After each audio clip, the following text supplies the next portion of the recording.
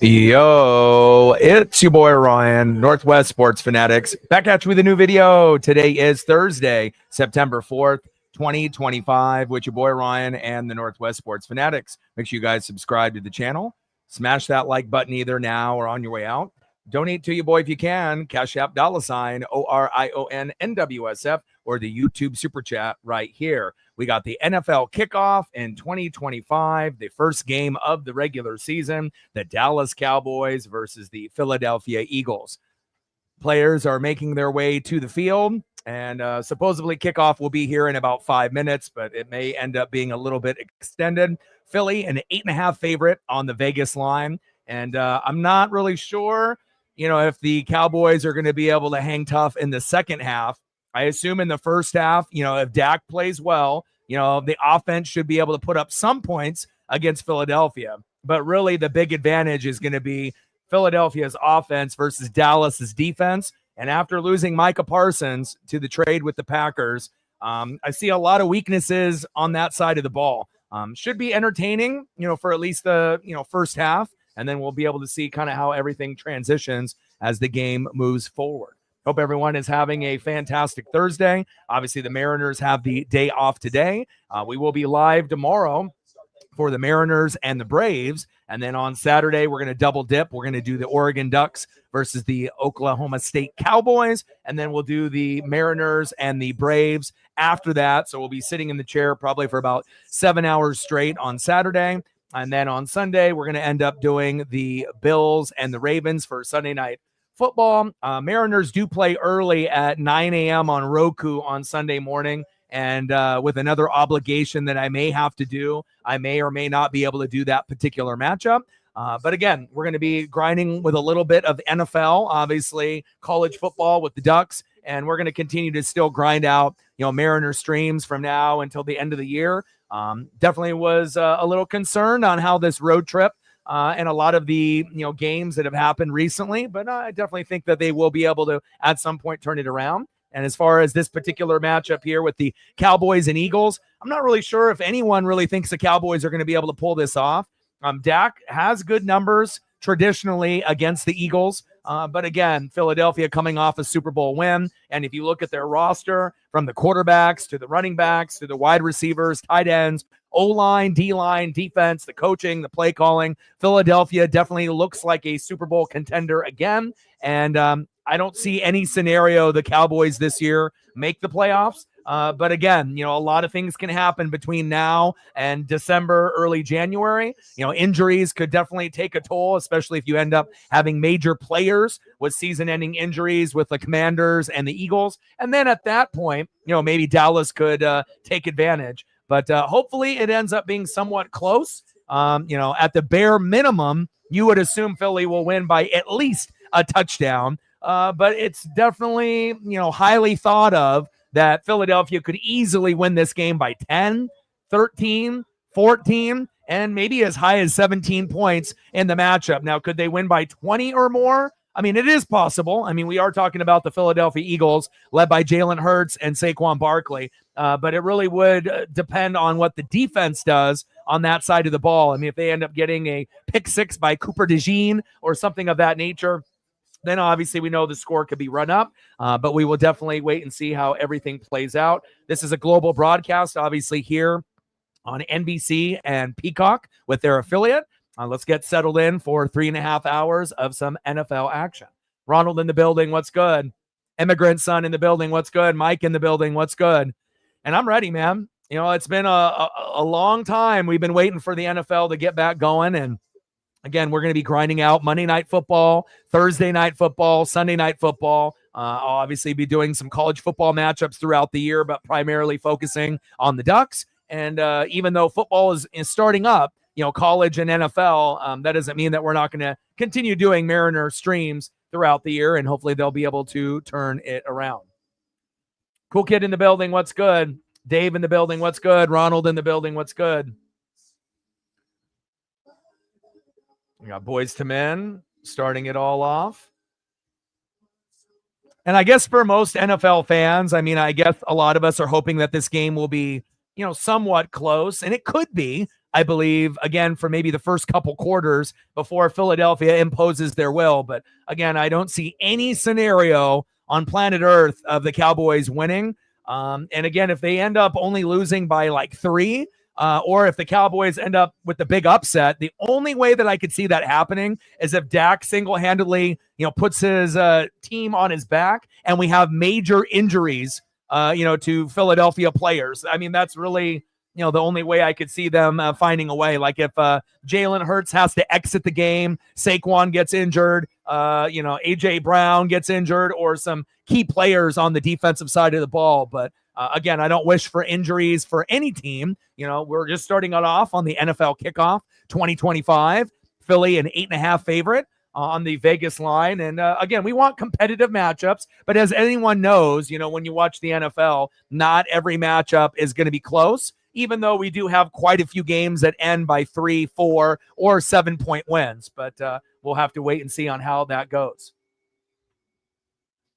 Now, of course, I mean, it's not like I'm not going to do the NFL and college football. I mean, we do everything here. We do NFL, we do college football, we do MLB. We'll do a little bit of NBA and NHL once the NFL season ends in that transition while we're waiting for baseball. But we pretty much are going to be choosing that sporting event for that particular day for 365 days of the year. When it's baseball season, we're doing Mariners. When it's NFL season, we'll be sprinkling in Monday night, Thursday night, Sunday night. College football season, we'll be doing the Ducks. And then, again, around that February, March area, we'll do a little NASCAR Cup series. I did NASCAR Cup. I did the trucks. I did Xfinity for a few races this year. A little bit of Kraken, a little bit of Blazers, and a little bit of good NBA matchups at that time as we're waiting for the baseball season to start. But again, my favorite thing to do on the channel definitely would be, doing baseball games with the Mariners, but also covering the NFL and college football. It's been a big part of who I am. And again, I'm definitely excited for the NFL kickoff here in 2025. Cody in the building. What's good? Odin in the building. What's good? Like, sub, donate, comment, share. If you haven't smashed that like button yet, please do. We'll be looking for 100 likes, 100 on the dono train. And we'll be looking for 5 to 15 new subs. Let's go, baby. And then I had to hit you with the Dak Prescott, Jalen Hurts on the thumb. Turned out good. And again, we will be live tomorrow for the Mariners and the Braves Friday night. And then we'll be double dipping Ducks and Mariners on Saturday and possibly double dipping on Sunday. I'm going to be watching my Bucks play in the morning, obviously at 10 a.m. against the Falcons. On the road, which will be a tough matchup. Mariners play at 9 a.m. on Roku on Sunday, so I may or may not do that depending on what I feel with the NFL schedule on Sunday morning. But we will be doing Sunday night football for sure between the Ravens and the Bills, and those are going to be Super Bowl contenders in the AFC this year. All right, Cavante Turpin about to receive the kick. Jake Elliott about to kick off. Global broadcast on NBC and on the Peacock Network. And I was actually taking a peek at the depth chart for both teams a couple hours ago. A lot of weaknesses on that Cowboy D, not just the loss of Micah Parsons. And here we go. Kickoff return to the 20. Spin move to the 25 and pushed out of bounds by the Eagles. Turpin with a good return for the Cowboys. And again, I wouldn't expect a whole lot on the Cowboy defense. But again, they got Javonte Williams at running back, which isn't really saying a whole lot. CeeDee Lamb is the man. Turpin is going to be kind of a gadget player. George Perkins, obviously we know, from the Steelers, but he's got kind of a me thing. He's kind of has that attitude issue where it's me. How long before he blows up on CeeDee Lamb, Dak, or the coaching staff if he doesn't get the ball? Now, we know Pickens has got that great ability, to be able to moss people and come up with those Odell Beckham Jr. type of catches. But again, the maturity. Sometimes, you can be a great athlete, but if your attitude is garbage, it's only going to take you so far before teams give up on you, and then you end up getting traded or you move on. So we already have an injury here to an Eagle player on special teams. Hopefully he's okay. But again, Pickens is definitely good enough, to be a fantasy threat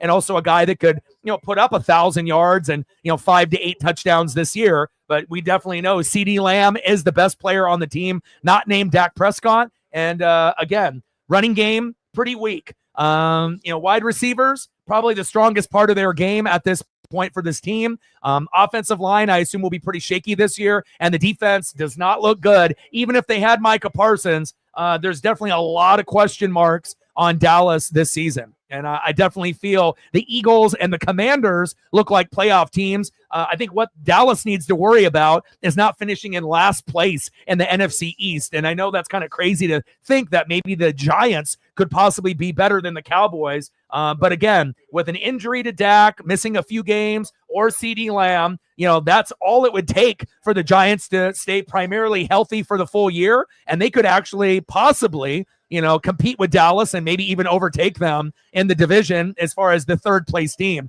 But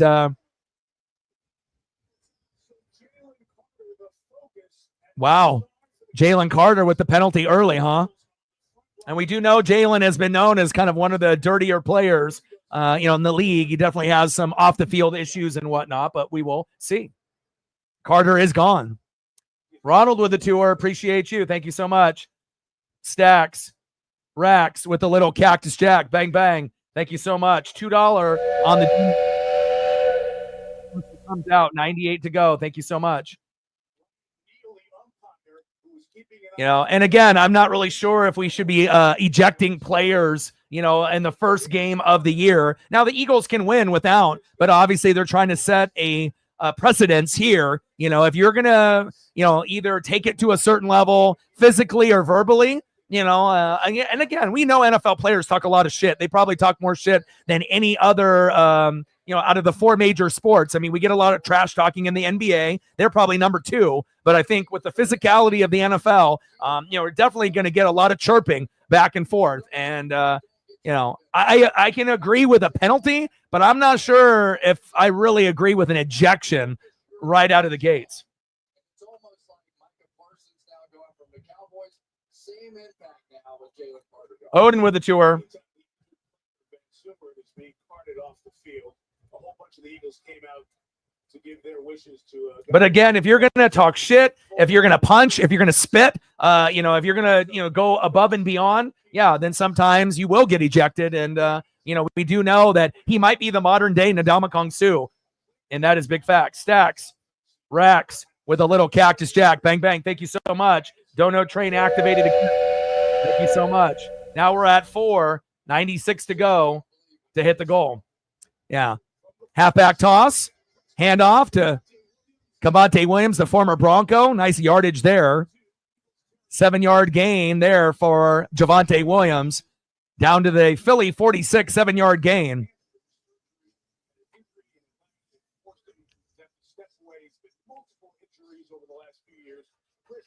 Finley in the building. What's good, brother?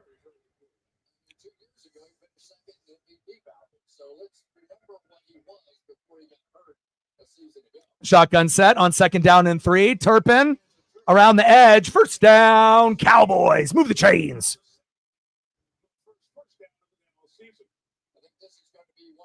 And we'll end up throwing up the team spinning logos. And obviously in the corner there, whoever has that logo spinning will end up having the offensive possession of the football. And we'll flip it up for obviously the Eagles. And then, obviously in between the commercials and halftime, we'll put up that NFL spinning logo as well. First down and 10, man in motion. Shotgun set for Dak. Quick read, off his first read there. And a short pass to George Pickens, making his presence known for 6 yards. Mitchell with the tackle. 2nd down and 4 on the Philly 36.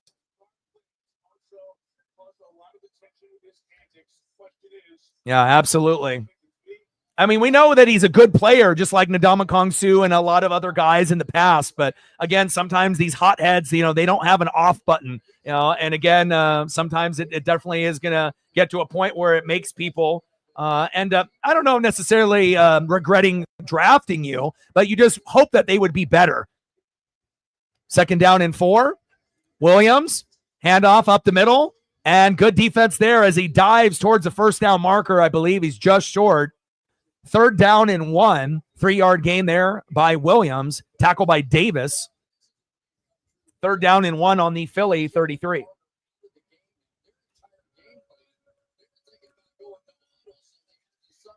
Yeah, Chiefs playing tomorrow, obviously against the Chargers. Should be a game that will be winnable for them. And again, it's not necessarily, I feel that you guys are under the radar. You guys are just getting older. So as you guys are getting older with Reed and Spags, Mahomes, Kelsey, and Chris Jones, people know that you're still going to be good, but also people are thinking this might be the year that the Broncos overtake you in the division, but they have to earn it. Floater, deep, caught. CeeDee Lamb, first down, Cowboys. Beautiful throw by Dak Prescott. Beautiful catch by CeeDee Lamb, one of the top 5 wide receivers still in the game today. Great route, got his corner turned all the way around, and that's what CeeDee Lamb does on the regular. Beautiful catch. Shotgun set, Dak, fade route, and there's a flag. Fade route, Jackson, the culprit. And then at this point now, the Cowboys could end up doing their very own version of a tush push if they wanted to. But again, the running back situation is probably the weakest it's been, at least on paper, in quite some time. And again, we know that, Tony Pollard and Zeke, were names, but they weren't as productive as maybe some people thought they would be as they have gotten older, and obviously moved on to different teams in their careers. But again, the Cowboys, definitely could have used like an Ashton Genty type that the Raiders picked in the draft. That would be someone that they would be needing at this moment. Handoff up the middle. Touchdown, Javonte Williams. And just like that, the Cowboys strike first, which is not a surprise because, again, the Cowboys offense, and again, primarily against Philadelphia in Philly, Dak plays well, against Philadelphia, and especially in Philadelphia. But again, the Eagles defense will end up tightening up, in the second half. But I do assume that this game will be very close in the first half with offenses trading blows back and forth. And I guess, regardless if you're, not rooting for the Cowboys, it's nice for the game to be close. Extra point is up, and right down the middle is good. Aubrey with that extra point, 7-0 Cowboys. But again, I know some fans were probably wanting, a big fumble, a big pick, but again, do we really want to watch a game that is 49-0 or 49-3? Again, if you're an Eagles fan, you could probably say, yeah, but if for everyone else that's not an Eagle fan per se, we want to be able to see a somewhat of a close game. So Judah in the building. What's good? Yeah, and again, the Raiders have gotten significantly better. The Chargers have gotten significantly better. The Broncos look like the team that's going to challenge, the Chiefs the most in the AFC West. And then as you, move forward to, the other teams that you got, the Ravens should be pretty good this year, right? The Bills are Super Bowl contenders. You don't really know what you're going to get out of the Bengals. Obviously, their defense is not very good, but we know with Burrow and Chase, as long as those guys are healthy, they're going to be able to keep themselves in, a few games throughout the year. There's a lot of competition, not just in the AFC, but also in the NFC as well. Bucks and Falcons, Eagles and Commanders. Maybe, a little bit of a war between the Rams, the Seahawks, and the Niners in that particular division. Same thing goes, obviously, with the Lions, Packers, and Vikings in the NFC North. So, some divisions are going to have maybe 3 teams battling it out, but others are only going to have 2. And then the other 2 are still, kind of being able to work, on their draft status and their progression of, being maybe a non-playoff team to a playoff team. But, Chiefs and Broncos, obviously, with everything that the Broncos done on defense and how good Bo Nix played in his rookie season, adding some more pieces to that offense. I think the Broncos being labeled as a team that could compete, with the Chiefs is valid. I don't think that is like a bad take whatsoever. The Broncos could possibly compete for that division or even win it this year or next year. I feel that could be true since the Chiefs are getting a little bit older. Obviously we know the Ravens are going to be the Ravens. The Bills are going to be the Bills. And again, there will be a few other teams that are going to be, jockeying, for AFC supremacy. That is big facts. Maybe the only division in the AFC that we assume is going to be a little bit weaker will be the AFC South. Right? You assume the Texans will be the best team in that division. You don't really know what you're going to get out of the Jags or the Colts. And then obviously, we assume, with some of the others, just like with the NFC North with the Bears, even though some people have this delusion that they, some teams are going to go from worst to first, but I have seen some pretty crazy takes, within the last few weeks. Hybrid in the building. What's good? Yeah, I guess spitting on a player in the first game before the game even really gets going is, I guess, something that is in his MO. And we got an early flag here. Let's check the flag. Sean Smith is the referee. Sean Smith, lead ref here. 11:49 left here in the first quarter. 7-0 Cowboys. A little illegal motion.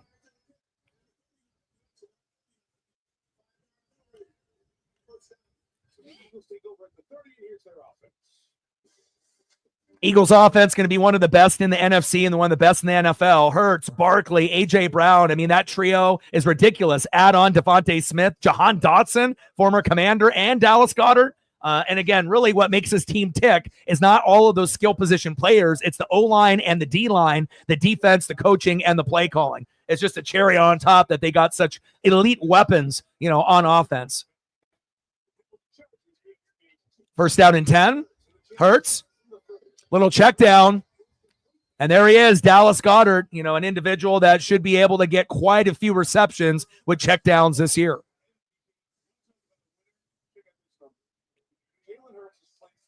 Yeah, and again, for Saquon to go off and score, and get 80-plus yards and a touchdown or two is almost going to be money in the bank. And again, he may end up, we'll see, how the Dallas defense responds if they feed off that momentum off the offense. But if you actually look at their personnel and losing Micah, they're in trouble. And again, I assume this team is going to be giving up a lot of rushing yards this year and a lot of passing yards. But specifically in the pass game, they may end up getting exploited. Maybe not as much in the first half, but in the second half especially. The game should be close in the first half, and then eventually the Eagles will end up imposing their will unless they end up fumbling, shooting themselves in the foot with a pick or a pick six. Right. Or if there's an injury or two to one of the main pieces on the offense with Hurts, Saquon, or A.J. Brown or Goddard or some of the key offensive linemen. But hopefully we don't have any major injuries.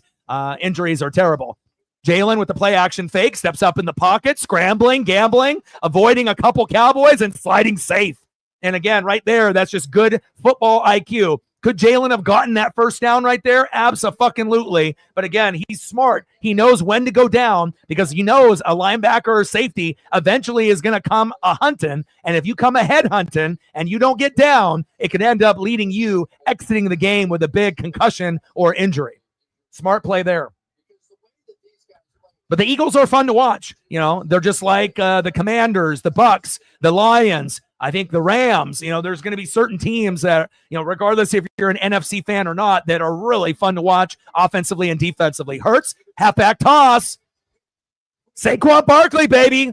Let's go. And for all the people that doubted Saquon Barkley because he was on the Giants and whatnot, I mean, what did you really think was going to happen going to one of the best teams in the NFL with all those skill position players? And obviously Kelsey ended up retiring at center, right? And starting new heights with Travis and whatnot with the podcast, but they didn't even really miss a beat. Just imagine if Jason was still playing center. I mean, the numbers for Saquon would have been so much higher. But again, Saquon, great vision, great speed. Again, he can end up hitting you with a lot of different jukes. The hurdle, the backwards hurdle, the stiff arm, the spin move, anything that you could do on a PlayStation or Xbox controller, believe it, he can do it. Shotgun set, little check down, Goddard again, and a nice gang tackle there by the Cowboys. And Mike, for the Dallas Cowboys, they're playing Jalen Hurts in this tremendous offense, great offensive line.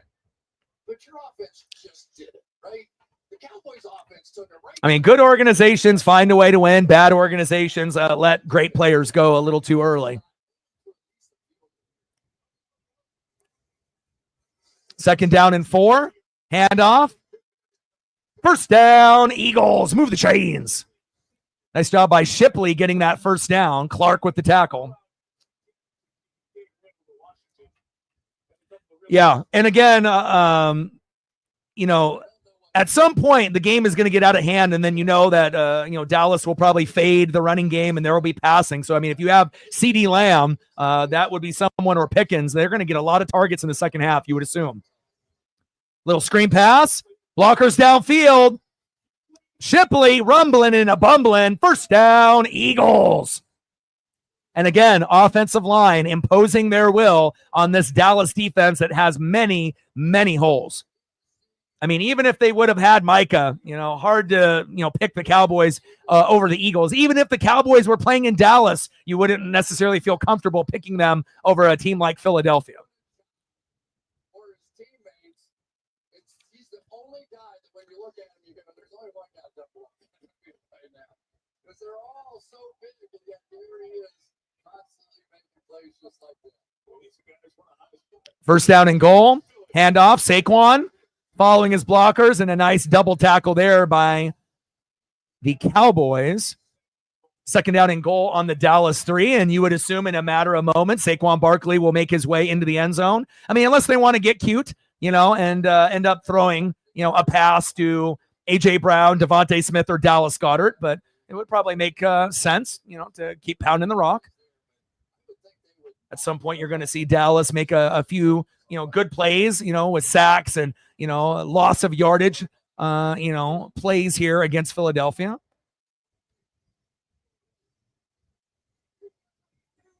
Second and goal, handoff, Saquon, halfback dive. See, I would have really liked if they would have went with like a halfback toss to the right side or the left side. And I get it. They want to be able to go right up the middle, but the weakness is going to be on the edge. So if you end up going outside, that's going to end up, Saquon's good enough to score from anyone, whether he has blockers or not, but again, if he ends up wanting to really get loose, bouncing it to the outside would be key.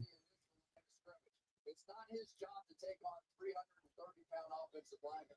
He's got to use his speed. Third and goal, Hurts, scrambling, gambling, touchdown, Eagles. Jalen Hurts scrambles up the middle, 4-yard touchdown, and that was a smart move by not going to Saquon again. And again, Jalen is one of those guys, very athletic, great vision. He can always dump it down anytime he needs to. And again, you get these people like Cam Newton, that tries to stir the pot saying that he doesn't think he's a top 5 or top 10 quarterback. Please. He knows he's a top 5 or top 10. He's just trying to get clicks and just trying to get views. Jalen is one of the best quarterbacks in the game. And honestly, if you could choose a quarterback to be a franchise guy on your favorite team, Jalen better be one of your top 5 guys that you would want, because he is the real deal, Holyfield. Elliott, extra point is up and good, and we're knotted up at 7.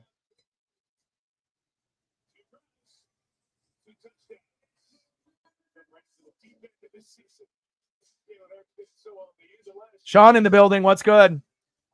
Yeah. You might be new watching Mariner streams and whatnot, but again, I've been doing NFL, live streams for a long, long time. NFL, because I started off doing like reaction videos at the very beginning of the channel, and then ended up doing NFL and college football. And then obviously I do MLB, I can do NBA and NHL. I do NASCAR, whether it be the Cup Series, the trucks, or Xfinity. But again, if this is a newer experience for some of the new fans that we've gained during the Mariner streams in 2025, great to be able to see you here. And again, we'll hopefully get some of the OGs, on the channel to come through and show some love. We're at 96 to go on the Dono train. But again, this is second nature to me. Again, I've been watching sports and wrestling for 40 years, and I really take a lot of pride in what I do. A lot of reading, a lot of film study. And I definitely dig deep, not just in my favorite team, but every team that is in the league. Jerry in the building. What's good? Great to see you, Sean. Like, sub, donate, comment, share. If you haven't smashed that like button yet, please do. Help us get to 100 likes, 100 on that Dono train, and 5 to 15 new subs. But a good start to the game. It's better than it being like, 14-0 Eagles and the game is already over and it ends up being, 42-3 or something like that. Like, yeah, Eagles fans would love that. But for a lot of us, we want to see competitive matchups on Sunday night, Monday night, and Thursday night. I know I'm not the only one. Now, when your favorite team is playing, right? We want to be able to beat the brakes off of whoever we're playing. So if we end up blowing a team out, we're like, good. That's the way it should be, right? But for all the others, that are watching, whether it's just for fantasy football purposes or you end up liking a certain player, on one of the two teams, having a 7-7 game to start off the season is absolutely fantastic.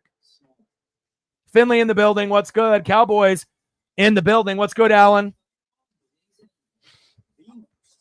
Good to see you. And hopefully we'll get a few others to come through and show some love. And again, we're going to still continue to do Mariner streams. It's kind of funny if you would have told me a few years back that, the channel would be kind of considered a baseball channel now, even though I do everything.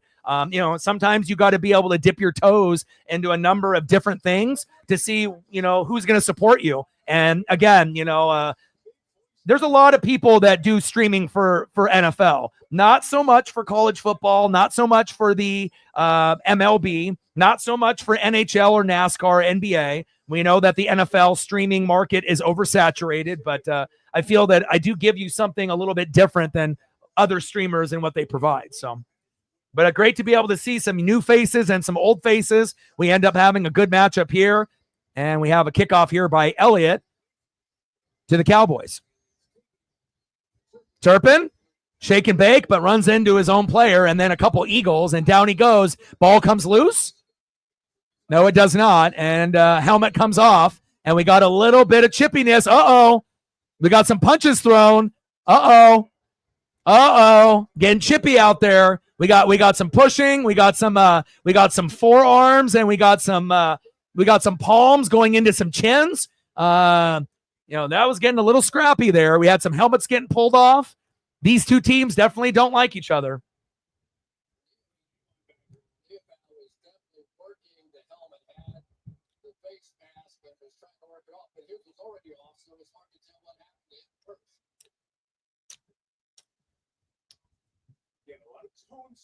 Got a lot of merch on the way for the season as well. I got a brand new Bucks hat from NFL Shop that's going to arrive in about a week.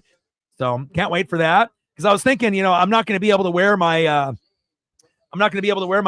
snow hat, beanie, 24/7. I mean, there's going to be some times where it's just too hot, to be wearing a beanie and whatnot. So definitely looking forward to, having some new gear for the 2025 season, even if it's just a couple hats or a couple new beanies.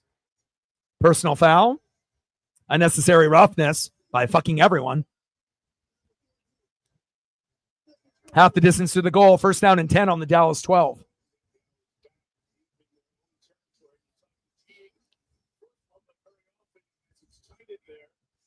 Mahomes, Lamar, Allen, Burrow, Hurts.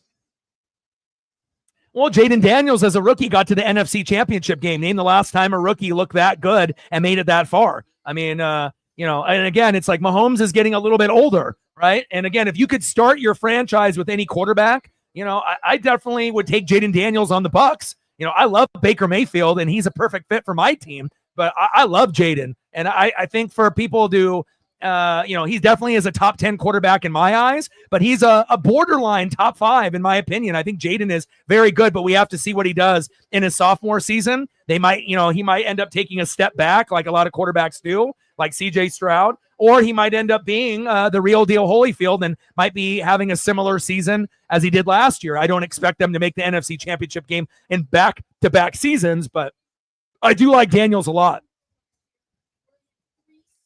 And Williams with a 3-yard run up the middle. 2nd down and 7 here for the Cowboys and Dak Prescott. You're going to see a lot of CeeDee Lamb and George Pickens in this game, and you'll see Javonte Williams until the Cowboys get down by double digits. And then they'll be passing more when they're down. Play action fake. Dak steps up in the pocket, avoids a sack lunch and another, and a great catch by CeeDee Lamb. Avoids a couple Eagles. 1st down, Dallas. And imagine, if the Cowboys didn't have CeeDee Lamb, they would be in trouble. Beautiful play. Jacob in the building. What's good?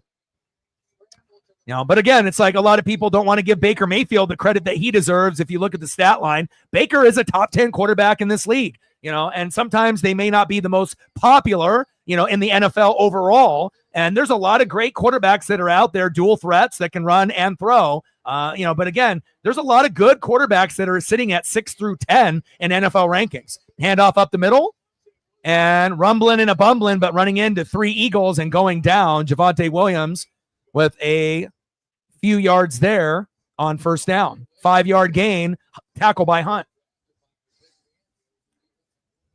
Do I think Seattle's going to make the postseason? Yes, I do. I think that we're in the roughest stretch that we've had all year, and it hasn't been ideal. Starting pitching bad, bullpen bad, hitting bad. Defense has been, okay. And again, the hitting hasn't really been bad. It just hasn't been consistent. Some games it's been great. Other games it's been, a little disappointing. But I do think that we will bounce back. Handoff. Williams bouncing it to the outside, and another tackle there. 3-yard gain by Javonte Williams, tackle by Mukuba and Campbell. But I do think the Mariners will make it, because you got to think, the other teams that are in the wild card hunt, they're losing too. And with all the losing that we've been doing lately, we're still, in the mix. So now, are we going to be able to make it to the World Series? Probably not, but again, hopefully we can make the playoffs and just, see where it goes from there. 3rd down and 2.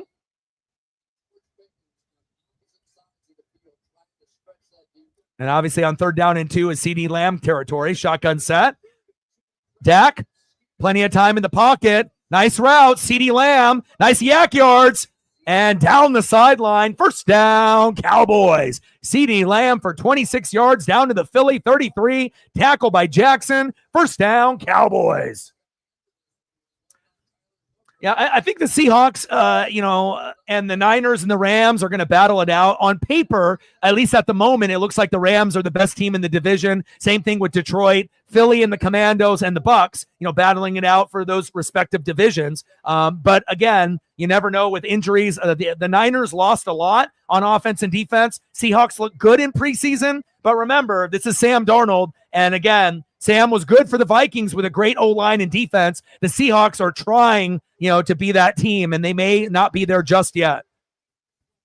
And a little check down pass, but we have a hold more than likely there on the O-line. But again, I could see the Seahawks going 8-9, 9-8 if they kind of hit their mark or underachieve. If they really have major injuries, maybe as bad as 7-10. And then best case scenario for Seattle, maybe 10-7 or 11-6. But if that were to happen, they would have to probably go 5-1 or 6-0 in the division. I don't see that happening. And they would have to have a lot of injuries to the Niner players as well as the Rams players. And I'm not sure if you're going to get that. Like if Stafford, Puka Nacua, Kyron Williams, Brock Purdy, CMC all have injuries and are season ending, yeah, maybe Seattle could get to 11. But, I do like some of the pieces they have on paper, and the defense has gotten a hell of a lot better in the last couple of years.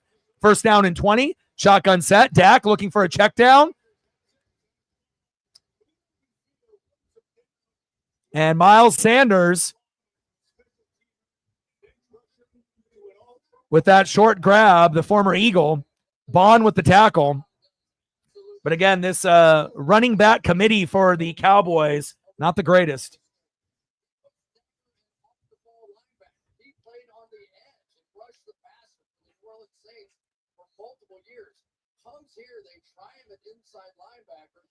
But again, everyone has hopes and dreams that their team is, going to be great. But remember, sometimes you got to crawl before you walk. And this is a man's game, especially in the NFL.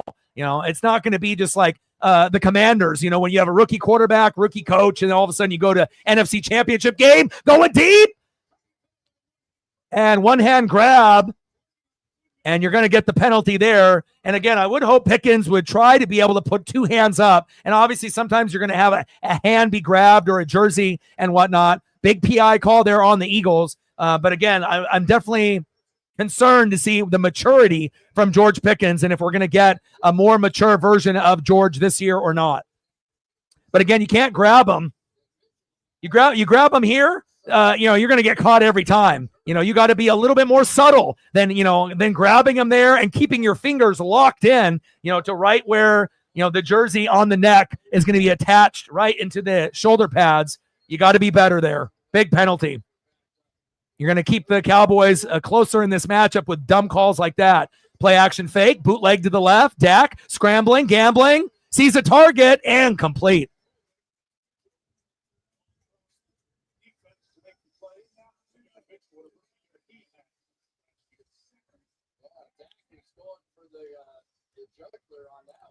And even though people like to be able to clown on Dak, he's still, one of the, top, 14 quarterbacks in the NFL. He may not be considered top 10, by a lot of people in the NFL as far as fans, but again, there's quite a few quarterbacks that are worse than him. And you got to think of in your particular situation of your favorite team, unless you have an elite one, Dak could actually be a pretty good quarterback for many teams in the NFL. Wow, look at that run. Pumping those legs. Oh, my. First down, Cowboys.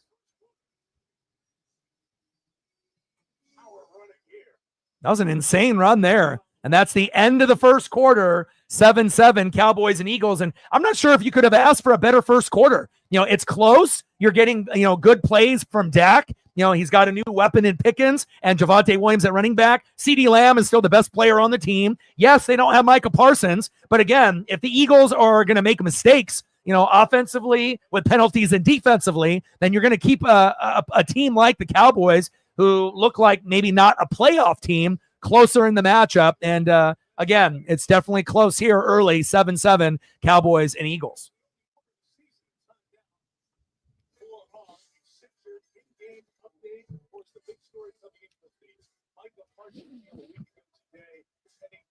And again, if you got a player like Micah, who's a great player, it kind of felt at times he took plays off, like when Randy Moss was on the Raiders. But again, if you got a cancer in the locker room, that's not wanting to be there, no matter how talented they are, sometimes you do have to get rid of them. Now, we definitely know Jerry Jones is not one of the best owners in sports, and obviously it would be nice if he would actually hire a GM and, give some responsibility to other individuals to actually make this team, a playoff contender. But Jerry doesn't care about winning Super Bowls, even though he says he does. He just wants to profit. And I feel bad for Cowboy fans because, again, if you're not going to give responsibilities to people that are smarter than you, you're never going to be able to go to the NFC Championship game, let alone the Super Bowl. And all it is beer sales, jersey sales, and then disappointment for a lot of Cowboy fans, at the end of the year.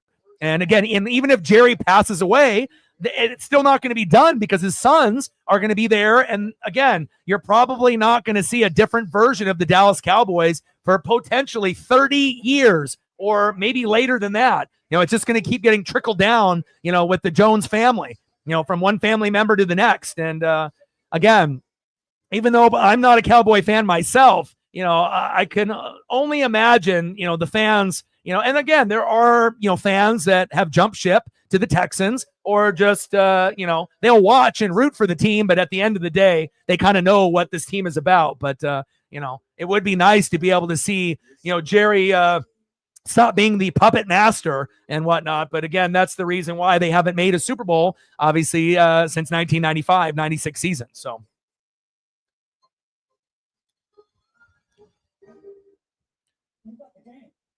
Get live, local, and primetime games on mobile with NFL.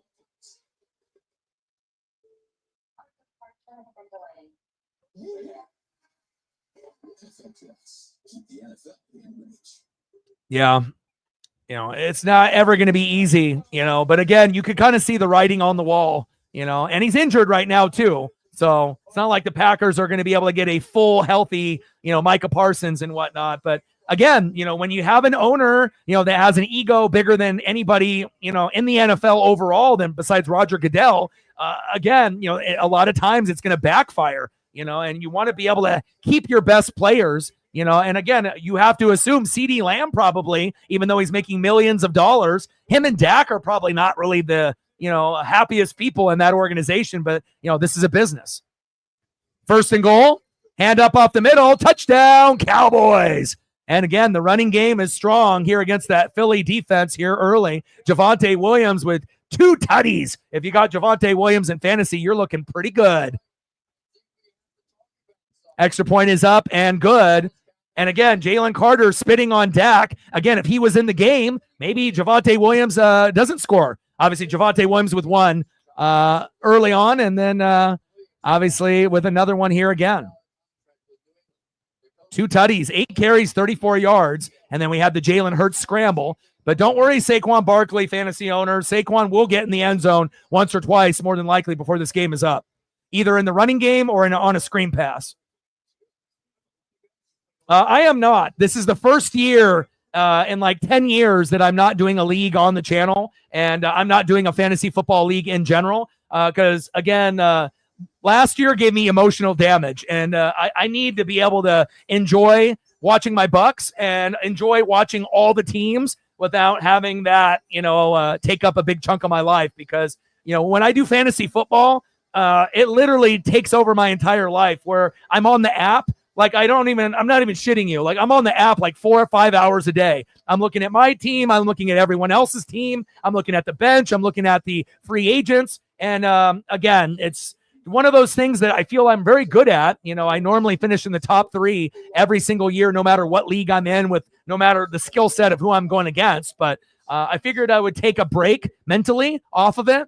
Plus, I have all the responsibilities with the Mariners this year as well. So I figured it would be a good break. But next year, we'll probably get back on doing a league for the channel again. I just wanted to take 1 year off. I mean, I haven't had a year off in fantasy in over 10 years. So I figured that, with the Mariners and all these other things that I got going on in my life, I can give advice on where to go, and I'm going to be keeping up with everything, but I'm not going to have the, extra pressure and the time consumed that it takes to be a champion in fantasy football. So,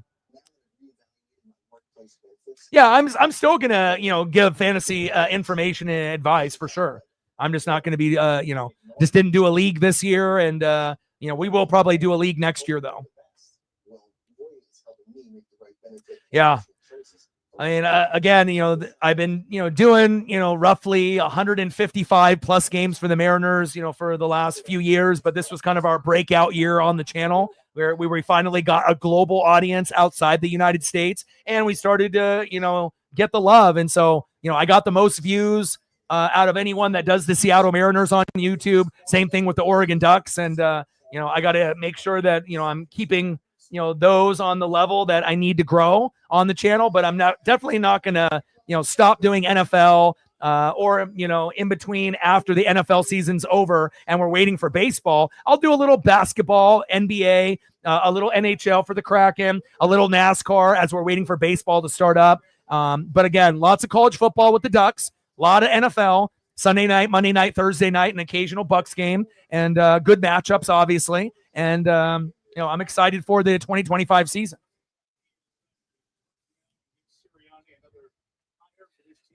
Yeah, I mean, I'm going to have to double dip on Saturday, bro. Ducks play Oklahoma State at 12:30, and then the Mariners play at 4:15, which means I'm going to get no rest, and I'm going to have to go 7 hours straight, in the chair, potentially. Hopefully I have a voice, at that point, so we'll see. Like, sub, donate, comment, share. If you haven't smashed that like button yet, please do. Help us get to 100 likes, 100 on that dono train, and 5 to 15 subs. Good start to the matchup, and I know some people might be surprised, but the Cowboys always play the Eagles tough, especially on the road. And again, the Cowboy defense hasn't got exposed just yet. It's been a close matchup. 14-7 Dallas. Handoff. Saquon. Dancing and romancing. And a nice 6-yard gain there by Saquon Barkley. 2nd down and 4 on the Philly 41. Oh, yeah. I mean, I don't want to lose my voice. I mean, that's my bread and butter, And I'm not going to try to do too many, I mean, there have been points where I've done 3 streams in a day, but again, when you end up doing like a morning and afternoon and like a Sunday night game, you're definitely drained for that next day. But depending on the support you get with likes and views and subs and donos, sometimes it makes it worthwhile. Nice pass there to the sideline, and first catch for Devontae Smith. 1st down, Eagles move the chains. 6-yard gain there, tackle by Murray. Yeah, and again, the 2 main things on the channel will always be Mariners and Ducks, but obviously NFL is very, very special to me. And then at some point in the year, I'll end up doing matchups outside of the Ducks if it is, something that's worthwhile.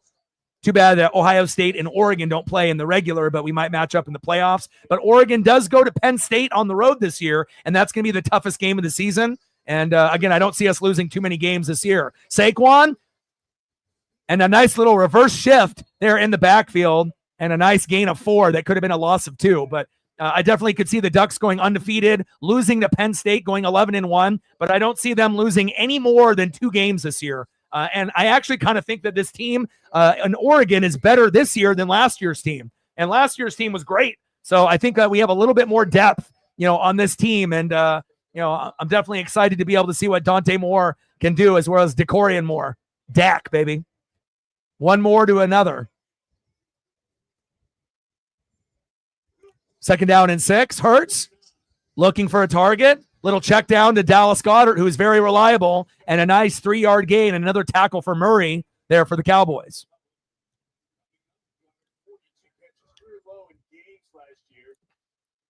Yeah, I got this beautiful on-field beanie, for the Ducks. And again, I can't wear it on stream because anything with a green screen that you wear, that's like, my favorite is apple green, and I can't wear it on the stream because then it'll just look like I'm a floating head. And the beanie that I got that is worn by the players and the coaches, it's black and green. The O is green, and on the back, it's got this nice Oregon Ducks tag that's yellow, and it's got the Nike symbol and everything. And, I might be able to wear it with that tag on one side with like a hoodie, but if I end up wearing it, it's going to be all distorted. So that's the only kind of shitty thing, with gear, if you end up having a lot of yellow or green, and that's obviously the Ducks colors, unfortunately, that it ends up getting distorted on the green screen. So half of my wardrobe I can't even wear on stream because, I don't want to be a floating head. So, but I definitely am appreciating some of the new merch and whatnot. And it's very, very stylish, man. It's probably the most stylish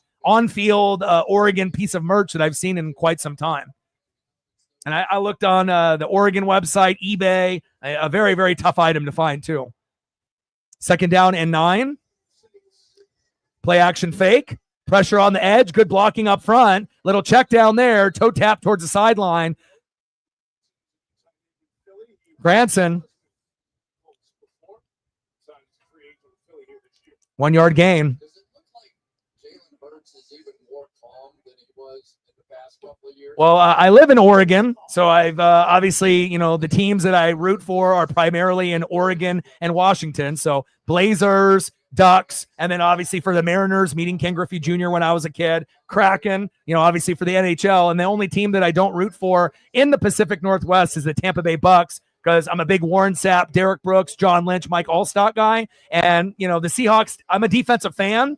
As Hurts gets pressure up the middle, there might be a holding call there, not called. Hurts bouncing it out to the outside and sliding in for a 1st down. But I'm a defensive type of fan. I'm a big linebacker, safety kind of guy. And the Seahawks and the Niners, which probably would have been the teams that I would have, chosen from if they would have had defensive pieces. But I was more of a Niner fan with Montana and Rice rather than the Seahawks. But I didn't want to hop on the Niner bandwagon with Montana's 4 Super Bowls and Steve Young with Jerry Rice and Dion in 94. I was 12, and I was like, okay, they won the Super Bowl for the 5th time, but I had a feeling the Niners would never win again, and I was right. And I waited one more year until I was 13, and I was like, ooh, Warren Sapp, Derek Brooks, I like these guys from the U and Florida State. Lynch was already there, Allstott, Rondé Barber, and I thought, that matches my personality, and that was the last team, that has become my own team, besides the Kraken, obviously, that recently became into existence. But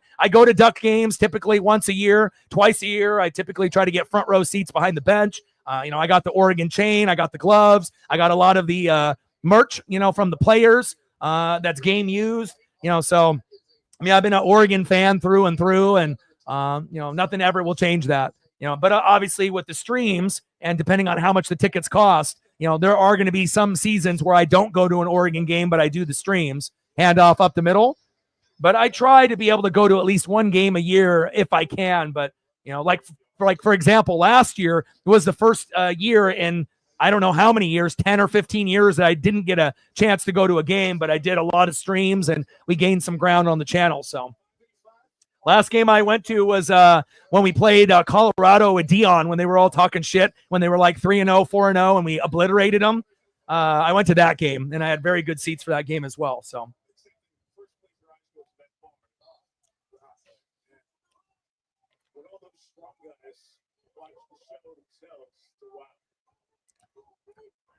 Shotgun set, 3rd down and 5. Jaylen, plenty of protection up front. Great blocking. Diving attempt missed. And Jaylen, look at him scrambling and gambling. And one thing I really respect out of Jaylen, he knows when to go down. You know, he knows that he could end up going for those extra yards. But if you end up running around like your RG3, you know, you're going to end up with a concussion in CTE, baby. You got to know when to go down. Yeah, and they're actually going to be wearing the originals in the throwback from the 76 season, the white version. And again, if you go back and look at a lot of old school Steve Young cards before, you know, he ended up being on the Bucks and then, you know, USFL and then going to the Bucks, the white version with the, you know, orange obviously is much cleaner than the orange creamsicle jersey with the white numbers. The white jersey that they're going to be wearing this year against the Seahawks, that's going to be the cleanest look probably as far as throwback jerseys and helmets that you're going to see in 2025.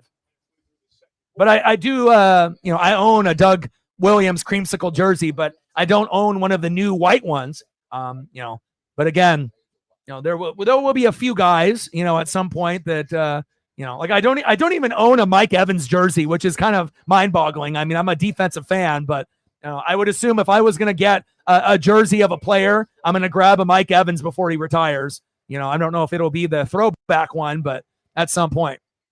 Shotgun set. Hurts. Plenty of protection up front. Run. There you go. To 10. The 5. Touchdown. Jaylen. And Saquon Barkley fans are a little sick. But again, if they're going to give Jaylen that opportunity to take advantage, again, he's going to do his job. Extra point is up and good. 14-14. And we got ourselves a very exciting NFL kickoff in 2025. I don't know if anyone predicted Javonte Williams with 2 tutties and Jaylen with 2 tutties and a 14-14 score. But again, good quality matchup here early in game number 1. Absolutely. I mean, it's one of the loudest, you know, stadiums, and it's definitely one of the most intimidating. And it's like when I go down there, you know, they know who I am when I go down there. They're very courteous, and they take care of me because a lot of people don't have the chain and the gloves. And so I'm always, you know, dressed usually green apple head to toe. And, you know, I got all the extra things that, you know, the TV cameras look for, like the gloves and the chain. And, you know, even the bars that are close by, you know, are pretty nice. Like, you know, there's usually like whiskey reps and other people that are there that will, you know, give out free things to, you know, some of the passionate fans and whatnot. Tailgating is ridiculous out there. And it's definitely my, you know, favorite place to be, you know, during sports season, besides going to a Mariner game, you know, obviously going to Ducks games and, you know, living that whole experience is very, very fun. Absolutely. Let's talk about it. I'll take it from here. The wheel. The internet, and now new. Good game here so far. 14-14 all.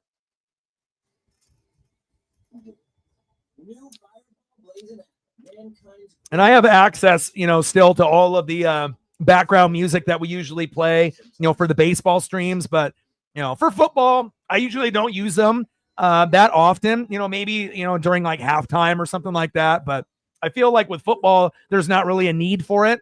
You know, down the road, if certain individuals want me to, you know, have it on there or have it on there at a lower volume that I normally do, I can always do that. But I feel with like the NFL action, it's a little bit more faster pace than baseball, and I don't really think that we need it. So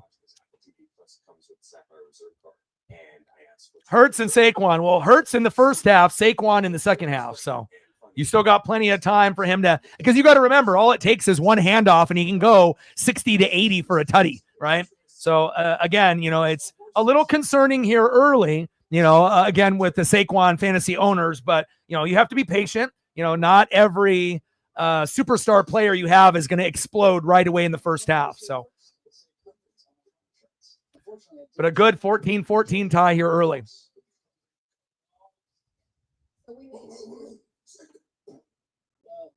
least I checked all state first in Central Fields. And we gained 2 subs already, which is good to see. And hopefully we'll be able to get some of the baseball fans to come through. Because again, there's not very many people, that can do everything. A lot of people are specialists on YouTube or Twitch where they, usually do their favorite team or just one sport. And then maybe, you're lucky to find someone that'll do like 2 sports, but again, to be able to know what you're talking about, to be knowledgeable, entertaining, and to be able to do anything, I feel that's really what makes us the most versatile channel on YouTube. It's just that, we need more people to, kind of tap in to realize what we got here. Oh, Cody, I sure as hell hope so because, the Mariners losing a billion games. It feels like we've lost, 14 out of the last 19 or something like that. Like, I'm getting sick to my stomach, and we're still in the wild card hunt. But, again, we'll see where it goes. And I hope that we end up getting the dub tomorrow because I don't know if I can stand too much more losing. But we got 3 more games at Atlanta on the road, and then we come back home. Dak, a little play action fake, check down. And a nice double tackle there by the Eagles. Ferguson with the short grab for 3 yards, tackle by Blankenship. Let him know, Judah. I mean, anyone that is in the room that can help out with the likes and the subs and the views and the donos, it's greatly appreciated. So,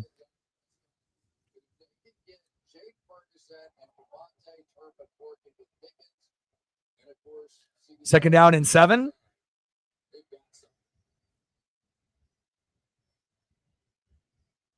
Prescott, shotgun set. Turpin is there, and a nice stiff arm, a double stiff arm. A little jab there. First down, Cowboys, move the chains.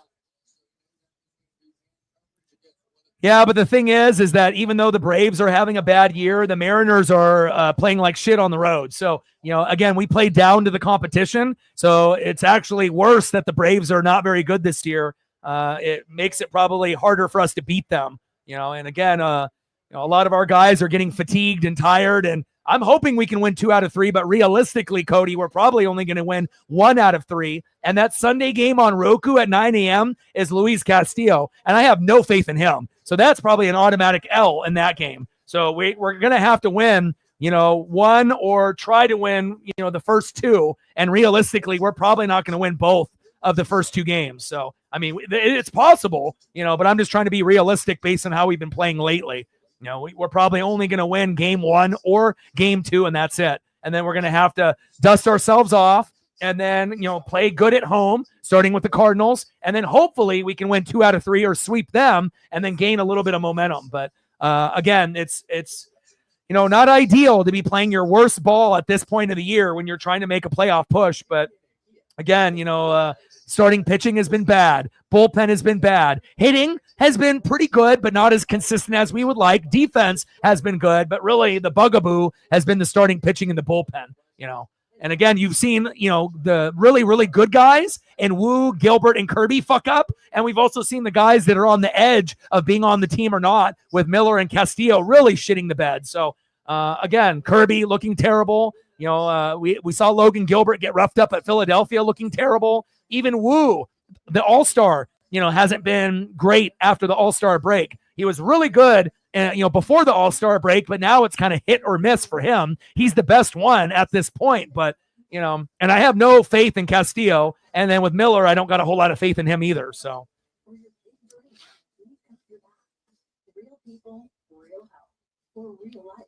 You got to represent, my guy.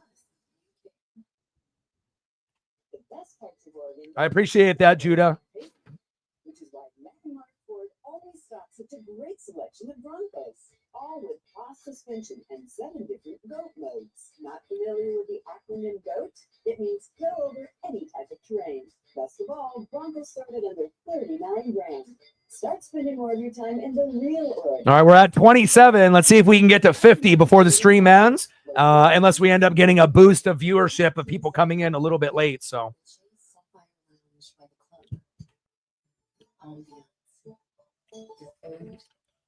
First time on a trip in a lifetime.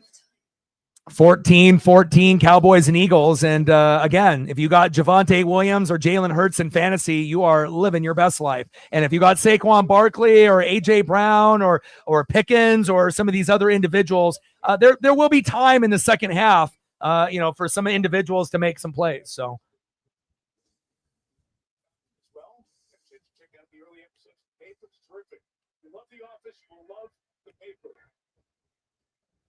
First down and 10, Dak under center at the 50-yard line.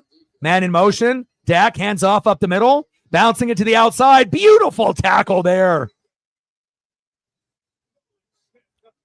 Nolan Smith, but we got a penalty for what, taunting? Uh-oh. And some of the taunting gestures are getting a little out of hand. But again, they're definitely cracking down. They had a report on social media in the Seahawks and Niners game that they're going to have undercover cops dressed up in Niner gear to see what Seahawk fans are being unruly, and possibly individuals are going to be thrown out and whatnot. So I'm not sure if Seattle is going to be the only team that's going to have undercover cops wearing the opposing team's jersey in games, to kind of see who's being extra and whatnot. But every fan base is guilty of having drunk idiot fans, pushing the line and whatnot. But it'll be interesting to see how that turns out for Seattle and their fan base. First down and 10. Oh, it's almost a sack lunch, but he avoids it. Nice block. Dak scrambling and gambling and sliding for a positive game. I was about to say we were about to have our first sack lunch of the 2025 season. It's 12 noon. You know what time it is? Time for a sack lunch. Yum, yum, yum, yum, yum, yum. But we haven't been able to say it just yet. No sack lunches on Dak or Jalen Hurts yet, which is kind of surprising, but both guys are super athletic, as you can see.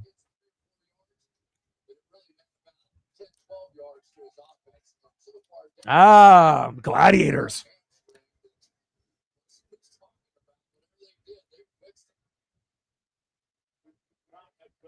Second down and 7. Turpin, and gaining a short run for about 5 yards. Smith with the tackle. Third down and 2 on the Philly 27.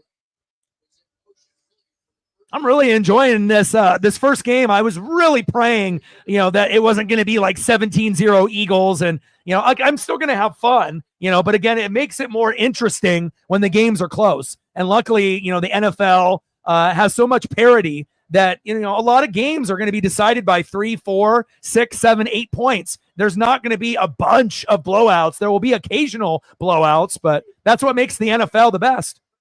And handoff up the middle by Javonte Williams. First down, Cowboys, 4-yard gain there. Nice job. Yeah, I hate blowouts in any sport. I get, unless it's our favorite team, Judah, blowing another team out, right? And if it's like that, then you're like, okay, good.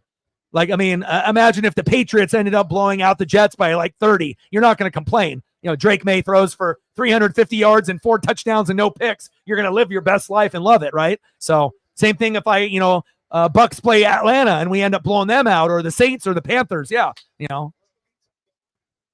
But I do like close games, and I imagine that the Falcons, it's going to be very, very close. And even with the Saints and the Panthers, they may not be, on the same level as the Falcons and Bucks this year. But, again, it's not going to always be easy, as CeeDee Lamb drops that pass, and that's very rare to CeeDee. What happened to my hands? And normally CeeDee is automatic, so a very rare drop by CeeDee Lamb. Blowouts rule in the Olympics, yeah, because the competition level isn't the same. It's like in the 92 Dream Team, going against every other country. It wasn't even on the same level of the playing field. Second down and 10, tipped, and almost deflected and caught there. Oh my. Third down and 10. Adoree Jackson in coverage.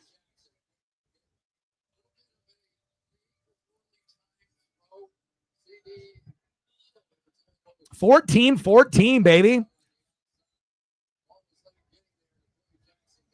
Good awareness there by the Eagles, but just couldn't get to that spot in time for that big interception. 3rd down and 10. And typically that's going to be CD Lamb 90% of the time, and probably 10% of the time Pickens or Ferg. And back in the end zone, and that is incomplete. And again, if I'm Dak, I'm not going to Pickens, on 3rd down. I'm going to CD every single time. And then, if he's double covered, I'm probably going to Ferg, instead of going to Pickens. But I guess they want to give him some opportunities. Field goal is up, and Aubrey is good. 17-14 Cowboys. I mean, how many people had 17-14 Cowboys, in their bet ledgers, or just even in their predictions, at this point? Cowboy defense really has a lot of holes, and you got to think they don't have Micah Parsons.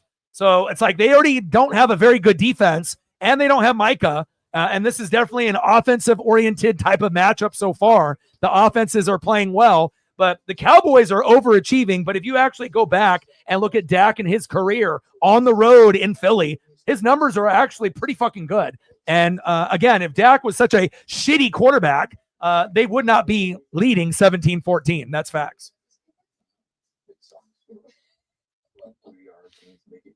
Yeah, the ejection is hurting them quite a bit. I agree with that, because that's who plugs up the middle. And again, is it possible that, Williams still scores once or twice, even with Carter in there? Yeah, but there might have been a strip sack, maybe a punch out, a negative yardage type of play. You never know, especially with a big boy like that, a Ndamukong Suh type of player, for sure. Gained a couple more subs. So we've gained almost 5 already, which is good. 61 to go to 21,700.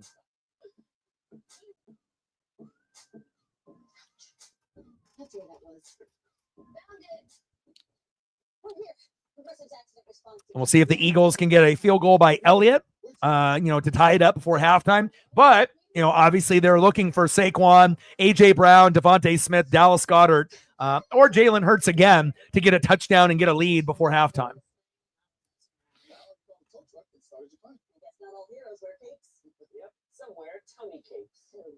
Don't say things like that. That's embarrassing. 2 more likes to get to 30. Judah is stepping up, and I appreciate that, man. It's always nice when we get regulars that, I don't have to really say anything, that they'll step up and help, without me asking. So I really do appreciate that. Anything that we can get, and again, there might have been some, NFL or, college football fans, seeing me shift and doing, Mariners at the beginning of the year and pretty much, doing baseball. But you have to understand, if I'm streaming every day, it's not like the NFL and college football is around in, March, April, May, June, July, August. So it's like I have to keep busy every single day. And the Mariners and Ducks are always going to be the priority. But once we do get into the NFL season, as well as college football, we are going to be doing, obviously a lot of that action as well. So, Alexis, appreciate you. Yeah, year 3. And I appreciate you very, very much.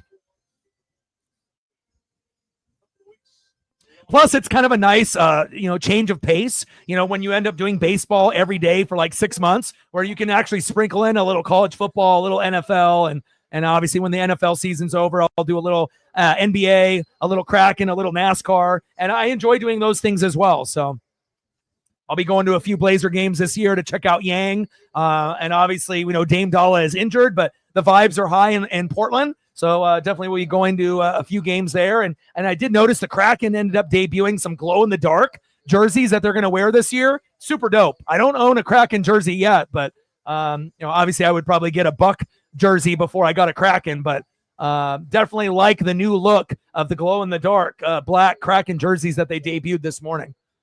Very cool. 1st down and 10. Shotgun set for Jalen Hurts. Hand off to Saquon, bouncing it to the outside. And a good gang tackle there by the Cowboys. And now that is going to lead to 2nd down and 6 with the 2-minute warning.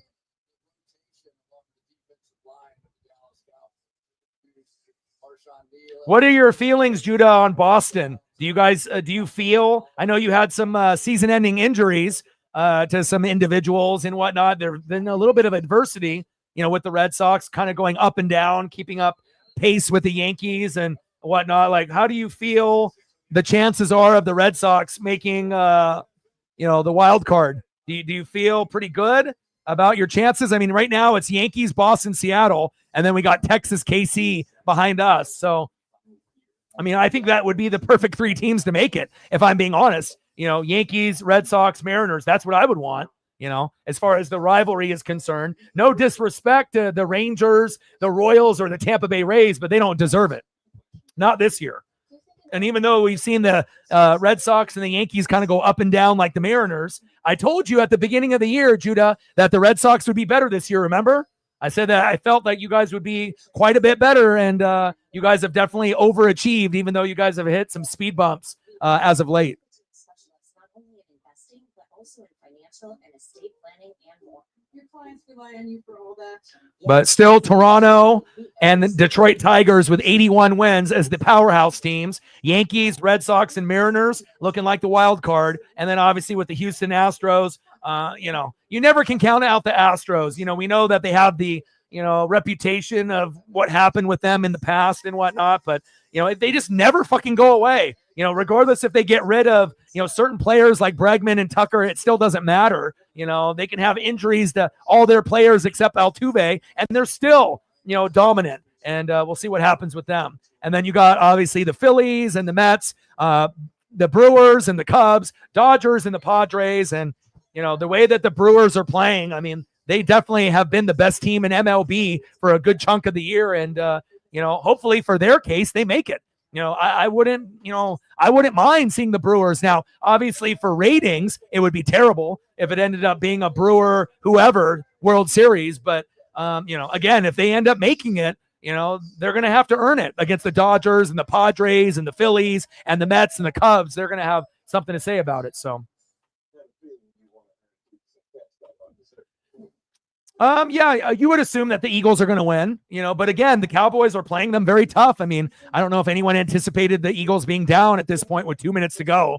And, again, it may come down to, one bad turnover. Like imagine if this game is close and Jaylen or Saquon ends up having an interception by Jaylen or a fumble by Saquon. That could be the difference between the Eagles winning or losing the game late, unless they end up pulling away. But at this point, no team is able to pull away. Both defenses have looked a little shaky. Eagles defense is much better than the Cowboys, but the Cowboys offense is putting so much pressure, here on the road that it's kind of canceling out. So 2nd down and 6. Hurts. Shotgun set. Bouncing it to the outside with a little bootleg and throwing it out of bounds. 3rd down and 6 on the Philly 23. The chance of the Mariners going to the World Series is probably 0, bro. And I'm a super fan, but again, we're you can't talk about World Series before, we might not even fucking make the playoffs, the way that we're playing right now. So we got to take it one step at a time. Now, in the next 20 years, is it possible the Mariners go to a World Series or 2? I do believe, yeah. I think there is a chance in the next 10 to 20 years, but it may not be this year.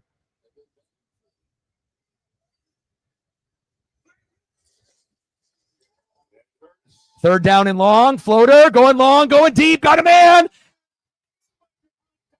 First down, Eagles, Jahan Dotson. Big catch. First down, Philly. Well, I'm being real. Look at if your team, Judah, lost 14 out of the last 19 games and looked like dog shit, would you think that you'd be making a World Series and winning it? Fuck no. Right? Yeah, it's one thing to be a homer, and there's another thing to be honest and not biased. Now again, if the Astros and the Blue Jays and the Tigers and the Red Sox and Yankees shit the bed, and the Mariners get hot, yeah, of course we could end up making it. But realistically, the National League is better than the American League this year. So no matter who makes it out of the American League, it may not matter. The National League more than likely is going to win the World Series this year. I mean, unless you think that the Tigers or Blue Jays are good enough to win it all. And to me, I think those teams are good. But if those two teams end up making it, they might only win like a game or two against the best team in the National League, whoever that may be, Brewers, Phillies, Dodgers, something of that nature. 2nd down and 10, little check down. There's Saquon. There you go. And reaching for that 1st down, short, 8-yard gain to Saquon Barkley, pushed out of bounds there by Elam. Now we got 3rd down and 2 on the Dallas 18. Such a rare combination of a guy that can beat you with his moves, and if all of a sudden you're playing his moves, he can run right through you. Yeah. Plus, we've never been to a World Series. We're the only team. So, you got to crawl before you walk. Let's try to go to win the division first, then ALDS, then ALCS, then World Series, but now again, if we won 14 out of the last 19, then I'd be like, yeah, we definitely are World Series contenders and we might be able to go all the way, but losing 14 out of the last 19, I can't think that, we can't confidently say that. Nice catch on the sideline there by Saquon Barkley. 1st down, Eagles. But I don't think we can say that, at the moment. We haven't been playing our best ball at the moment. So,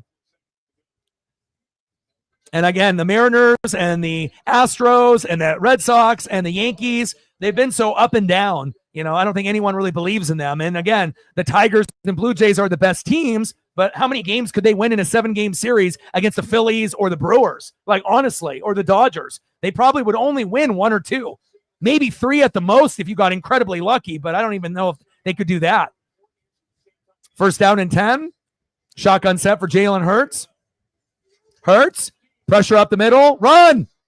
And Jalen scrambling towards the sideline, and great vision, great speed by Jalen, knocking over the sound guy on the sideline. Eagle fans looking for a late flag, and they're not going to get it. Boo Bird's coming out. 2nd down and 5 on the Dallas 10, and Eagles look like they're going to score a touchdown with Jalen or Saquon in a moment or two. Mando in the building. What's good? Yeah, Phillies are very, very good. Very, very good. I mean, it feels like the Dodgers and the Padres are good this year, but the Brewers and Phillies look better.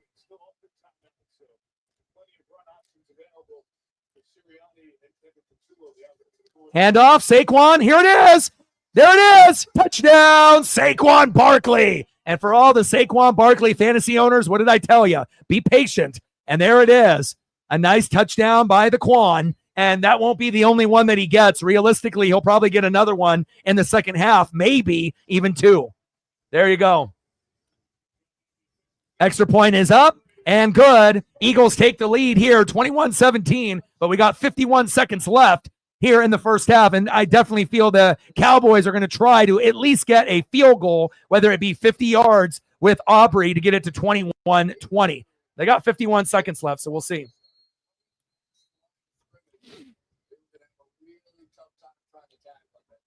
Because they're not good enough? I mean, have they even proven that they deserve to be able to go to the playoffs this year? Rangers, Rays, they don't deserve it this year. There's been years in the past where, with Longoria and, the teams that they've had in the past that were very, very good. But, this is not a team that is playoff worthy, in my opinion. So.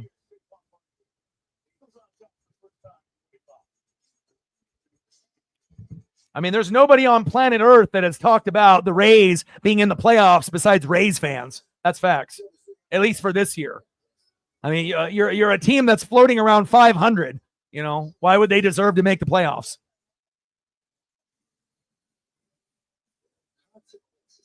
Sarah in the building. What's good? How are you? Good game here early on. 21-17. Back and forth. A little bit of Jalen, a little bit of Dak, right? George Pickens and CeeDee Lamb, obviously Javonte Williams on the Cowboys. Cowboy defense has got a lot of holes, and they don't got Micah, but they're playing very, very competitive ball here against a Super Bowl contending team this year in the Philadelphia Eagles. So appreciate you, Sarah. Sarah with a $5. Stacks, Rax with a little Cactus Jack. Bang, bang. Thank you so much. Abdallah on the dono train. Thank you so much.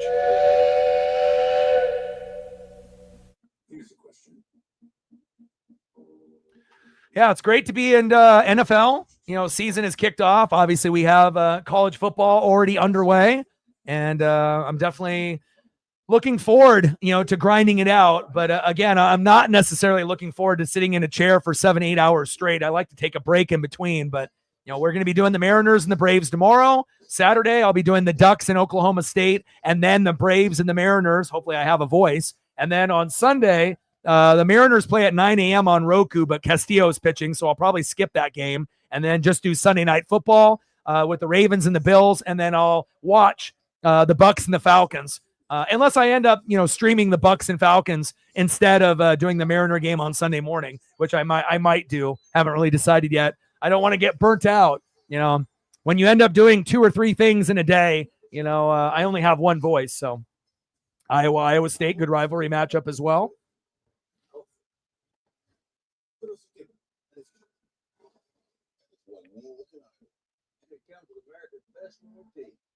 The Hyundai Santa Fe Hybrid. It's the best of both worlds. Yeah, but the thing is, if the Rays ended up making the playoffs as a wild card team, they would get fucking obliterated. No one wants to see that. I mean, if you're a Rays fan and you want to see it, that's fine, but nobody else on planet Earth wants to see the Rays in the playoffs this year.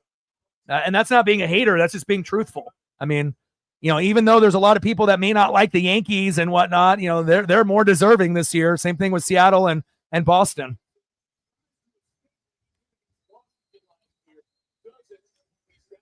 All right, first down and 10 after that short return by Turpin, muffing the catch. 21-17, Philly.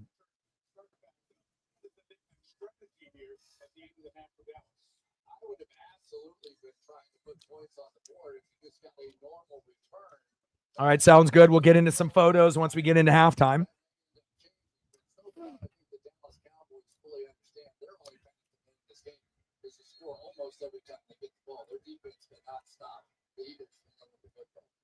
And obviously this should be all, passes here to be able to get, towards the sideline for a long 50 to 60 yarder by Elliott if possible.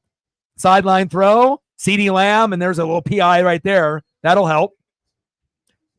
And every single throw should be out towards the sideline. And then you could have maybe one post route in the middle of the field, but then you're going to have to use one of your timeouts. So you're going to have to be kind of careful. But primarily throwing towards the sideline would be ideal here. And nobody can guard CeeDee Lamb one-on-one. So, I mean, there's kind of no point in going to George Pickens because more than likely he's not going to catch it anyways. CD can actually catch the football even if he ends up getting a couple hands on him. Randall Cunningham photo, got you. Dak, check down, get out of bounds. Jake Ferguson there, and they had to waste the timeout. Appreciate you. Stacks, Racks with a little Cactus Jack, bang, bang. Appreciate you. Another $5 on the Donut train. Automatic first down, roughing the passer, and everything, going wrong for Philadelphia right there. And again, you don't want them to get the field goal, let alone a touchdown to take the lead 24-21 before half. But again, the Eagles have been a little undisciplined, and it all started before the first snap of the game when Jaylen Carter spit on Dak and got ejected. So again, they need to be better. We know how talented Philadelphia is, but it's about the discipline.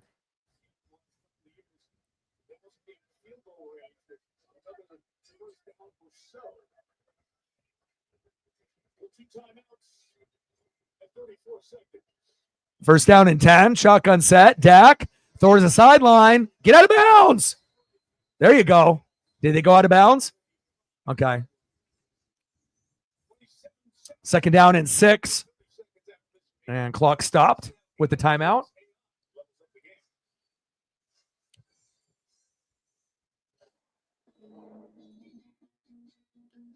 Oh, Bucks are going to be great. We're going to win the NFC South for the 5th year in a row. Atlanta will be the biggest threat. Panthers should be better than the Saints this year. And again, we need a little payback from Atlanta last year, what they did to us. And again, I think that Baker Mayfield is a top 10 quarterback in the league, super underrated, maybe the most underrated quarterback in the NFL overall. as far as the good quarterbacks are concerned. And I think that we are one of the best teams in the NFL this year, a top 10, top 12 team, a playoff team. So, again, you got the Rams, who more than likely could compete for the NFC West, the Bucks in the South, battling it out with the Falcons, Eagles and Commanders, and then obviously the Lions and the Packers, right?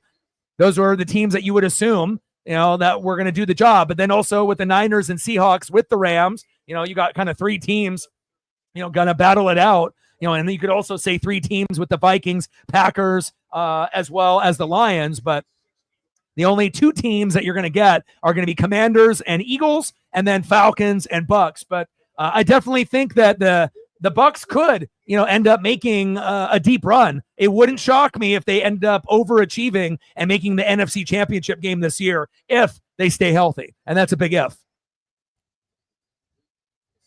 But they're definitely good enough this year to make a deep run. Dak bobbled, and Pickens with the catch.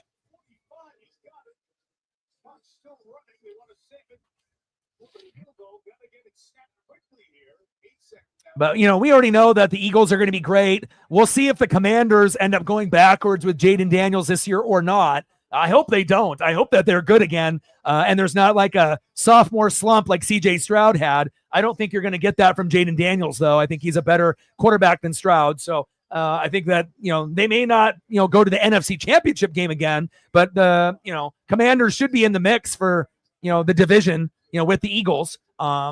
And then obviously Lions, you would assume them and the Packers will be favored there. And, a 3-team race with the Rams, Seahawks, and Niners. But I would assume the Rams, as long as they don't have any serious injuries, they should win that division. Rams, Lions, Eagles, Bucks. And then there'll be a few other teams there. And then obviously in the AFC, Bills, Ravens, Chiefs, and Broncos. And then again, the AFC South might be the weakest division, and again, the Texans might be the best team at the moment, but we don't really know what we're going to get out of the Jags and the Colts. So really that division is up for grabs. The only thing that we know for sure is the Titans will be the worst team, more than likely, even with Cam Ward as their quarterback. So AFC South is, maybe it's kind of like the NFC West. You got 3 teams, and we just really don't know yet who's going to be the best team out of the Jags, Colts, and the Texans. But I think at the moment, most people are thinking the Texans to start off, but they may not be there at the end. Nice catch by CeeDee Lamb. There we go. Timeout. Spike it. There we go. And now we're going to be able to get a long field goal attempt here by Aubrey.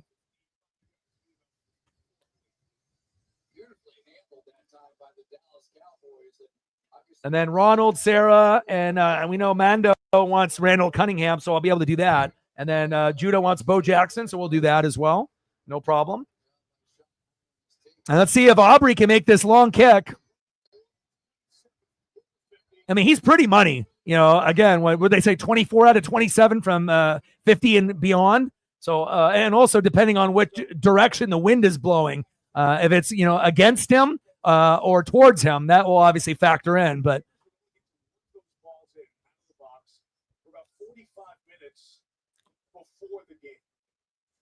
kick is up, and it's good. There we go. For all the people that have Aubrey in fantasy, that's a big one. 5 points, baby. There we go. 21-20. What a great first half. I don't know if you could have scripted a better first half than 21-20 Eagles. Regardless if you're a Philly fan, a Cowboy fan, or you don't give a shit about either one. Wow. There we go. All right, let's get some photos up.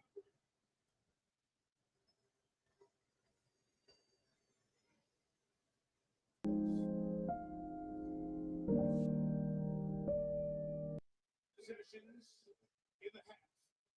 7 scores. Dallas 2 field goals and Chris backed up. All right, so I got the Bo Jackson and the Randall Cunningham photos coming here in a moment. 4 drives, 4 scores. What's working for you guys? We're getting completion. We're running the ball well. Our guys are playing hard. It's a hell of a football game right now, and we feel good right now. And defensively, how do you contain the Eagles' rushing attack, especially Jaylen Carter? Yeah, we got to tackle better, number one. Rush lane just was not good enough. We got to get that cleaned up. All right, thanks. Thank you. Phillies run for 123 yards in that first half. They get the ball to start the second half. Eagles by 1, Toyota halftime time. And here's Maria Taylor. Maria. Thanks, Mike. Coming up on the Toyota halftime, 2 MVPs go head-to-head with Lamar Jackson visiting Josh Allen on Sunday night. And we've got some Fantastic first half, though. season of Sunday Night Football.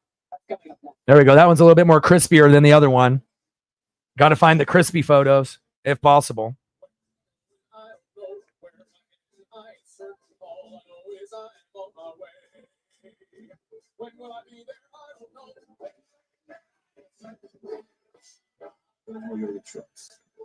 Love me some Bo. Had his poster up in my room growing up when I was a young kid. Royals and Raiders. Bo knows. I mean, it was a part of our pop culture. Not only for one sport but for both. So.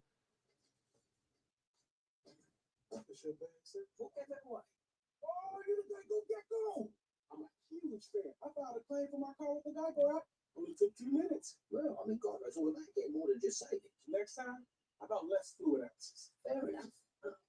You use this much serum? Well, my skincare routine requires and a pump top will make a mess. I'm taking this. Like you check all of them. Get more than just savings. Get more with Geico. Nice one. When Verizon gives And I loved Randall back in the day as well. Collected a lot of the cards and watched a lot of the games back then with Jerome Brown and Keith Jackson and a lot of the studs that they had back in that time period. Nothing personal. It's leaning away from more sunlight. Come here. Gemini, any pointers on my downward dog? But hey, But you can't go wrong with Bo Jackson or little Randall Cunningham. See if I can find some crispy ones of Randall. Jason Kelsey can watch every game every Sunday, all in one place. But how much NFL in one place can you handle?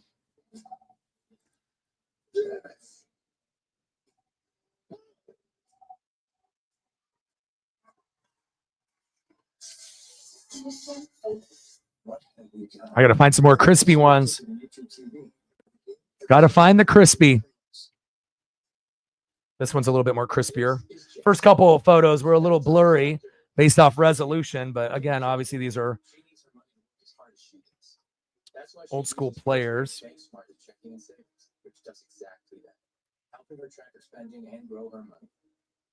See if I can find like a graphic that'll have it more like in HD 4K, like this here. With maybe like a Philadelphia landscape background. There we go. Something a little bit cleaner. Aren't you going to miss the game? No, I've got NFL Plus. The song.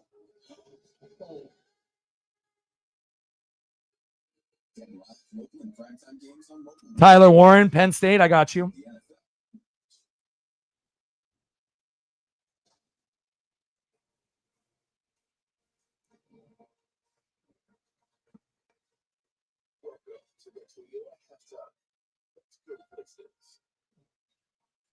Well, Devin said during pregame, the Eagles play on the edge just 6 seconds into this when Jaylen Carter is ejected for spinning on Dak Prescott.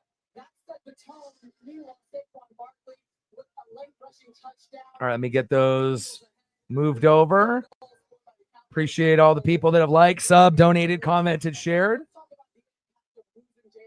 And see if I can get some Tyler Warren. Be selfish. This is about the team. That was selfish, disrespectful. You cannot do that. Their whole defensive game plan is centered around Jaylen Carter. Guess what? He didn't play a snap tonight. Unbelievable he would do something like that. He's the best defensive tackle in football. He's their disruptor. We haven't seen Dak Prescott under pressure, and they let off the Cowboys off the hook with a rookie right guard. Well, listen, Mike Florio of Pro Football Talk is reporting that Carter could actually face additional punishment, including potential suspension. The key in the NFL's review will be the league's emphasis on respect for the opponent. Okay, let's talk about how the Eagles were able to respond offensively. Got to get one of those elite photos from the Penn State days.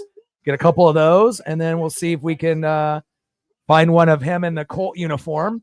Obviously, they have a great tradition of getting amazing tight ends over the years with Dallas Clark. And I'm definitely excited to be able to see what he'll be able to bring for the team in 2025.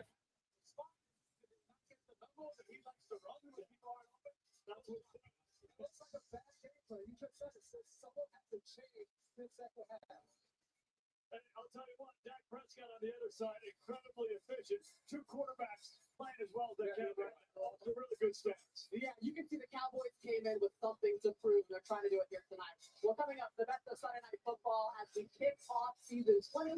But first, the official automotive partner of the NFL is back with Toyota Game Day giveaway, rewarding select fans every week. Learn more at toyota.com/NFL. So I can get one more for you. Drives us to live this game. The means for the pain. Is it just greatness? Appreciate you. And obviously, still, some question marks on the direction of where they're going to go, quarterback wise.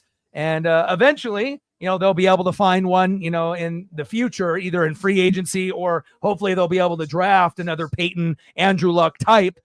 It's hard to be able to find a solid quarterback, but again, Daniel Jones, even though he gets a bad rap from being on the Giants, he'll do better than AR. And, we'll just see where it goes, moving forward. And again, if you don't make the playoffs, it might not be the worst thing, if you end up getting, a solid quarterback in next year's draft and whatnot. So, and you don't have to worry about drafting Arch Manning because obviously Arch is not like Eli or Peyton, and there'll be other quarterbacks. But again, it kind of feels like the quarterback class is a little weaker, like Dante Moore. Obviously, we didn't really play a big opponent yet, but Dante Moore actually looks like one of the better college football quarterbacks this year. Klubnik and a lot of these other guys, Arch Manning, and then a lot of other QBs are kind of new to these powerhouse teams, but it definitely doesn't feel like a very heavy quarterback draft, for this upcoming year, but maybe the following year.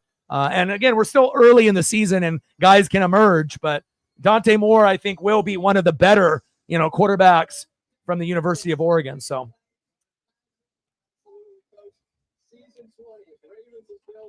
Yeah, well, Daniel Jones can actually throw. AR, just sad to say he can't. He's in the bottom of every category in passing statistics. So at some point, you could implement him like for a goal line, like a Cam Newton look, where he could dive over the top and you could use him then. But as far as starting, Daniel Jones gives you the best chance of trying to win the division, between you guys, the Jags, and obviously, the Houston Texans. I like the Huskies. Jonah Coleman is one of the best running backs in the nation, and Damon Williams is super fast, like Kyler Murray. Again, I think that's going to be one of the sleeper teams this year. I watched all of the Huskies' first game. I usually watch, the Beavers and the Cougs and the Huskies and the Ducks, and Ducks and Huskies look good. Cougs, they won, but barely. They don't look very good this year, and the Beavers are in real big trouble. And obviously, they only have a couple teams in the Pac-12 now with the Beavers and Cougs, but Huskies and Ducks should be pretty fucking good. And again, if you actually look at that Husky roster, it's pretty solid. I think they are going to be the surprise team in the Big Ten. So.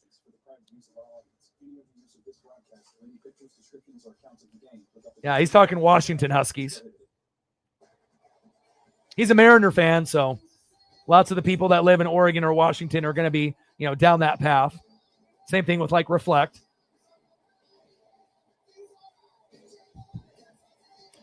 (21-20). We are at half.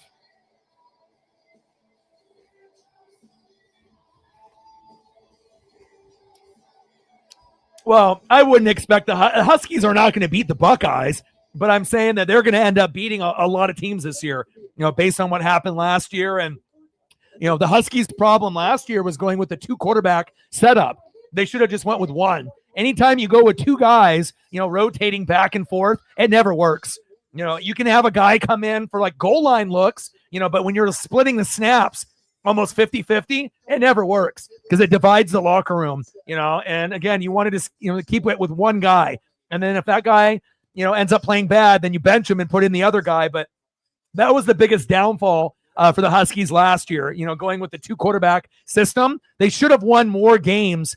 And if they would have went with Damon, from the very beginning, even though he was young, they probably would have did a little bit better. But if you end up watching, Damon run and throw, he's really fucking exciting. So. Oh, man, SEC is super weak, dude. Again, all it took is the NIL to be legal, for that conference to be kind of put in its place. It's no longer dominated by Bama and Georgia anymore. I mean, as the top dogs in the nation. The Big Ten by far is the best conference, in college football, and it probably will be, especially if you got Ohio State and Oregon sitting there. And as long as Ryan Day and Dan Lanning are coaching, they're going to be 2 of the top 5 teams in the nation every single year. And, again, you would assume Georgia, is normally the only team that can kind of hang in that conference, but, we'll see where it goes. But I'm not really sure how many SEC teams could match up with the Big Ten powerhouses. But, again, anybody can beat anyone on any given Saturday in college football. So.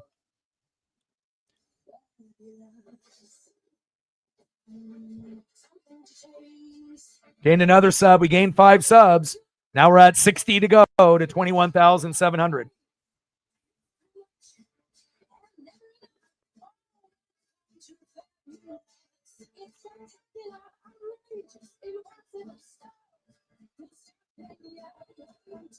But we'll go over the rankings so you can kind of, get a feel, right? So you got Ohio State, the best team in the land. Penn State, number 2, amazing team right there with Oregon. LSU, great this year, right? And again, they ended up getting the dub early in the season. Georgia right behind them. So Alabama is no longer in the picture. But we want to be able to see how long LSU and Georgia can sustain, being in the top 5 and how they move up and down. Then you got Miami at 5, Oregon at 6, Texas at 7, Clemson at 8, Notre Dame at 9, South Carolina at 10. And then Illinois, Arizona State, Florida, Florida State, Michigan, Iowa State, SMU, Oklahoma, Texas A&M, Ole Miss, Alabama, Tennessee, Indiana, Texas Tech, and Utah. So obviously LSU and Georgia are legit, right? But I'm not sure how many people would take LSU and Georgia over Ohio State, Penn State, or Oregon this year, And obviously Texas, they have a great defense, but Arch Manning doesn't look that great this year. So, and they lost quite a bit offensively too. So we will see. Yeah, Gus and Joel are the best on the mic. Having them call, that matchup with, Ohio State playing against Texas was music to my ears. They are better than anybody that does NFL coverage. It's not even close. Gus is so genuine and passionate. Joel is so intelligent. It's like the best dynamic duo in sports. I don't think I've seen another duo that's on their level. On a scale of 1 to 10, they're a 20. And again, just imagine if Gus and Joel did NFL. It could really bring a lot more ratings to the NFL if they ended up doing Monday Night Football, Sunday night, Thursday night. Could you imagine how much better the broadcast would be if they were able to do NFL and college? It would be amazing. Yeah, but it also depends if you're an AFC or NFC fan. So most of your games are on the AFC side. So most AFC fans are going to say Romo and Nance. If you're an NFC fan, I don't know if you're going to say, Aikman and whatnot. You're probably not going to go down that particular path. And we already know Chris Collinsworth is annoying and makes our ears bleed and whatnot. But I think some NFC fans like Romo and Nance as well. But Nance is definitely the best play-by-play. And I know some people like Romo, some people don't. But, I would say that probably is the best NFL play-by-play and color combo, even though I am an NFC fan. I think I would agree with you, Sarah. You and me are on the same page. You both know, we both love Gus and Joel as the best. And I think we both respect on what, Nance and Romo do. So.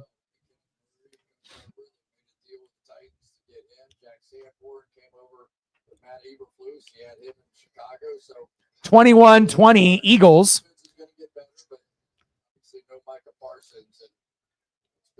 Second down and 5.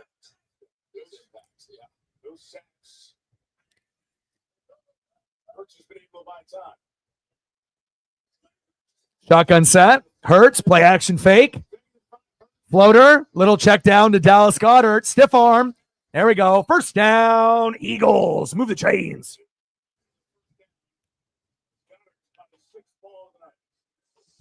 Watch Jalen Hurts in the pocket here. Now, eventually going to get some pressure right here.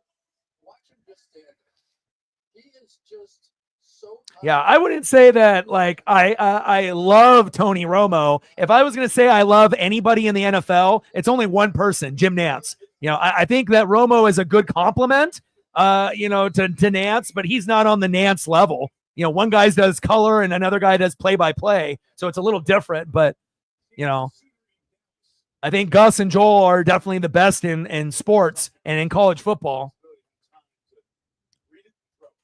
And I think Joel is a better color guy than Romo. I think Joel Klatt is amazing with Gus Johnson. So, it's about being genuine and real and passionate and not being fake and over the top. And, and I think Romo is super smart, to be able to predict things and whatnot, but I don't know if I would say that he's my favorite, like Gus and Joel and Jim Nantz. Shotgun set. Play action fake. No, hand off to Saquon. There we go. Rumbling and a bumbling, running over 5 Cowboys. There we go, Saquon. First down, Eagles. Move the chains. Sometimes you end up hitting Saquon Barkley at the end of a run, and you just assume he's on the ground, and he's not. I don't know exactly who it was came up, made this hit.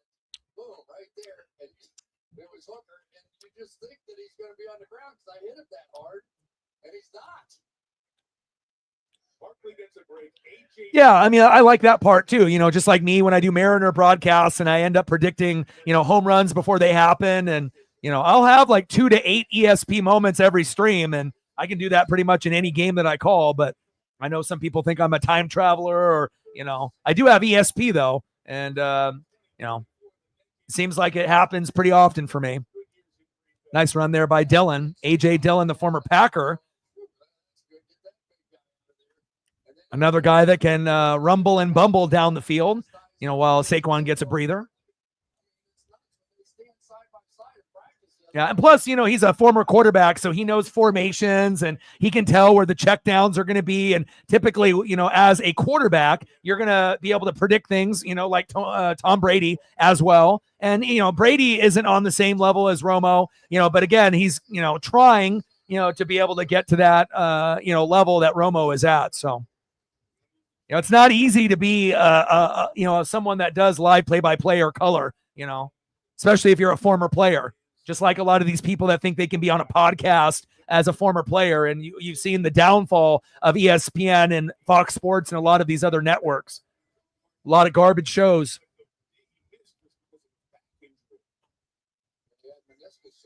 Yeah, Chiefs and Chargers tomorrow. I'll be doing Mariners and Braves, but I'll be watching that at the same time. Handoff up the middle. And you would assume that the Chiefs will end up winning that game. It may not be by a lot, but you would assume that they would, win that. Chargers will be better this year. Raiders will be better. But Broncos are their biggest threat to overtake them in the division. And they may end up doing it this year or next year. They got arguably one of the best defenses in the NFL. And Bo Nix is severely underrated. If they actually got some good running backs, good wide receivers, good tight ends, and keep beefing up that line, the defense is already there. And, you saw what Bo did as a rookie with pretty much nothing to work with. Once he starts getting good weapons, watch out. It could be like kind of a Drew Brees, Baker Mayfield type. And it's 12 noon. You know what time it is? Time for a 2025 sack lunch. Yum, yum, yum, yum, yum, yum. The first sack lunch in 2025 is from the Dallas Cowboys. Wow. Clark and Fowler with the sack lunch.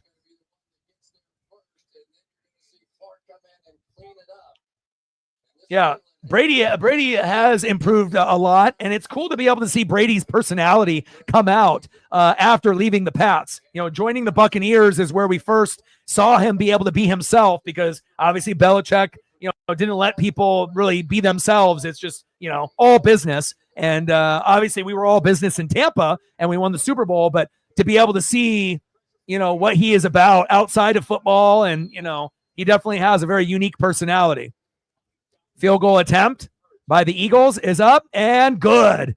24-20. Kick by Jake Elliott is good. And an Eagle 4-point lead. It's very rare that you see Jordan Mailata get beat, and that's a good sign for the Cowboys. Yeah, and Brady's got the knowledge. He's got the intelligence. It's all about the delivery. You can be smart, but again, can you deliver and not talk over, the individual that's doing the play-by-play, and also being able to, know when to be quiet and shut up, and also to be able to vibe, together. And obviously the longer you work with someone, the better that you're going to get. And obviously with Burkhardt and, and Brady, if they keep working together, they'll be able to gain more and more chemistry. So, yeah, that's all for ratings, though. Ryan Clark is an idiot. Same thing with Cam Newton saying that Jalen Hurts is not a top 5, top 10 quarterback. That's what happens now. If it's not Stephen A or Skip Bayless, and these type of guys, you get these former athletes that know that these players are good, but they're just trying to be able to poke the bear, and they want you to engage because they know that those guys are legit. But if they say that they're not, then, it's going to cause an argument. And, that's exactly what they want. They're baiting, people to see if they're going to react. And, for the smart people, we don't engage because we know it's all fake, but for the people that may not be as smart or naive, then they're going to engage. And that's exactly what they want. So. Sounds like you got more than just savings at my dudes. So do we for you? Oh, I'm just a stranger. Good old Zany. Yeah, it's all fake, and that's the problem, with social media nowadays, and just like shows in general. People are so desperate, to be able to be viral, to be famous, that they're literally willing to sell their soul, just to get clicks, to get views, to get followers. And it's really sad, because for people that are truly genuine, I feel like myself and many others that are out there that actually have intelligence, that are genuine, that aren't biased, it just kind of makes you sick, when you end up seeing all these individuals, being so fucking shady and fake, but again, there's so many of those types of people that are out there. They like that, and, I would rather listen to someone that is genuine and real, that has intelligence, that has smart takes, rather than someone, saying that Jalen Hurts isn't a top 5 quarterback. I mean, what am I supposed to do with that? It's like you're going to be looking like a fucking idiot. Your credibility goes out the window, for what? For clicks, like no one really gives a shit about Ryan Clark or Cam Newton, at this point in this stage of where they're at. So, yeah. What Bucks jerseys do I own, or what Buck jersey am I wearing now? I tried on a few, but I decided to go with the Devin White. Obviously, sewn, Super Bowl rookie jersey. I got a white and a red. I was going to go Derek Brooks and a few others, but I decided to go with the stitched white Devin White. Too bad it didn't pan out for him. But again, sometimes, you get guys that are about themselves, not about the team. And it's probably been the only flawed pick the Bucks have had in the last 5 or 6 years. We have like 82% of our players are players that we drafted. But with that being said, if we didn't have Devin White, we wouldn't have won the Super Bowl. We wouldn't have even got there. He was fantastic in that Super Bowl run with Antoine Winfield Jr. and Tristan Wirfs as rookies. So, and I'm a big linebacker guy. It probably would have been smarter for me to invest in a sewn Levante David White jersey, but coming from LSU and knowing what kind of player he could be, a little, disappointed, but sometimes that's what happens. You get a guy that's good for about 4 or 5 years and they fall off the face of the earth and whatnot. So I'm a defensive fan. So all my teams are in the Pacific Northwest, right? But again, they didn't have any really good defensive players on the Niners or, besides Dion in 94 that left to the Cowboys. Seahawks didn't have any good defensive players when I was a kid. So, Warren Sapp and Derek Brooks got drafted in 95 when I was 13. I watched both of them play at the U in Florida State. John Lynch was already there from Stanford as a safety. Rondé Barber coming in, Mike Allstott. So those are my type of guys. physical, hard hitting, effort guys. And, I've been a Buck fan ever since. So it's literally the only team that I root for that's not located in Oregon or Washington.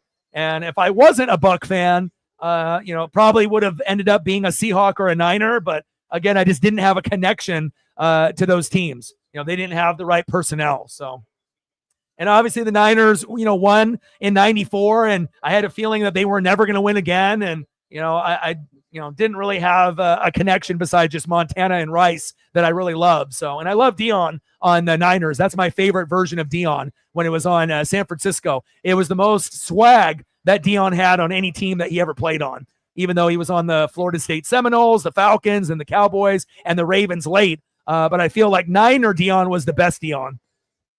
And nice run for a first down there by Javonte Williams. Move the chains. But again, I'm always going to be a defensive guy. I'm a big Derek Brooks guy, Warren Sapp, Simeon Rice, Rondé Barber, John Lynch, and then obviously offense. I'm a Mike Allstott, Mike Evans kind of guy. So, and I got some Duck players and Huskies that are on the Bucks with Bucky Irving and Vita Vea and Jalen McMillan. So it's kind of exciting to have some Huskies and Ducks on the Buccaneers as well. But I've been a fan, since 95. So it's, been quite a long time, 30 years being a Buck fan. Dak, floater right down the seam and blasted.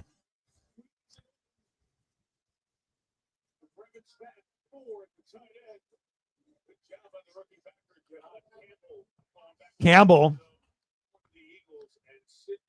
and Sidney Brown, a little shaken up there.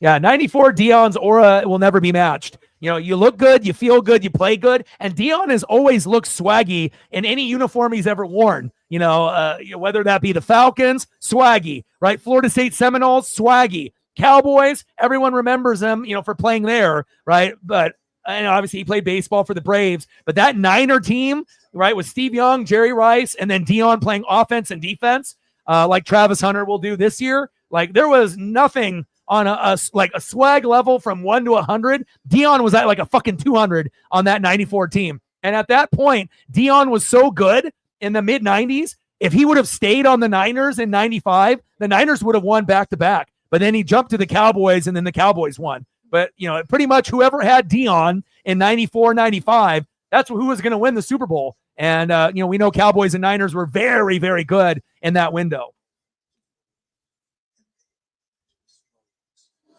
Oh, no way. I didn't know you grew up in South Florida. See, I learned something new every day. That's crazy. Yeah. I mean, I've been watching Dion since he was at Florida State. I mean, I'm old as shit. I might look pretty young, but, I've been watching him for a long, long time. But that aura, because he had like, the Niner look, but with the socks and the headband and the do-rags, just the dancing and the swagger. And obviously people remember him dancing around in the Cowboys, but when he was on the Niners, the swag level was a little bit different. Like, the swag was still a 10 out of 10 when he was on Dallas, but like on the Niners in 94, it was like an 11. It was just like a little bit more swaggy, in that uniform. I think he looked a little bit better personally in that Niner uniform, even though most people remember him, on the Cowboys. So,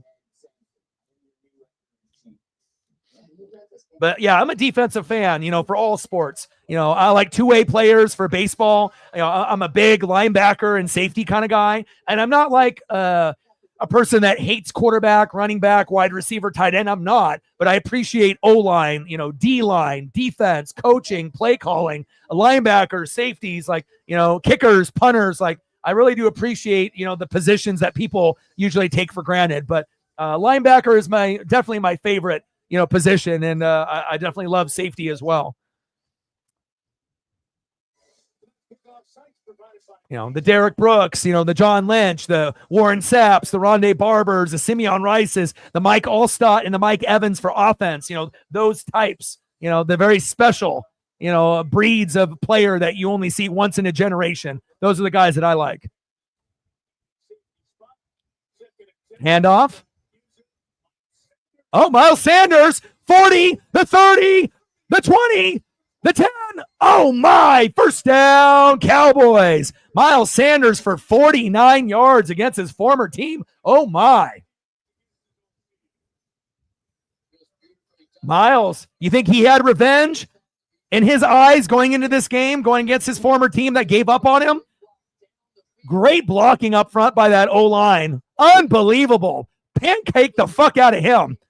And if you didn't get a couple pancake blocks up front right there, there's no way in hell Miles Sanders goes for 49 yards. Beautiful. Puts them in great position now to retake the lead. And this game is much closer than anyone anticipated, which is good for the NFL kickoff. Handoff up the middle. And Sanders with a gain of a few, 3 yards, but there's a penalty.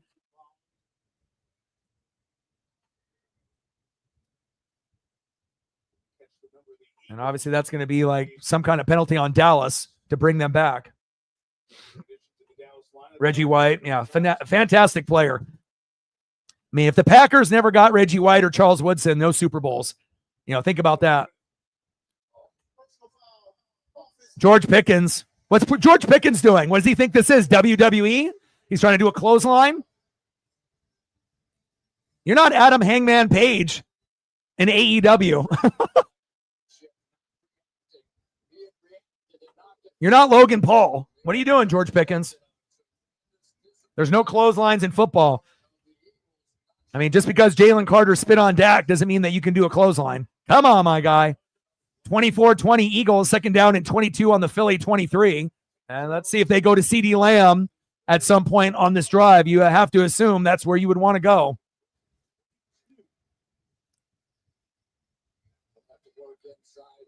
Shotgun set on first down and 22. Right down the middle, but underthrown to Jake Ferguson. And if Dak would have let him, that could have been a potential touchdown.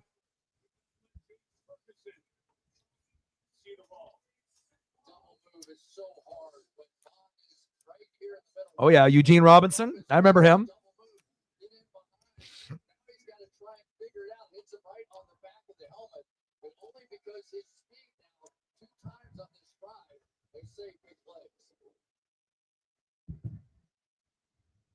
Yeah, Polamalu, Ed Reed. I mean, you go back into that era. Love me some Brian Urlacher, Ray Lewis, Derek Brooks. We had a pretty special era. And a little screen pass is dropped there by the Cowboys, and it shows you how one dumb penalty, right, can ruin a drive. The Cowboys were going to score a touchdown on that drive, right, after Miles rumbled and bumbled for 49 against his former team, and then Pickens has fucking ruined it. And I think the Cowboys at some point are going to regret signing him. There's a reason why the Steelers got rid of him, and we know the Steelers usually can get really good players, but a lot of them have a lot of off-the-field or attitude issues, right? Go back and look at the line of players, that have been on Pittsburgh, and they might have been wide receiver for a while with a lot of talented wide receivers, but seems like a lot of them end up having some issues down the road. Third down and 22, floater. Oh, and that's going to be targeting. And that looked like that was going to be a touchdown to Ferguson. Hopefully he doesn't have a concussion. Big blast. Now, if that was in the 80s and 90s, that probably wouldn't have been no flag, but we're not in the 1980s or 90s now. Absolutely fucking obliterated him.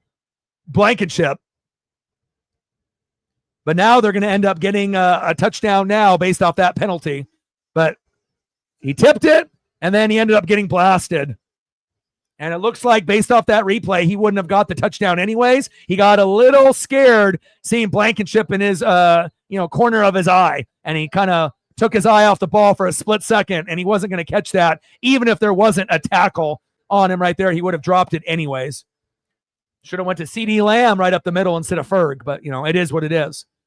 First down and 10 on the Philly 11, and again, if you're not going to go to CeeDee Lamb, you might as well hand the ball off. Right? See what you get with Javonte Williams, but the best way to score would be with Dak. Run with Dak would be the best way to go, but we'll see what happens. Handoff. Oh, fumble. Oh, he scooped it, and the Eagles recover. And that's not who you go to. You don't go to Miles Sanders. You go to Javonte Williams or Dak, and just like that, you turn the ball over. Wow. And again, the first big turnover there, you don't go to Miles Sanders in that situation. You go to Javonte Williams, CeeDee Lamb, but preferably Dak Prescott running the ball like Jaylen did in the first half, and that would have given you the best chance to score. And now you don't get a field goal, you don't get a touchdown, and you end up fumbling the ball to the Eagles, and there's a reason why the Panthers got rid of you, as well as the Eagles as well. Nice job by Philly. Great defense there, reaching in and punching it out, baby.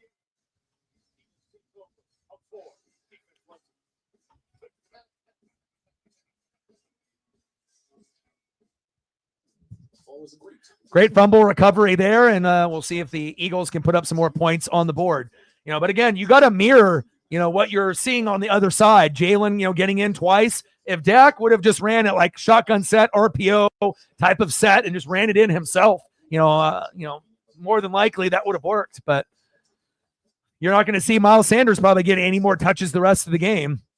It's like you do one great thing and get a 49-yard scramble down the sideline, and then all of a sudden, a few plays later, you fumble it in the red zone. Not ideal.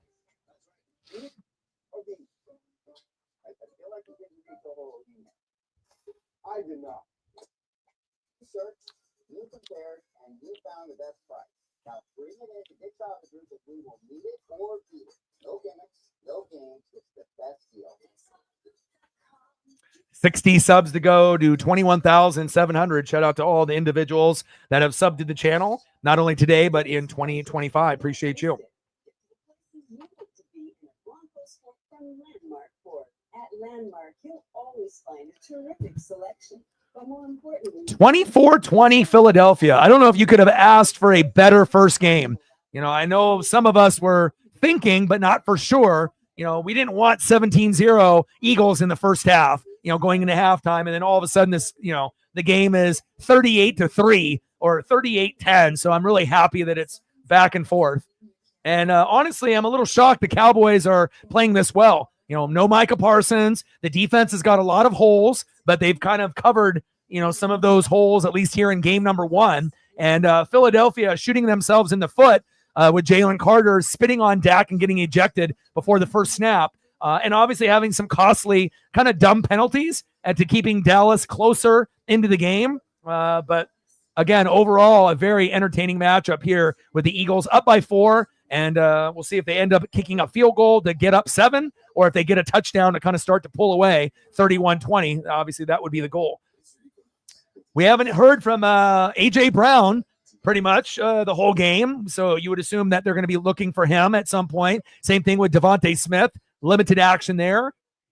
So, again, Goddard has been getting a lot of the checkdowns, but, again, we are still waiting for that big, big play to A.J. Brown. Hasn't even got a look yet.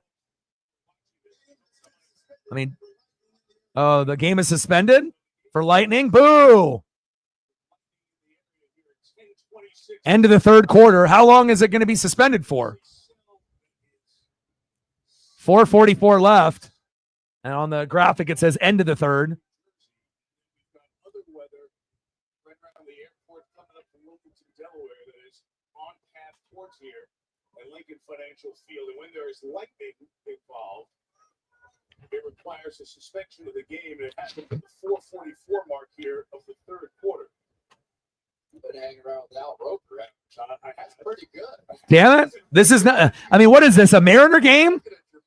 Again, I get it. If it's lightning, you have to take precautions and whatnot. Obviously, if it's rain or snow or sleet or hail, you're going to play football. But to have a delay, first game of the year, and I'm already used to it with the Mariners going on the road and playing teams with no, retractable roof or whatnot. But hopefully it's not delayed for too long.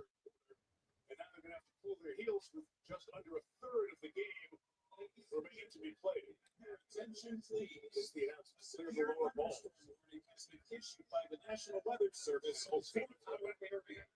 These storms may produce severe conditions, including lightning and strong winds.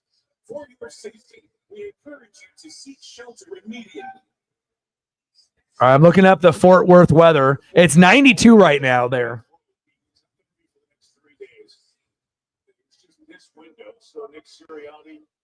Holy hell, it got up to 102 there. Thank God I don't live in fucking Texas. Holy shit. It's the hardest thing to do in football is to get warmed up. Anytime, practice, game, whatever. So then you go in at halftime. Well, not ideal to have a delay, but it definitely doesn't feel like it's going to be like hours, like that. Hopefully it ends up being something that's not too long, but it just gets harder every time, which is what makes the Super Bowl always so hard. That's those 45-minute half times. I mean, literally, we've heard people taking naps in between, but you've got to be able to get your body going. But at this point, since obviously we have a delay, anything that you guys want to discuss, NFL, college football, MLB, WWE, fantasy football, whatever, again, we got plenty of time to kill, and then I can always throw some photos up, to kill some time as well. So, but at this point, we're just kind of chilling. So I'm going to go look to see what we got going on in the MLB side since we're having this delay. And not all the teams are playing on the MLB side. So,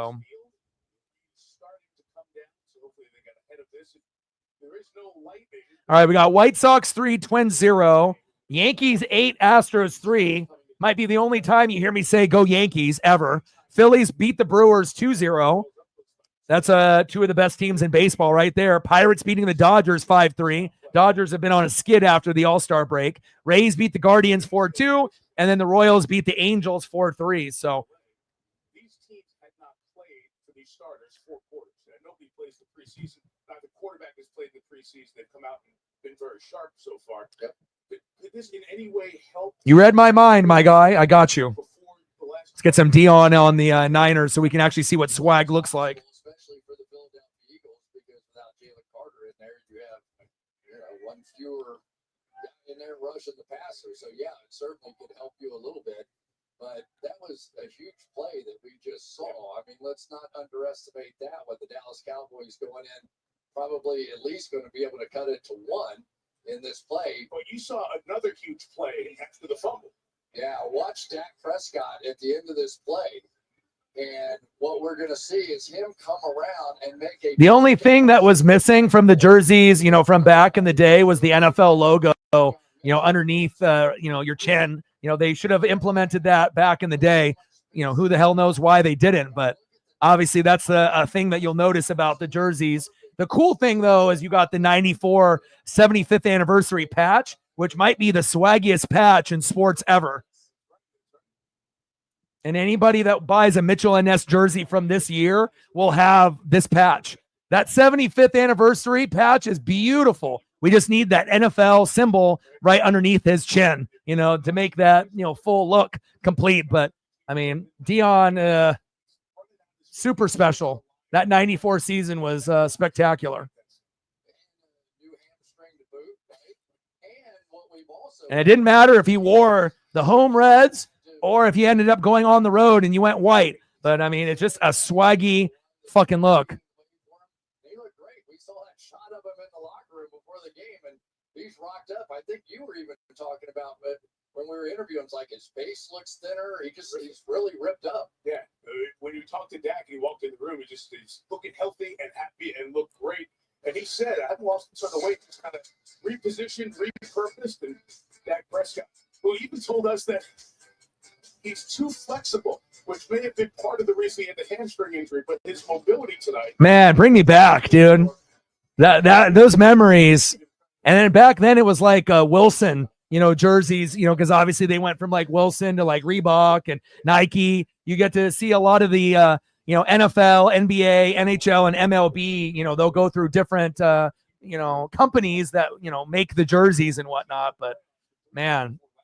Well, and to some extent you feel for Mike McCarthy, the 2 years that they didn't play so well when he was the head coach, Dak Prescott was out.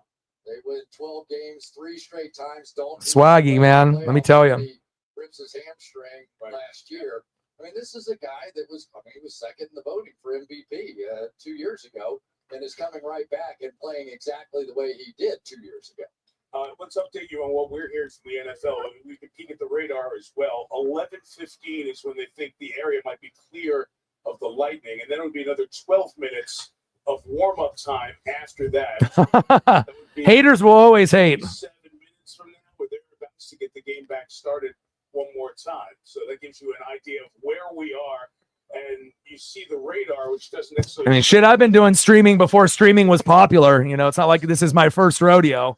You know, I've been doing this for 13 years. Next year will be 14 years and my 10th year on YouTube. So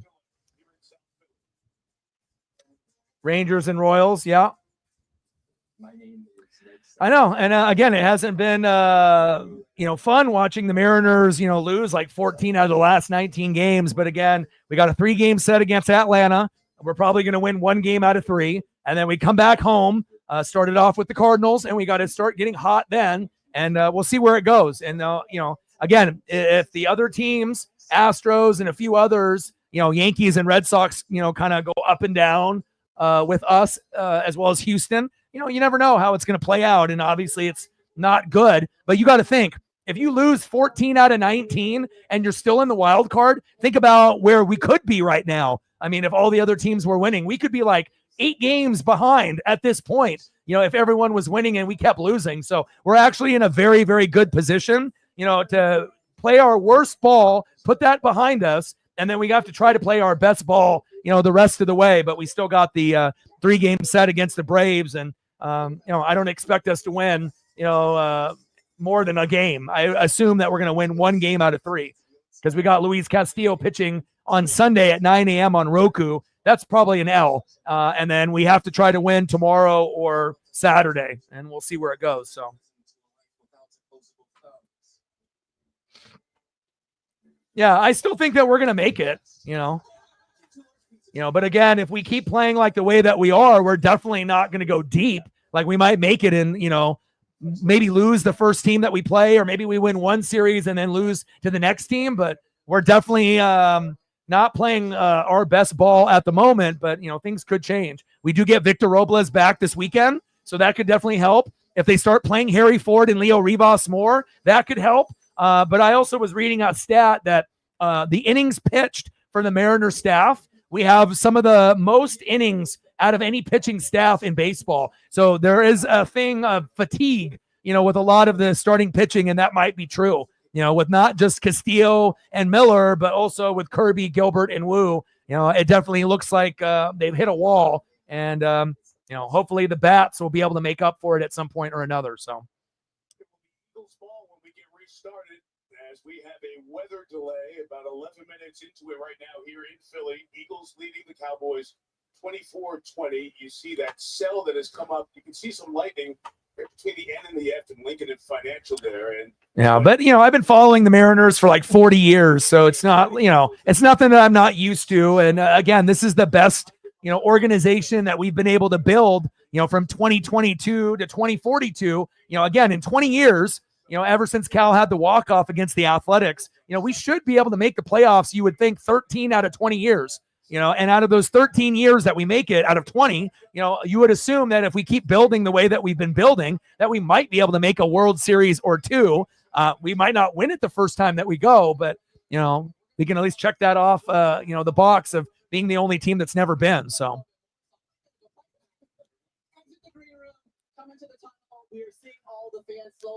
At least hearing these individuals talk on the mic is better than Chris Collinsworth. And it's not really the hitters that we have to worry about. Hitters and the defense have been pretty good. It's the starting pitching in the bullpen.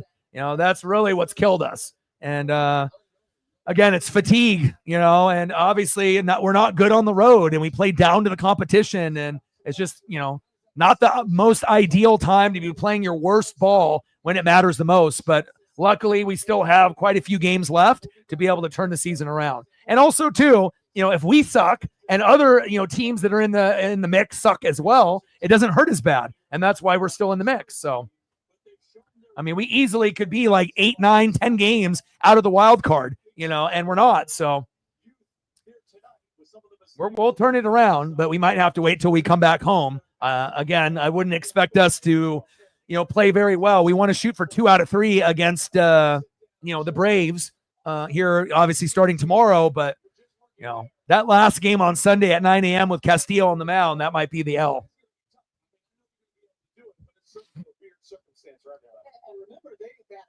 unveiled today. There's always like emotions kind of riding on this. Yeah, Mariners have it's all about consistency though too, And again, they're not really being patient in the box. We're not stealing bags. You're getting guys thrown out, trying to make singles into doubles. We're not bunting. There's a lot of things that the Mariners aren't doing that they were doing at the beginning of the year when we won 9 consecutive series in a row. It's and having Victor Robles back will change the vibe of the team for sure, but there's guys that, like Luke Raley and Dominic Canzone. I would send him to AAA, bring up Ben Williamson and maybe another pitcher for the pen. It's you got to make sure you're maximizing every position. They hung on to Dylan Moore too long, Donovan Solano too long, and again, you want to make sure if guys are playing well in AAA, you call them up.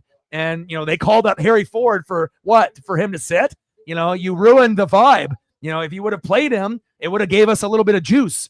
Look at Leo Rivas. You put him in when we were down 10-0, and then he hit a 2-run blast. I feel like Dan Wilson is definitely showing his inexperience, with this team. And, sometimes you got to go outside of the box and, not necessarily trust your gut, but, don't do what everybody else does. You got to be able to maximize every player in every position. So.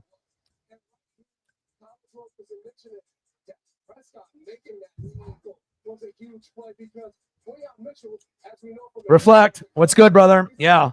I mean, it would have been nice if we would have gotten Harry Ford to, get a chance to get some experience. I mean, if we're already going to lose anyways, you might as well let him, get some experience with the pitchers and how to catch in the MLB ranks. And he was already a better hitter than, Garver and a few other guys on the team anyways. So, it's you got to be able to understand who are the best players, on this team. And again, I think with Raley and Canzone, they deserve to go to AAA. Bring up Ben Williamson. You could use him as a backup third baseman or even have him at DH. Anything is better than Garver at DH. And even Polo, at DH. You can always switch him up with someone else. It wouldn't hurt throwing Harry Ford there or, someone else or Leo Rivas at DH. It doesn't have to be Polo every time or Garver, mix it up a little bit. Yeah, Garver, Moore, and Solano hanging on to those guys too long. And even right now, Raley and Dominic Canzone are more AAA players, in my opinion, at this point. Offensively and defensively, they're a liability. They're not really, and have they made some plays? Dom more than Luke this year for sure. And they both have had some minor injuries, but, you got to be able to have your best players out there. Have you watched a good chunk of this game, Reflect, or are you just tuning in now? It's been a good game so far, 24-20 Philly. We got this lightning delay, and then hopefully we'll get back into the action here shortly. And I'll be doing Mariners and Braves tomorrow. Saturday, I'll do Ducks, Oklahoma State, and then Mariners, Braves back-to-back with no rest. So pray for me, 7 hours straight. Hopefully we'll get some good love and support. And Sunday, the Mariners play at 9 a.m. on Roku. I'll probably skip that game because Castillo's pitching.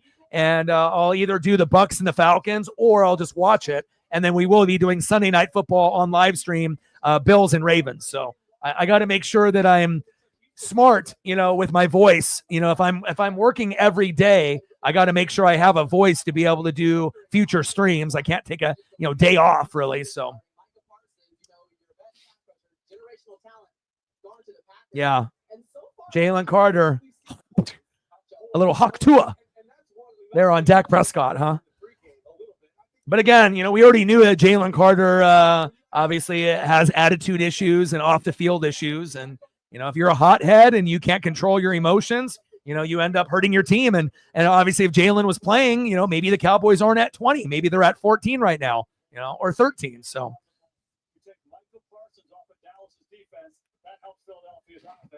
5 more likes to 50. Let's get there, baby. So 2 most disruptive players in the NFL not playing in this game. It's the guy you hugged before the game, Dak Prescott. But a very entertaining NFL kickoff here, 24-20 Eagles.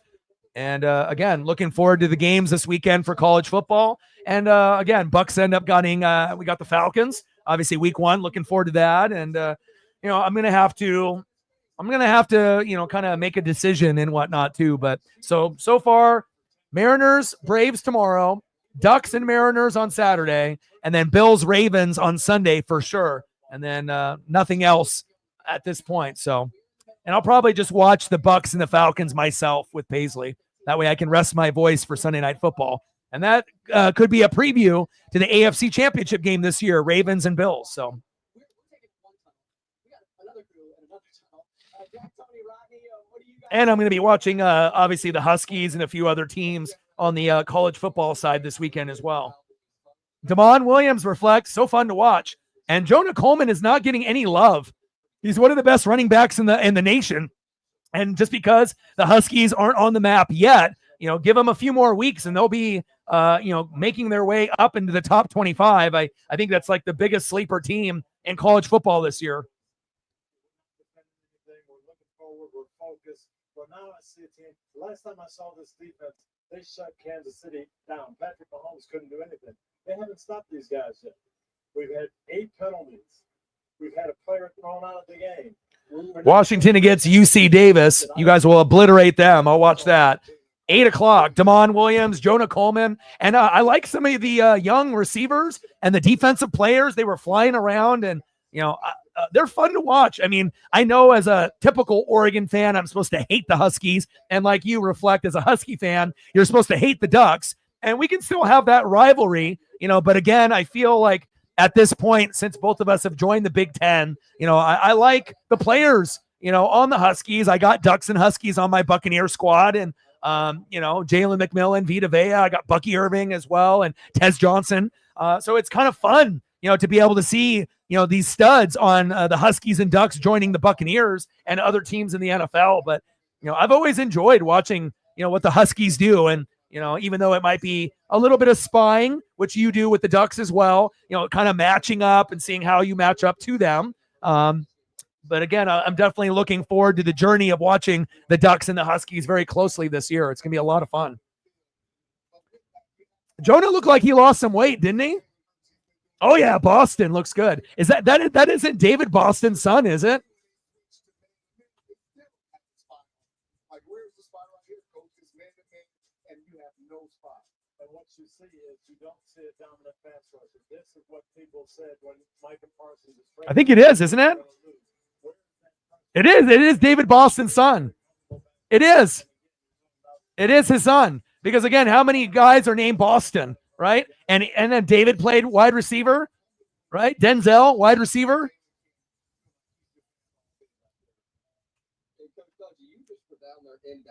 Denzel's from Puyallup, baby. Puyallup, baby. That's why he's so good. He's got the genetics. If it was just another Boston, then you'd be like, oh, but now it makes sense, right? Dad was in the NFL. Dad was a great receiver. Pretty cool, man.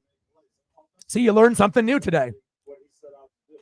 The players respect him. You can tell. You can just tell the way they're playing. They're playing hard. They're buying into the system. And good physical stature.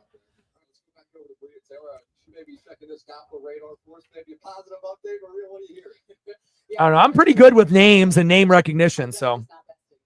But we do know we'll have an update around 11 p.m.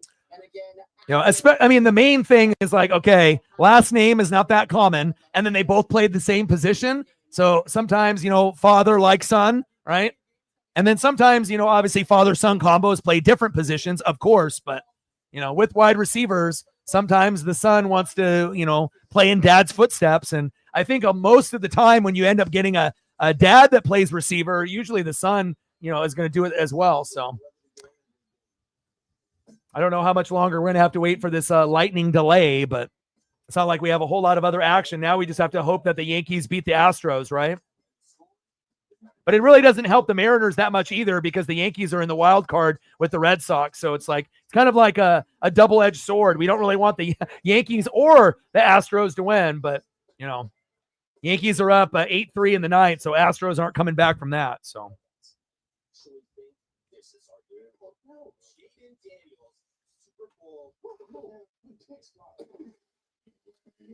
What's new in your life, Reflect?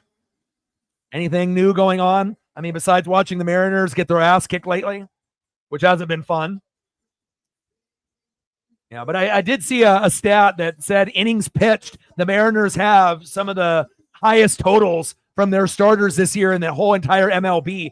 So maybe fatigue, has something to do with it, not just injuries, but maybe just, us getting too fatigued with all of the games that those guys have played over the year. We got a lightning delay right now. So everyone that obviously is, streaming the game and whatnot, everyone is on pause right now as we're waiting for the storm to pass. So, dentist. But at least it's over.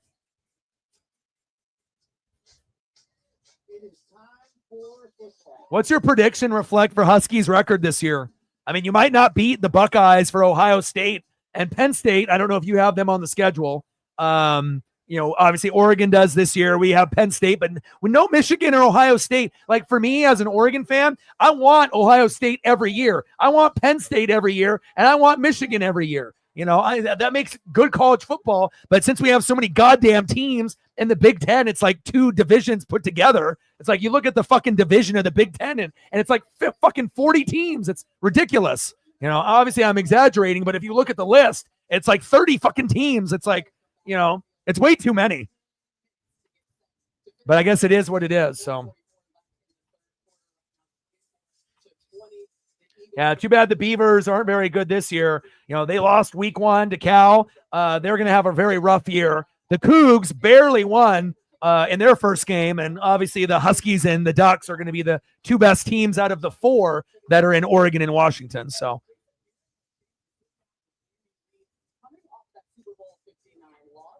but I would love for the Huskies to be right up there with the Buckeyes, Penn State, Nittany Lions, Oregon, and then I would love to have Washington right behind them. But again, there's still going to be some other teams in the Big Ten that will be competitive. But that's kind of my vision. I would love for Oregon and Washington to be right behind the Buckeyes and the Nittany Lions, and then over time, maybe we can see another reemergence of the Michael Penix Jr. era, with the Huskies again at some point down the road. So.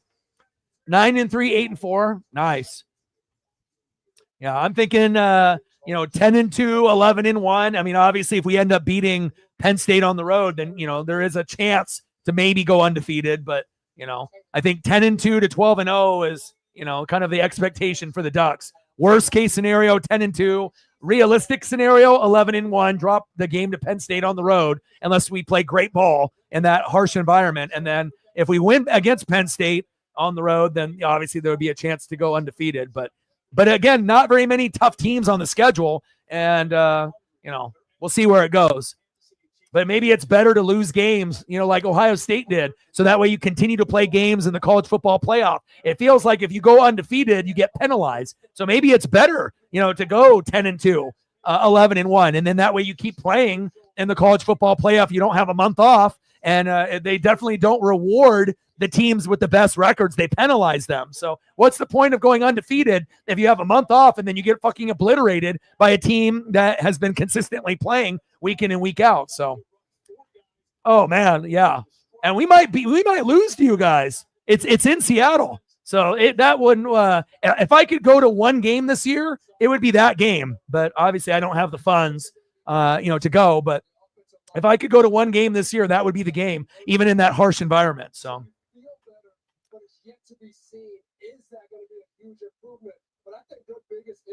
Plus, watching Vita Vea and Jalen McMillan and Michael Penix Jr., it's like, even though I'm a hardcore Duck fan, for many, many, many years, it's like, I really do appreciate a good rivalry, but also I appreciate the way that you guys play, and it's like a little bit different style than what Oregon plays, but, a lot of good history there with the Huskies and the Ducks.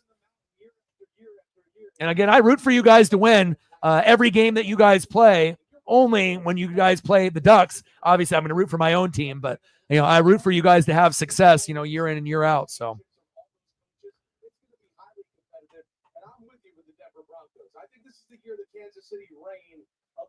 I mean, even when I was a kid, I even still to this day, I got a sweatshirt from 1991 in the Huskies epic year. I still got it in my drawer and whatnot. I wore, when I would play tackle football with the homies in the neighborhood, I had a Michigan sweatshirt, I had a Notre Dame sweatshirt, and then I had a Huskies one, back in the day, just ones that, I could get mud on and, go out there and kind of pretend to be the great players from that era, whether it be like Tim Brown, the Rocket Ishmael or any of the individuals, on Michigan, as well as the Huskies back in that era as well. So, yeah, a family affair between you and your brother.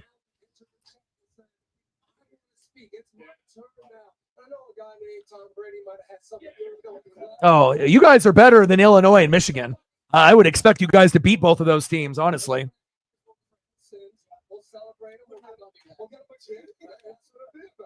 You guys owe me after last year anyway, so Yeah, we know Jason too. Still looking for his red vest. He did win the picks. We're going to admit that now, but we're hanging the banner and moving on. I love that you brought Josh Allen because that's our Sunday Night Football. Okay, we got a weather update in 5 minutes.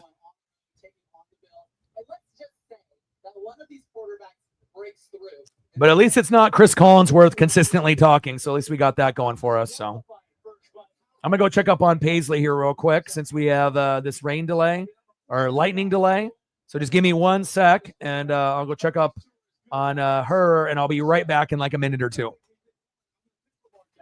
For the reasons Devin said it in pregame, I just think their team is better. They have more answers. I think they have the best roster in the AFC right now, and I think they're ready finally to take that next step and win some big playoff. And I think we both feel the same way about Baltimore. And then the caveat of that is the best players have to be the best in the biggest games. We can't watch them again and say, oh, man, a fumble by Mark Andrews or Lamar Jackson. You can't see that anymore. I know you got a different answer. No, I love Baltimore. Baltimore is a marquee franchise for 30 years. They have an amazing team. All 3 phases. The coach is incredible. Lamar off the charts. What bothers me about them is they haven't played their best in the playoffs. All right, I'm back. Say, God, it just wasn't clean. Right? What's different is I'm going to Buffalo us up has a step played because their we're best. starting to get rained on. Come on, friends. Buffalo has played their best. You're right. They have played their best. These games, these are 2 championship teams going toe-to-toe, and Kansas City has beaten them 4 times. Well, hopefully this delay is almost over. I mean, we only got 4 minutes left in the third and then a quarter. And obviously we assume there's going to be plenty of running the football to kind of bleed the clock out and whatnot. But Huskies got an early bye. I was impressed in week 1. There was some mental errors and mistakes, but I mean, everyone's going to have mistakes in the first couple weeks of the college football season and whatnot. But, and I like it that the Huskies play late. So it's like after the Ducks are done playing and, I can keep up with some of the other top 25 matchups. It's kind of nice. It's like a nice nightcap, even though it's supposed to be like my main rival, as a Duck fan. But it's like nothing better for me watching the Huskies play like the last game of the night. And that way I can sit there and I can focus on the offense and the defense and, and kind of, scout them, so to speak, and be able to evaluate some of their players and, see if any of these guys might be on our favorite NFL teams, obviously on Sundays in the next couple years. So, yeah, having an early bye is not ideal. Every single day that when the big moment happens, everybody's like, practice was harder than this, right? I think that's what leads. Gained another sub. 6 subs gained so far, which is great. 59 to go to 21,700. Okay, let's check in with Melissa Stark, who does have an update for us. What's the weather? Tell me, Melissa. Food update. I want a weather update, Melissa. Just came out and he just started wandering around, said I'm hungry, and he went to a field level suite just like this one right here. You see all the fans back That's when you know things are going bad, when they're talking about food updates. I need a weather update. That's the only update we care about, Melissa. came by with some cold cuts. He said, can I have a sandwich? And they said, we're actually bringing them into your locker room right now. And he was very excited. They have Uncrustables in there. They're staying hydrated. And so that's the Cowboys update. We will get you one from the Eagles locker room as soon as we have. I don't think anyone cares if they're going to be eating and what type of foods they're eating on the delay.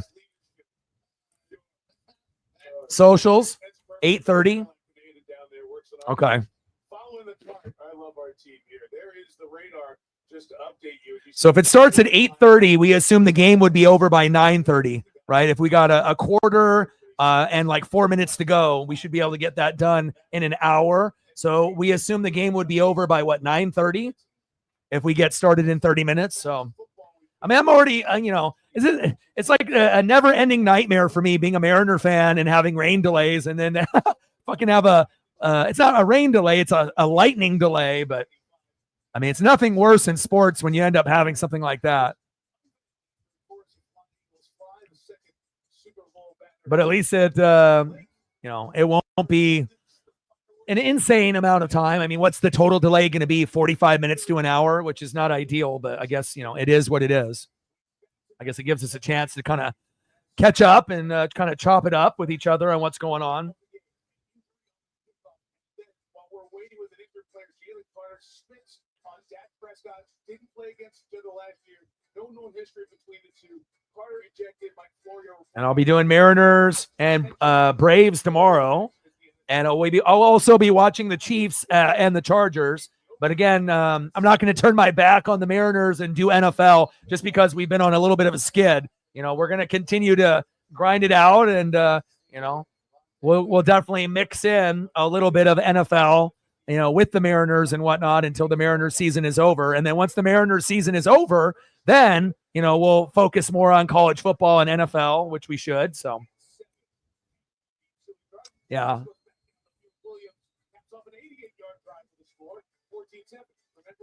We've got a few minor injuries to Godwin and Vita Vea and a few individuals. Feels like most of them should be back within the first 4 weeks, the first month of the season. But again, with Godwin out and, Jalen McMillan, obviously landing on his neck, that wasn't ideal, but getting Emeka Egbuka, he can fill in and do exactly what McMillan did for us last year, if not on a higher level.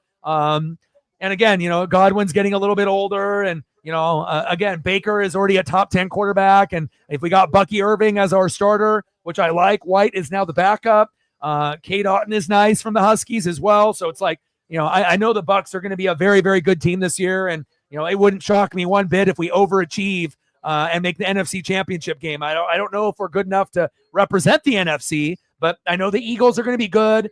We assume the Commanders will be decent like they were last year. Lions and Packers, Vikings, should be in the mix. Bucks and the Falcons. And then obviously you got the Rams. And then we'll see what happens with the Niners and the Seahawks in the NFC West. But it definitely feels like the NFC is up for grabs. And we know the Lions and Eagles are probably going to be the most popular choices to come and represent. But if it's not, the Eagles and it's not the Lions, you would assume the Bucks. If we can stay relatively healthy with the weapons we have on offense and defense, I like our chances against anybody this year. So, Odin in the building. What's good, brother?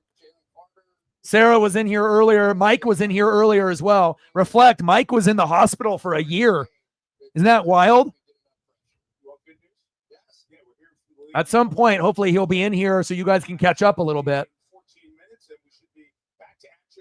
Obviously, he's not too thrilled on how Alabama is looking at this point. But, I didn't know if he passed away or what happened. But it's always good to be able to get some of the OG crew, in the room together, and we can kind of chop it up a little bit. So.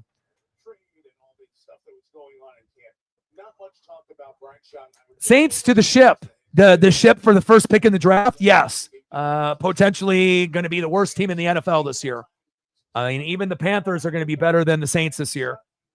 And again, sometimes you got to take one step backwards to go 10 steps forward. But that is going to be a very rough fan base to be able to support that team this year. It's going to be a nightmare.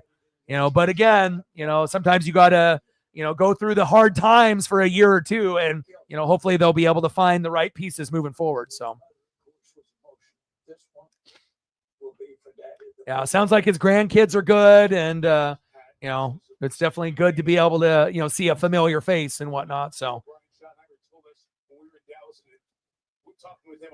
yeah, Notre Dame should have won that game. It was very back and forth and whatnot, but again, a few mental errors in the first half and second half, and obviously, having to go with a new quarterback, and again, sometimes things are going to be a little shaky with the inexperience of that player. And then we have a lot of brand new quarterbacks starting for many, many very good quality teams in 2025 in college football. Hell, even look at Arch Manning. He looked like dog shit. His footwork, terrible. Throwing motion, terrible. He's not going to win the Heisman. He's not the number one pick. And Peyton and Eli said he's adopted. At least that's what it happened in the memes that I saw on social media. So, just because, the hype can be around a player, obviously if Arch was so good last year, then why did Quinn Ewers play over him, right? So obviously we know he's got the Manning name, and he'll play good against shitty defenses. And those were two of the top three defenses in college football, Ohio State and then Texas. But definitely Arch looked maybe like the most overrated quarterback I've seen in maybe 20 years. And I hope that he gets better, but that throwing motion is terrible. Oh, yeah. North Carolina looked like some dog shit as well. It makes you kind of wonder when, depending on how long they'll stick with Bill, you assume that they're going to fire him, maybe not after year one. We have to see how much the buyout is. It's like DeBoer on Alabama. The buyout is like $70 million. But again, I guess at some point, if these boosters and these people can get the money, at some point you just got to move on. But again, Nick Sabans don't come around that often. So have done a fantastic job, but it is really interesting. I'm telling you, Dante Moore, against, weaker competition and good competition, I think Dante Moore is going to be a top 5 quarterback in college football this year. And honestly, I think he's going to be better than Dylan Gabriel was last year for us. He seems like he's got, good awareness. He's fast in the pocket. And again, the lefty experiment after watching Michael Penix Jr. and wanting a lefty of my own, it didn't work out. I think the offense was pretty good. The defense blew it against the Buckeyes last year, but I like having a right-handed quarterback over a lefty. Dylan Gabriel was more like Tim Tebow, which is nothing wrong with that, but obviously not as good. And, Michael Penix Jr. was more of a fluid, smooth, quarterback. And I like what Dante Moore is bringing. And, it seems like we have a little bit more depth on this squad, even though we were great last year. But it just feels like as long as Dan Lanning is there, again, it's just a matter of time before we make a natty and win a natty. So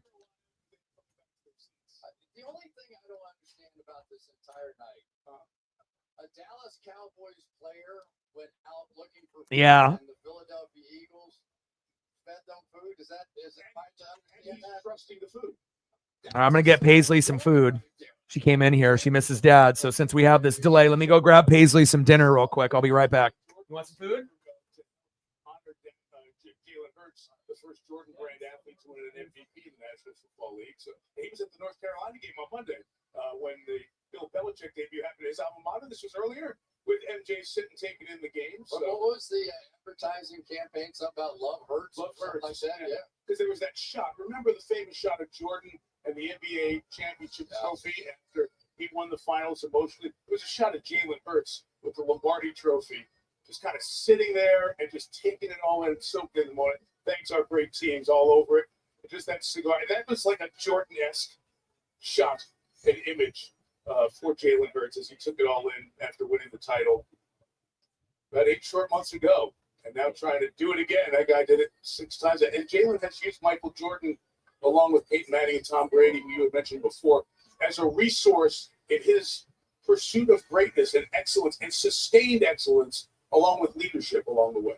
Yeah, and I know I met Michael Jordan once, and all he did was bust my chops the whole time I was sitting there. That was pretty good. But, he is one of those guys that if you grew up, and I'm going to put myself in that category, that you watch what he was able to do on the basketball court, and you just marvel, and the great thing is we get to get a little piece of him for our NBA coverage this year. You got to be a little excited about that, right? More than a little. Yeah. But we've got that coming up. I'm excited about the football game starting here in a few minutes. I'm going to see if anybody's going to bring us food, like the guys got food down in the Dallas locker room. I am not sure the Philly fans. The fans are coming back. They have some beverages. They're ready to still go. They'll be back on the field playing here in about 23 minutes. Players on the field in about 8 minutes. We'll get back to Maria and company as we continue in this delay. Oh, guys, I actually think this is our year. Oh, no, Jaden Daniels, Super Bowl. Pick spot.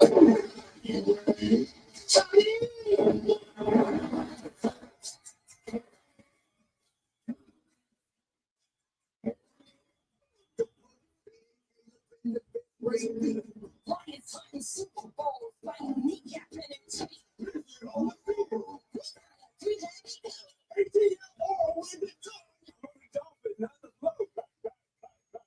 let you pay me.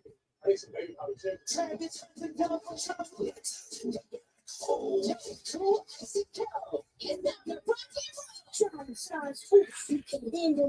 All right, I'm back. Any updates on the weather? Is it still 8:30? We have 20 more minutes before we get the action going.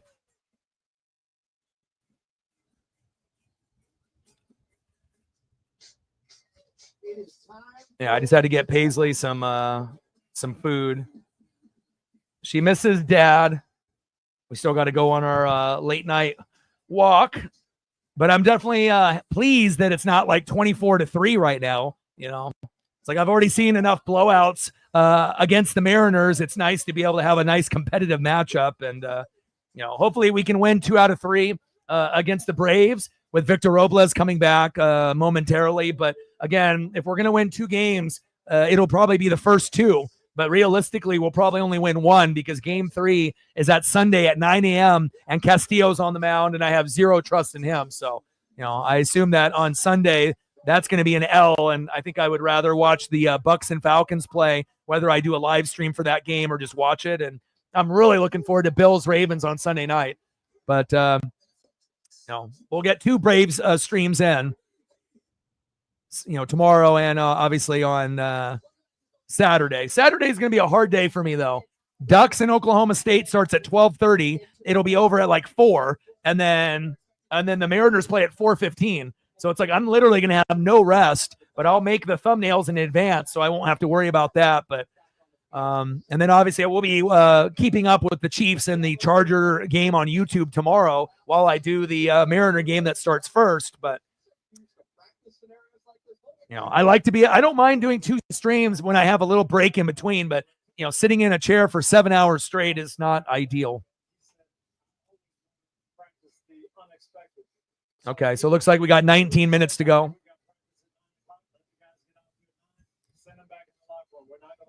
No, I don't think Victor is coming back until Saturday, I think is when he's eligible.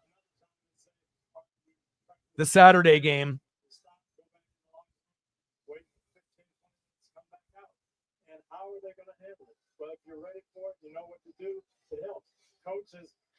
So we got Logan Gilbert tomorrow against Chris Sale. So I like our chances if we can actually, you know, have Logan Gilbert look good, not Logan Gilbert, you know, on the road against the Phillies. We can't have that version of Logan.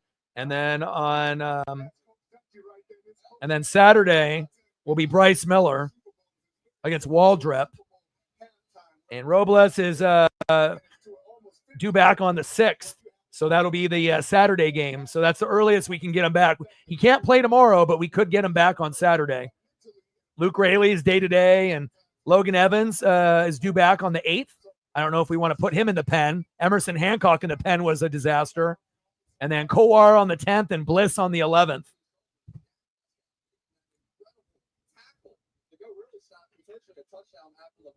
What do you make of where this game sits right now?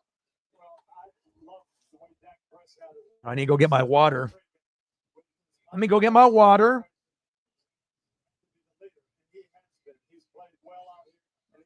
I'll be right back. Give me 1 sec. Like, sub, donate, comment, share. If you haven't smashed that like button yet, please do. Help us get to 100 on the likes, 100 on the dono train. And we've gained 5 subs. Let's see if we can get to 10 before the stream is up. First look at George Pickens as well. What do you think? George Pickens can make some plays. There's no question about it. He's going to get a lot of one-on-one coverage because of CD Lamb. But George Pickens has to be disciplined. We saw some of this in Pittsburgh. You're coming in, big point in the game there in the third quarter. You're coming in to make a block. You make your block, we're going to be in good shape. You get a penalty and sets the team back just with bad technique. Yeah, what did Coach call it? He called it Pittsburgh. That was a good one. And the Dallas Cowboys making their way down the tunnel right now, and will walk right past us as they make their way back out onto the field. So we send it back over to Maria Taylor. All right, appreciate it, Jack. And yeah, you actually see Dak making his way back onto the field. Remember, we hadn't seen Dak Prescott since week 9 of last season. But All right, Dak making his way back to the field. That's a good sign. this game didn't hurt that Jaylen Carter did get to play down 6 seconds into this matchup, spit on Prescott, and so he's been out. So the Philly defense not having their game record. So Logan Gilbert and Bryce Miller got to win at least one of those games, preferably two, but the way that we've been playing on the road, hopefully we don't get swept. And then we come back home and play the Cardinals, and that's when we're going to get back to, being the team that we can be, especially with Robles in the lineup over Dom and Luke Rayleigh, who should be sent to AAA for Ben Williamson and another pitcher in the pen. But,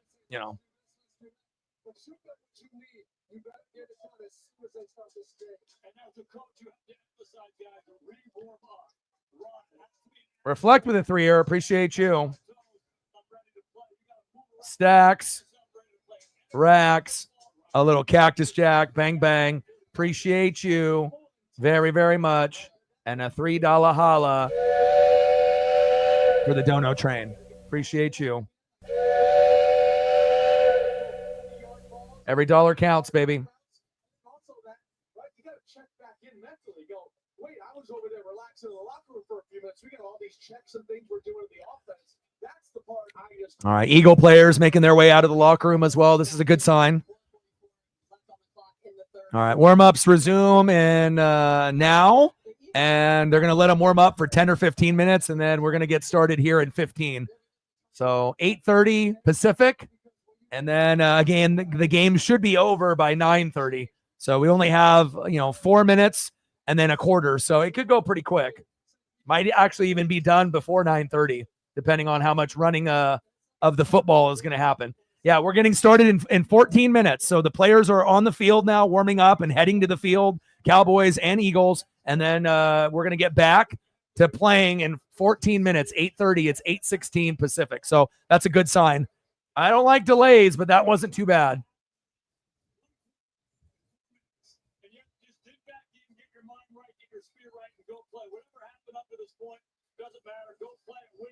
We gained another sub. We're getting close to 10 new subs on this stream alone.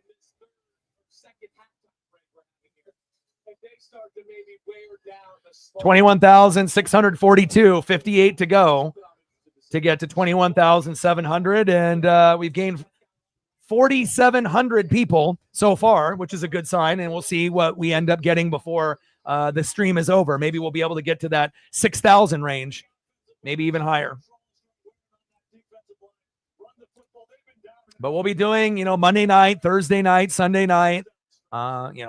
Most of the Bucks streams I'll probably just, watch on my own free time. There's not a whole lot of Bucks support on YouTube, unfortunately. But I don't mind doing the good matchups on Thursday night, Monday night, and Sunday night instead. Usually you'll get more people available, especially if the Bucks are playing at 10 a.m. compared to me doing a stream at like 5 in the evening where everyone is done, watching their fantasy team, play with all their players, and, they got all their errands out of the way, and then we can kind of get together for that last game of the night, or, Monday night, Thursday night, having that game in the evening. So,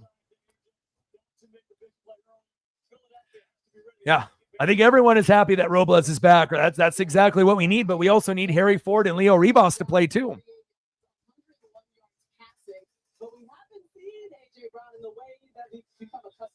On the perimeter so far in this game. That's what Jason just said. If Eberflus and that Cowboys defense decides to be more aggressive, now it will open up A.J. Brown. But really fun week number 1 NFL kickoff game. If you look at the Cowboys roster, offense looks a little thin, obviously at running back and offensive line. And obviously the defense has a lot of holes, not just the Micah Parsons trade to the Packers. It seems like they lack a little bit of depth, but Eagles have shot themselves in the foot with some stupid, silly penalties, as well as the Jaylen Carter spitting ejection on Dak, which is silly and uncalled for. And again, you've gotten a very back and forth matchup with Dak and Jaylen. And again, if they would have had Dak run the RPO, instead of giving it to Miles Sanders, who ended up fumbling, the game could be 27-24 Cowboys with 2 touchdowns by Jaylen and 2 by Dak. But, and if they were going to run the ball, they should have ran it with Javonte Williams, not Miles Sanders. But, it is what it is.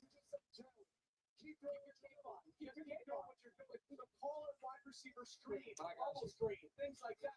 So now where A.J. Brown feels like, hey, I made one layup, but now I'm ready to play. You do love me. Gained another sub. Appreciate that. Counter when we saw the Cowboys making their way up and down the field. 57 to go to 21,700.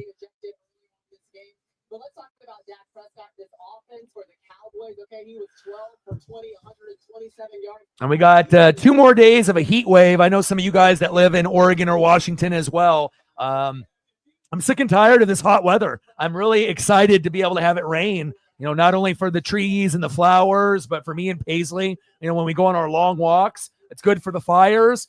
It's good just overall. I don't necessarily want pouring down rain for 2 weeks straight. Obviously, some people will end up getting seasonal depression and whatnot, but I don't know. I feel like I've had enough of the hot summer weather, and I'm very, very excited, for it to be kind of overcast and a little bit cooler, for the next 6-7 months. So it definitely makes it more enjoyable when you can walk and it's not, 90 plus degrees and whatnot. So I think tomorrow will be the last day that we have to worry about warmer temperatures. Tomorrow it'll be 86, and then after that it'll be 78 or lower, and we're actually going to get rain on Saturday, Monday, Tuesday, Thursday, Friday, Saturday. Music to my ears. And I don't know if you guys play Powerball, but it's up to $1.7 billion. We've had 3 $50,000 winners on Monday in Oregon, and there was a $2 million winner in Beaverton, very close to me, last night. So again, not sure. I don't usually play, until it gets big like this. I play once every 2 years, and all I do is buy one ticket, for $2, because obviously you can't win if you don't play, but definitely it would be worth to spend the $2 on a single ticket at the very least. And me and my best friend, we usually, I usually, buy a ticket. Usually he'll buy, 1 to 5 and, spend like $10, and, we split it if we end up winning some kind of prize and whatnot. But, lots of winners lately in Oregon and Washington. So I don't know what's in the lotto air here in the Pacific Northwest, but a lot of winners. And even if you don't win the grand prize, I mean, hell, $50,000 could be life-changing money. $2 million, even $1 million after tax. That's life-changing money. $1.7 billion. And a couple years ago, when it was, that around that range, there was a guy from Oregon that won. So, and normally Oregon or Washington typically don't get winners. It's usually somewhere else, and if it's somewhere else, it's usually like California if it's close to us. So, it's usually like East Coast or Midwest, but I don't know what's in the air lately, but hell, I mean, if they're going to have this many winners in Oregon and Washington, I'm about it. So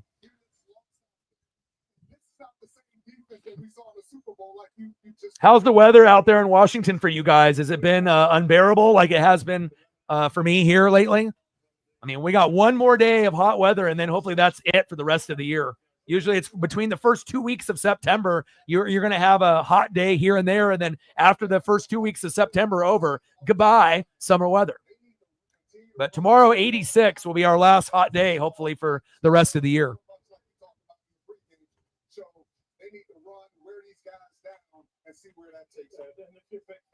And kickoff is going to be here in 7 minutes. So or not necessarily kickoff, but, play will be resuming in 7 minutes. So that's good. Yeah, we got 7 minutes to go to start to the game. So we're just about to get it started, Mark. We're just right on the cusp. They're just warming up and stretching and just throwing the football around and just doing some drills to kind of get back into football motion. Second in scoring defense, but playing without Jaylen Carter after being ejected for spitting at Dak Prescott 6 seconds into this game. Meanwhile, defensively for Dallas, Chris, you spent some time with Trayvon Diggs before this game actually kicked off. What'd you learn? He's looked good, first off. I mean, we just talked about the Eagles receivers not getting the ball. Part of the problem is because they got some good corners there in Dallas. Yeah? And Trayvon Diggs, we weren't sure how deep he was going to be. All right, we're just approaching over 5,000 views on the stream, 4,923. So we're definitely going to break 5, which is great. And we'll continue to grind it out. And I imagine there's some OG NFL college football fans that were concerned that maybe I wouldn't be doing as much NFL or college football because I've been doing Mariners every day for 6 months. But remember, NFL and college football weren't available for me to do. And when it's football season, we're going to do football. But again, when it's baseball season, we're going to focus obviously on the Mariners. And, now we're at a point where everything is kind of merging together, but that means that I'm not going to turn my back on the Mariners, and we're still going to do college football and NFL. And then once NFL is over, we'll sprinkle in some Kraken, some Blazers, some NASCAR Cup Series, Truck Series, Xfinity Series, WWE maybe once a month. And, we'll do a little bit of everything. And we got Chiefs and Chargers on YouTube tomorrow, which we'll be watching as well.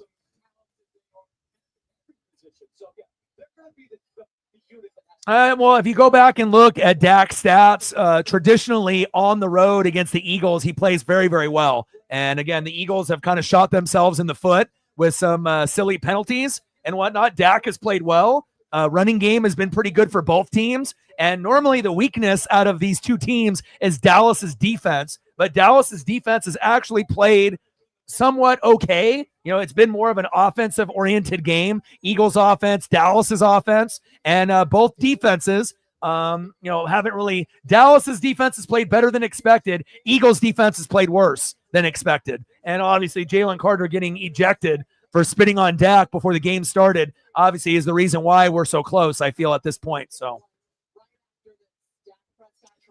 North Carolina is garbage, and Belichick eventually will be retired. And, having a girlfriend that's in her 20s when, Bill is obviously much, much older, could be her grandpa. That's a distraction. And if Bill's happy, that's fine. But again, I won't be surprised at some point or another where they are going to fire Bill. I don't think it's good for North Carolina.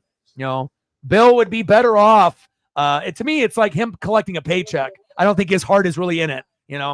Bill would be better off doing like a podcast with like Saban, or something of that nature, or being on TV as like an analyst, or something like that. I don't think, being a college coach is going to work for him.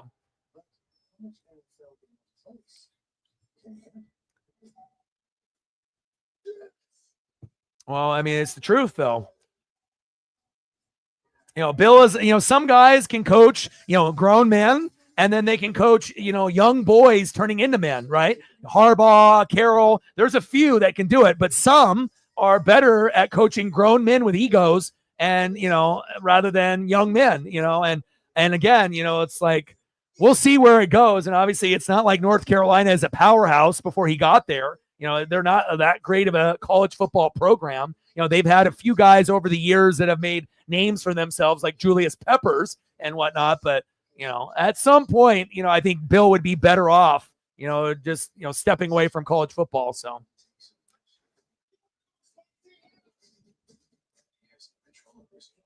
No, game is not over. There was a lightning delay. We're about to get it started here in about 3 minutes.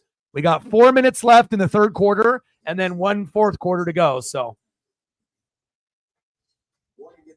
And again, also with Bill, I don't think he's going to be the greatest recruiter. You could have put Bill Belichick on Alabama, and it's not like they're going to be Nick Saban's Alabama. You have to understand it's not just about being a good coach. You have to be a good recruiter. And there's always going to be hidden money from boosters, and now the NIL is legal, but I just don't think Bill is going to succeed as a college football coach. He's too strict. And I think a lot of the young kids are not going to be used to someone, drilling them like a drill sergeant in the Army. And eventually people are going to get mad and transfer. Only the strong, mentally tough guys are going to stay with them, but I feel like it's almost a recipe for disaster going to North Carolina,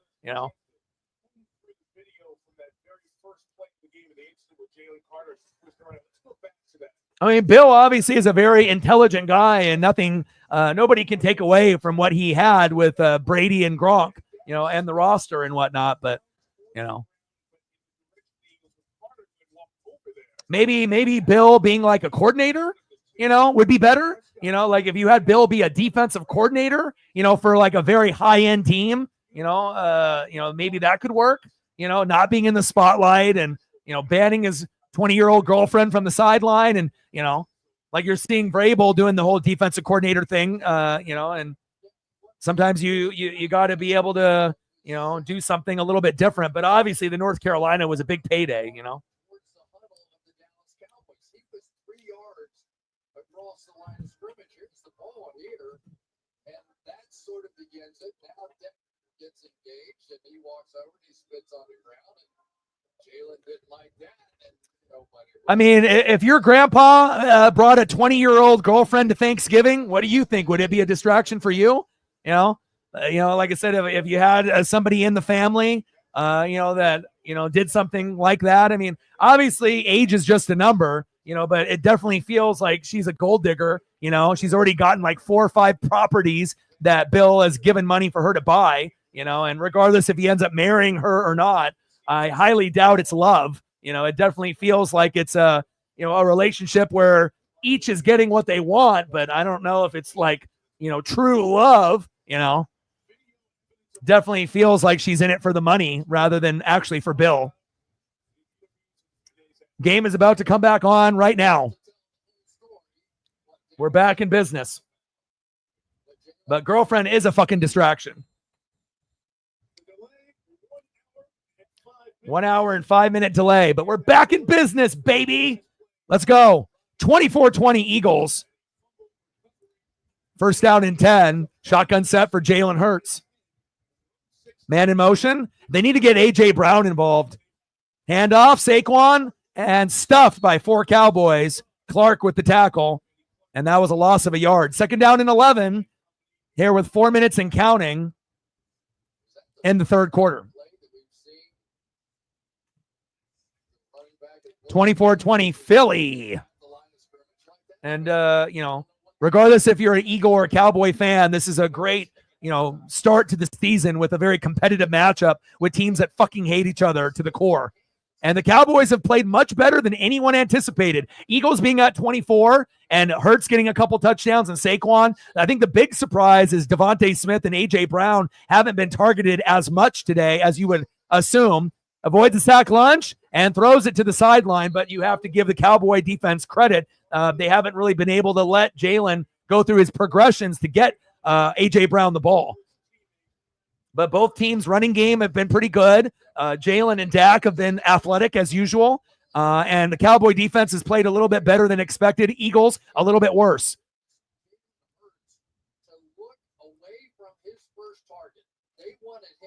I do everything, man. NFL, college football, MLB, NBA, NHL, WWE, AEW, you name it, I do it.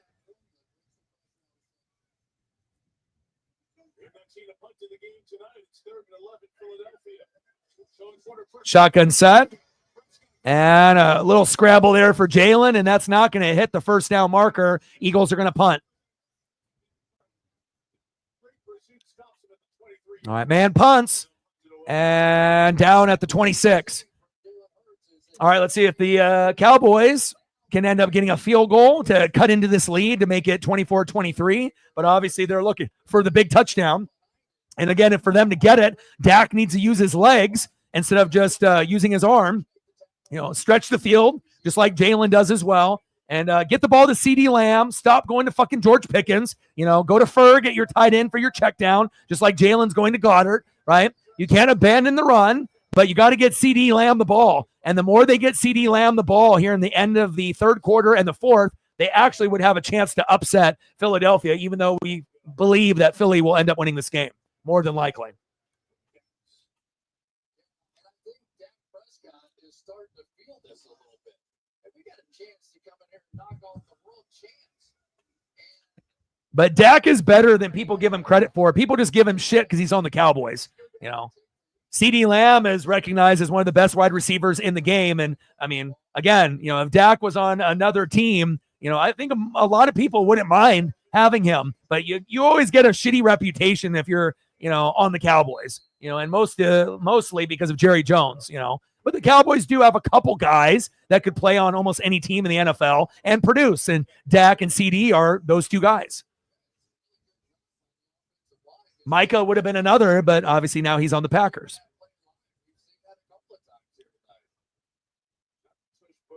You're good, Odin.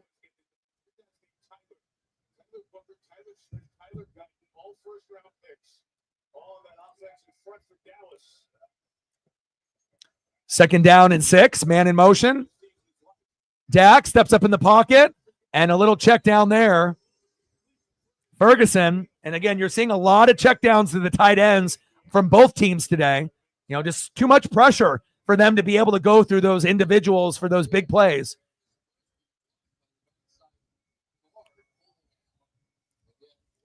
Third down and 1.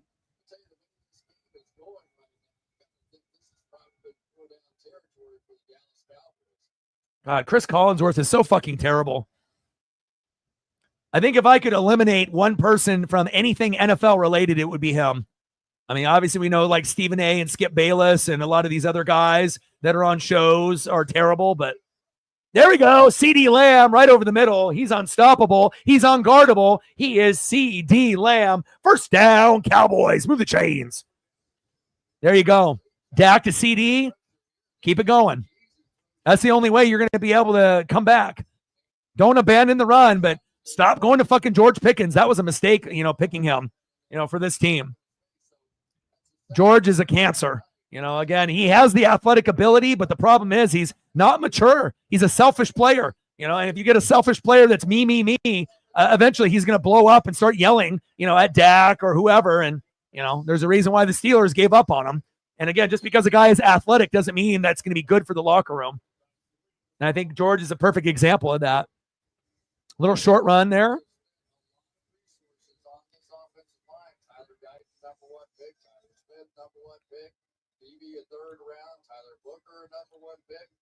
And Prescott, short pass there to CD, and that's going to be the end of the third quarter. 24-20 Eagles. Juwan Jennings or Tony Pollard? I know Jennings had an injury, and a lot of the 49er players are injured, so I would have to look at how his health has been and whatnot, and obviously looking at the depth chart, for Pollard as well. So are those the only two options you have? Because Juwan Jennings is really streaky. I mean, he's a guy, that we've seen in the past that could end up scoring 40, 50 points in fantasy, right, in like a game, but he's very streaky. And we know the Niners lost a lot of weapons, at wide receiver and whatnot. But if Tony Pollard is starting, that would probably be the smart piece to go to, I would assume. Especially if Jennings isn't 100%. And they're going to be definitely spreading the ball around with Brock Purdy this year. Lost a lot of pieces there. So I'd probably be leaning Pollard as long as he doesn't have an injury designation, going into week 1. And also looking at the depth chart. So, all right, 24-20 Eagles. Great game here for the NFL kickoff in 2025. Yeah, Pollard, seeing Reflect will let you know. Again, you have to be able to look to see who else is injured, right? And then obviously Juwan is injured. The backup obviously is on IR for, the Titans there. You got Cam Ward. The best friend to Cam Ward will be a good, solid running game. And, yeah, Pollard would be the better choice. Now, obviously, is it possible that Juwan Jennings ends up scoring once or twice in a game and getting more points than Pollard? Of course, it is possible. But the safe pick would be Pollard, just like Reflect said. So.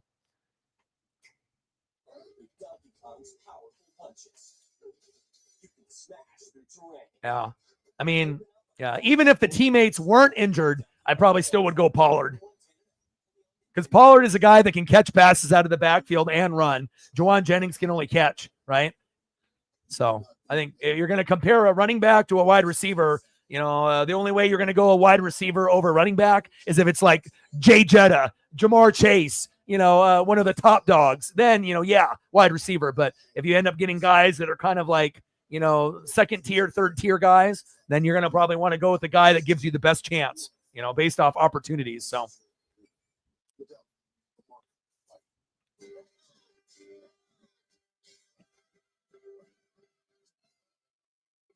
And we gained a few more subs, over 10 already in this stream. That's a good sign. 56 to go to 21,700. And we got 1 quarter to go, so we should be done by 9:30, you would assume. For people that are watching in the Midwest and the East Coast. Obviously, it'll be past midnight when the game is over. And we will be doing Mariners Braves tomorrow. I believe it's at 4:15 Pacific. And then the Chiefs and the Chargers start around 5 on YouTube. So I will be covering both games, but obviously primarily the Mariner matchup. But I will give updates, obviously, throughout the broadcast for that Chief Charger game that's in Brazil. 10 times faster. Thanks to Xfinity for the 6 versus 5 cents display that this season. We welcome you back to the NFL Kickoff presented by YouTube TV. It began quarter number 4 with the Cowboys facing 3rd and 10, down 4 to the Eagles. All right. 3rd down and 10. A missile deflected. Oh! Almost intercepted by the Eagles. Yeah, they got Juwan Jennings and then Ricky Pearsall. I actually like Ricky more than Juwan. Ricky is a possession receiver. Juwan is going to be like the red zone guy sometimes, and obviously you got CMC and you got Kittle, so there's going to be a lot of competition for looks and whatnot. But yeah, lots of injuries and a lot of different movement. As we have the Cowboys about to punt here on 4th and 10. Anger punts and fair caught by Dotson on the Philly 13. But, I mean, if you are familiar with Juwan and watching his game, he's very streaky. There's going to be certain games where he'll score once or twice and maybe put up 30, 40, 50 points once or twice a season, where he has that explosion game, But, again, depending on routes and, you might see Ricky Pearsall with a big leap from last year to this year. But also when you have CMC and Kittle, you're going to be definitely fighting for targets and whatnot. So.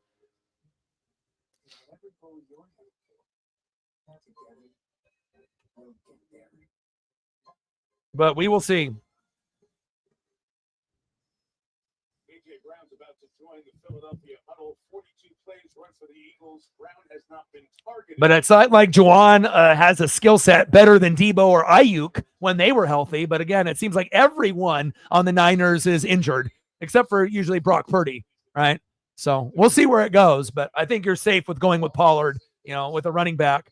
Pollard was pretty consistent, in the last few years after he left the Cowboys, as long as he gets the targets. And especially if the backup is on IR, you would assume that he could end up scoring once or twice. Shotgun set. Jaylen, check down. Saquon. And a decent gain there by Saquon Barkley.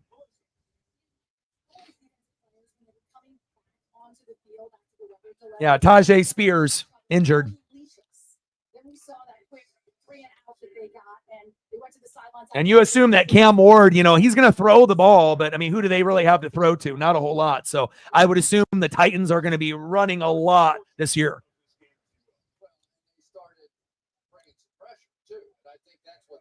Second down and 2. Man in motion. Get A.J. Brown the ball. I mean, they don't really need to get him the ball to win, but I mean, I like to be able to see good players get the ball. And stuffed at the line, gain of a yard for Jalen Hurts there. He sure has, and that shows up as well. He had an issue with his knee last year, so you just wondered which Nealon were we going to see. The guy they obviously drafted in the 2nd round, you're expecting big things. So far tonight, that's exactly what we've gotten, especially running. 3rd down and 1. Tush push formation, automatic first down. I mean, there's not very many teams that can stop the tush push. The Bucs are pretty good at defending it, and but a lot of other teams don't have the personnel. But again, we got Vita Vea right there. So if you want to run the tush push on us, go right ahead. But again, for other teams, they don't have that big guy up front, that Warren Sapp, that Vita Vea, and you really do need a good D tackle, nose tackle to try to stop and combat, the tush push. I mean, we're getting to a point now, right, where you're getting more commercials on all these streaming apps than actually regular TV from back in the day. And pretty soon we're going to have a game on every fucking app there is. A game on Disney Plus, a game on Hulu, a game on Netflix. It's almost forcing you, to have so many different subscriptions, and whatnot. So luckily, if you end up having like T-Mobile, You get Apple TV Plus, Hulu, and Netflix for free, which is kind of nice. And depending on what other platforms you have, I know if you have Xfinity, you can get Peacock with ads taken off for free, depending on what you end up having with your Xfinity plan for cable. So there are ways to be able to get free things if you check your account and whatnot. So yeah, supposedly though, the Red Zone is going to be side-by-side commercial, and there's only going to be like a few of them during a 7-hour broadcast, but 15 seconds each, and only a few throughout the 7 hours, but we'll see if that ends up being the truth or not. If it's still side-by-side with the commercial and you could still see the action, I mean, maybe not the Octobox, but again, a lot of people want the old format, and I don't blame them, fantasy purposes or just in general.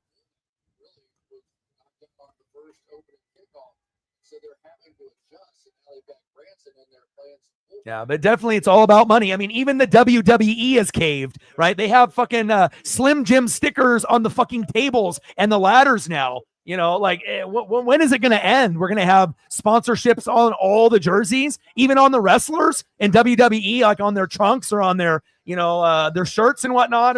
It's just getting a little crazy, where you're having all of these advertisers, begging for a spot on whatever program it's on.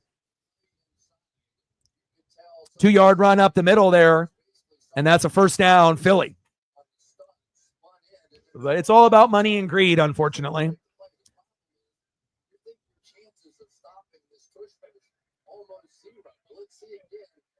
Third down and 1. Another tush push, another first down by Jalen Hurts.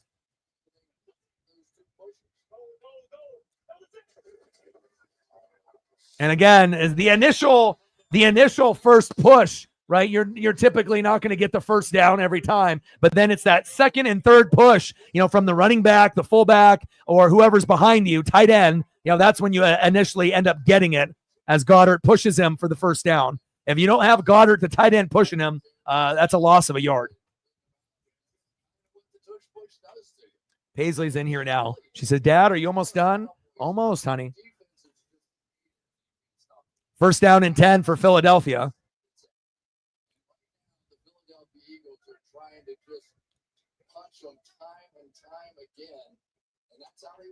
Shotgun set, man in motion. Hurts, check down. Smith. And nice catch there by Devontae Smith. 7-yard gain.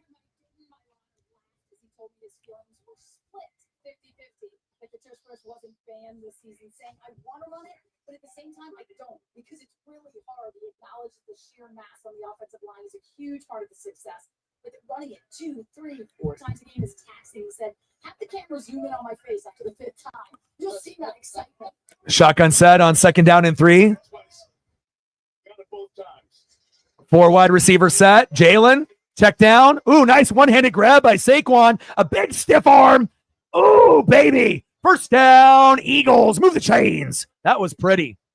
Saquon doing Saquon type of things, And again, thank God he got the hell out of fucking New York,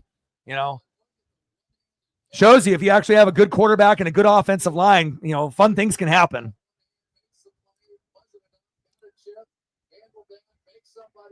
It's not like Saquon was ever going to win anything in New York. Man in motion. Shotgun set. Handoff again. And that time, a great defensive play. Houston with the big tackle for loss. And now we have a timeout.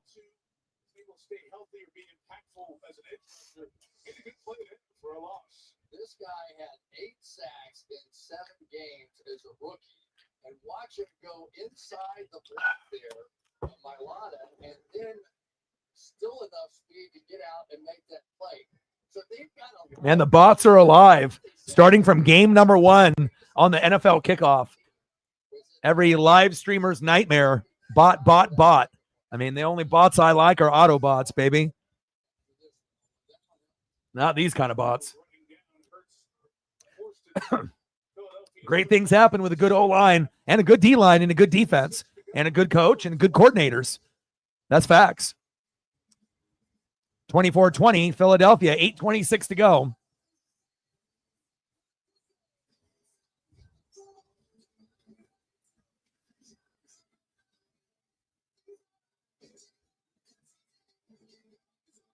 56 subs to go to 21,700. And let's take a look to see what we got views-wise. 5,300 and counting. There we go, baby. I like that. And eventually we'll get to a point where we're going to be in the 10,000s, but to start off on the very first game, of the NFL season being over $5,000, 5,000, is a good sign for things to come. And again, I've been doing this for 13 years. This is my 9th year on YouTube, and it feels good. It took this long to finally kind of break out, and I got #1 views for the Mariners and the Ducks, but obviously some of these people are going to carry over from the Mariners streams that they've seen me do in 2025. And, hopefully this will be the first of many, many years of starting to get to where I want to go. Eventually 25,000 subs, 50, 75, and that long-term goal of 100K, which is a big number, but I know if I don't quit, eventually we will get there. Shout out to every single individual in the room that has showed love to the channel. Oh, him? It looks a little corny to me. There's a few other, films that, have come out this year that look a little bit better. Like Sinners. I haven't seen Sinners yet. Sinners looks like must-see movie to watch, but him looks a little cheesy to me. It's got like the football angle, and I don't mind horror movies, but it kind of looks a little cheesy to me. But I could be wrong though. It could be really, really good, but.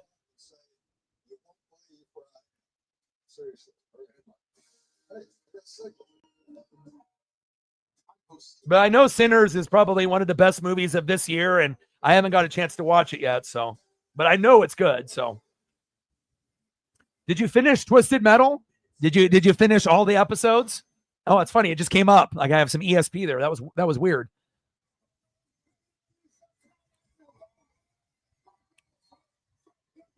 But I finished Twisted Metal. I finished Wednesday season 2. I thought they did a pretty good job with Wednesday season 1 and season 2.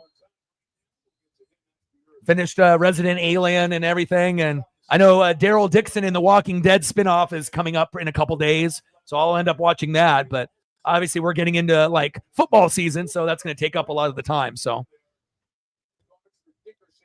2nd down and 14, shotgun set for Hurts. Get AJ Brown the ball, damn it! Haven't targeted him all game.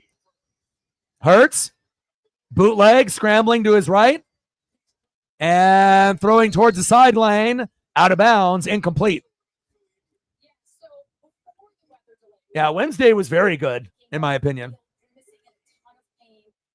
Alien Earth is fantastic. That's a 10 out of 10 show. Very, very good. I watch every single episode that drops. Anything alien related is badass. But they did a great job with that show, 100%. And Dickerson is hurt. I mean, Twisted Metal is one of those shows. It's like a watch. It's not going to be like, oh my God, must see TV. But I think that it's pretty good for what it is. And especially if you played the video games as a kid like I did, I enjoyed it. Hurts. And caught but short by Dallas Goedert.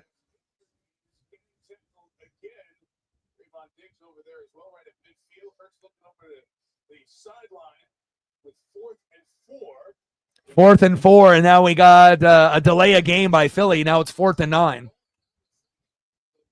Yeah, Samoa Joe. That's the best part of the show. Samoa Joe, fucking wrestler that was Sweet Tooth. That is the best part of the show. I agree. I mean, you had the one chick from Brooklyn Nine-Nine and Anthony Mackie. They do okay, for their roles. But it's about Sweet Tooth. It's about Samoa Joe. He makes the show. If Samoa Joe isn't in the show, maybe I don't watch it. Or maybe I don't complete watching all the episodes, but 100%, he makes that show amazing. 100% agreed.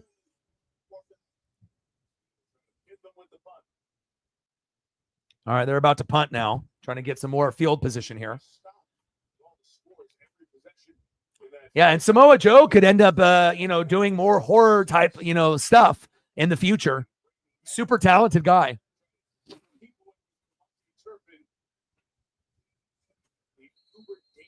Great video game series, too, on the PlayStation. Twisted Metal 1, 2, and 3. Let me tell you. Spent countless hours playing those games. Eagles with the punt, shanks it. And out of bounds. Down to the Dallas 11. Cowboys have it at their own 13. And halfway here in the fourth, Philadelphia at home, +4. All right, it's got to be a lot of Dak and CeeDee Lamb if they want to be able to get back into this. But also, you can't abandon the run. You got to make sure that you're still handing the football off, but not to Miles Sanders. It's got to go to Javonte Williams only. So we'll see what happens. Javonte Williams, a little Jake Ferguson, but, stay away from George Pickens and go to CeeDee Lamb. That's what you would have to do. And obviously, if you're the Eagles, you want to be able to get a sack lunch or some pressure, on Dak Prescott. And we'll see if they can end up getting enough pressure to, get them to punt. And obviously, they're going to be in 4-down territory. A field goal puts them down by 1, and that's not going to cut it. So we'll see with 7:20 left what the strategy is for the Cowboys here. Why at 6? SmackDown in Chicago, right? AJ Lee, more than likely coming back with CM Punk to go against Becky Lynch and Seth Rollins. That should have a lot of electricity. I mean, there's not too many places in the United States that are going to bring electricity to a show like they do typically in Canada. I thought that did you watch the PLE for WWE? That France crowd got really quiet towards the end, because it was like almost midnight there. It wasn't the same like it was on SmackDown on Lyon. That crowd is lit. But obviously the Clash in Paris, I was a little disappointed in that crowd. That crowd was not the same France crowd that I expected. And, me and Reefer and a few others, watched that PLE together. But I was a little disappointed in that crowd, not what I was expecting.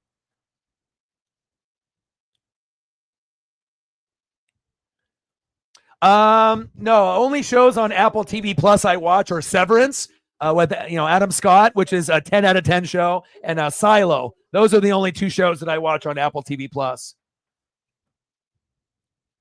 Is Foundation worth watching?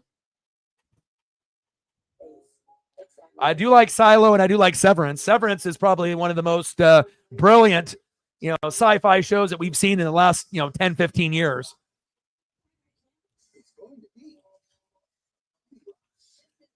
.720 left here in the fourth quarter. 24-20 Eagles. But I'm a man of very many likes in, pop culture. I like to follow a little bit of everything. So I like, zombie type stuff, end of the world type of stuff. I ended up just finishing Lost in Space, that aired a few years ago. It was pretty good. Netflix obviously is going to have all kinds of stuff on there. Santa Clarita Diet, ended up finishing that up a few weeks back as well. So I like to be able to mix it up a little bit. Foundation is awesome. Okay, I'm going to have to take a peek then. First down and 10. Dak, floater, and caught.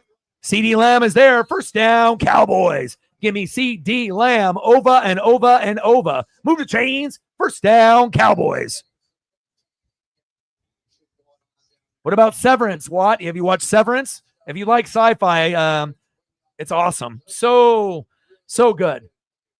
It's so unique, too. There's never been a show really like that before. The acting is just fucking superb. First down and 10. Dak.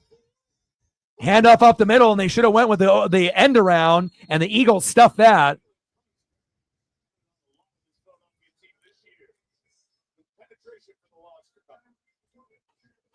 Yeah, Silo's really, really good too. I think Severance is better, but I mean, Severance to me is a 10, but Silo's a 8.5 to a 9, 9.5, pretty fucking good too.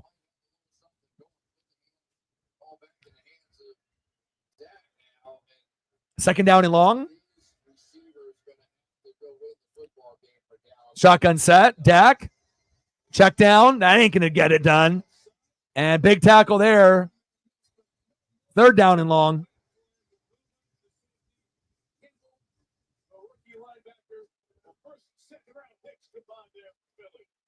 Prescott, short pass to Javonte Williams. That ain't going to get it done. Gain of 3. 4th down and 7 on the Dallas 27. Now you got to punt. You can't go for it. I mean, are you going to go for it? I mean, obviously, if you don't get 7 yards, game over. I know there's only 4:50 left, and I guess you have to look at see how many timeouts Dallas has at this point. But shitty play calling by the Cowboys in this situation.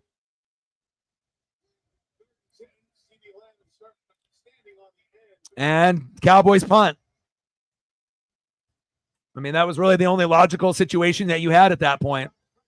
But good pressure by the Eagles there. And this is typically where the Eagles kind of wear you out. You know, when you've been competitive up to this point, and then, you know, once the defense, you know, rises up finally and gets the big stop, now you can pound the rock. You know, you don't necessarily have to pass it every down, you know, bleed the clock out. Saquon is fucking unguardable. And then eventually when the pressure comes, you can go with a little check down, you know, to Goddard. And, you know, eventually the game will be out of reach. So.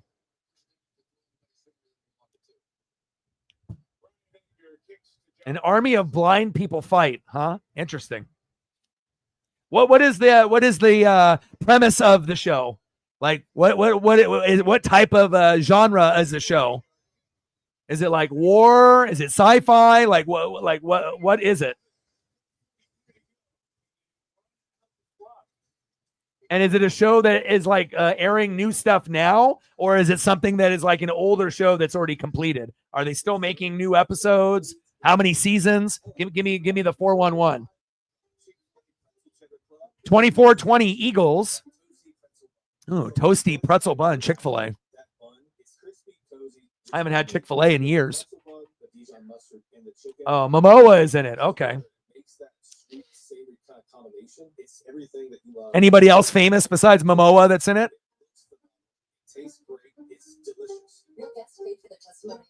Sci-fi. I love sci-fi. That's like my favorite genre. I mean, you know, Walking Dead and like the apocalypse, the end of the world. I like shows like that where, you know, I like True Blood, you know, whether it be like the vampire stuff done on a real like gory level.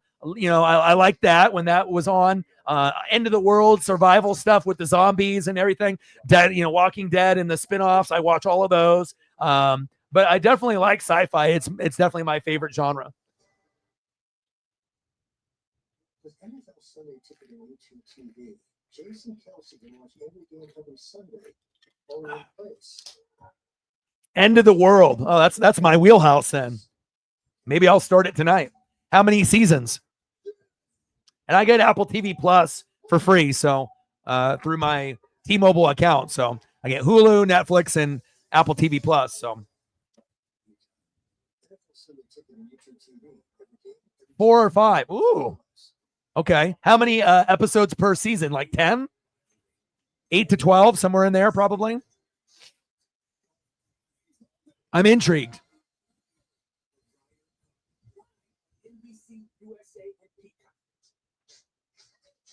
Oh, okay.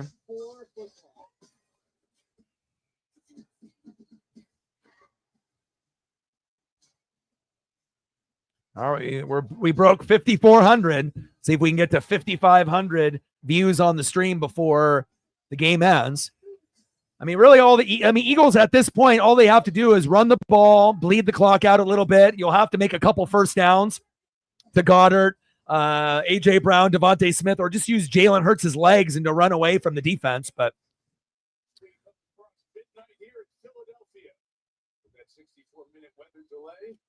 Cowboys have not scored in this second half. Jerry Jones and the Cowboys to get a road victory in this opener against the defending champion Eagles. Gene sitting there as well. Philadelphia from the 24-yard line. Shotgun set, first down and 10. Handoff, Saquon, short gain. And again, you're going to get better results if you bounce it to the outside with Saquon, not just doing the predictable halfback dive.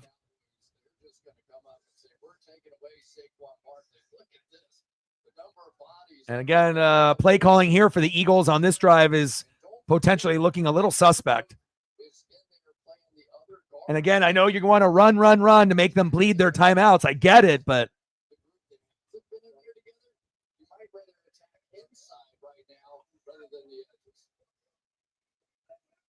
Shotgun set. And Jaylen stay in bounds. And he goes out of bounds. What are you doing?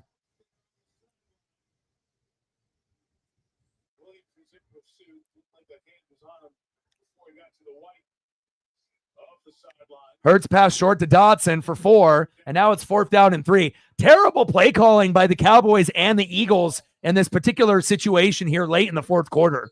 Not ideal. And now the Eagles are going to punt, and the Cowboys are going to have one last chance to try to win this game. And again, if Dak can go to CD Lamb and connect, that could end up winning the game for them. But that might be the only way that they win. It has to go to CD Lamb. If it doesn't, then they're going to lose. CD is really the only guy that can make a game-breaking play at this point. And both defenses are tightening up here late. 51-yard punt there. And out of bounds, Dallas is on the 18. And they got 82 yards to go to win the game.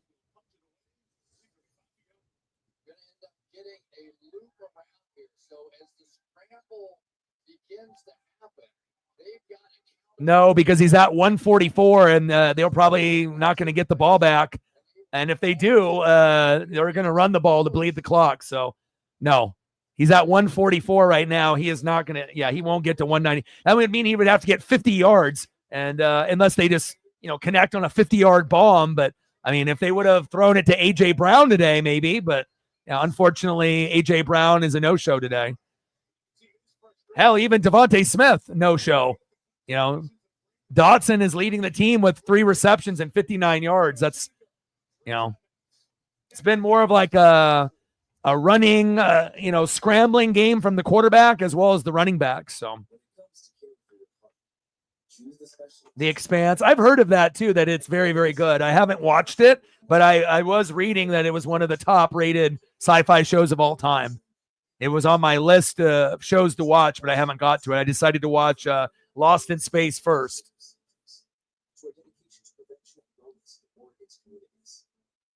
We're here for every beat of your heart. Because when it's your heart, every moment matters.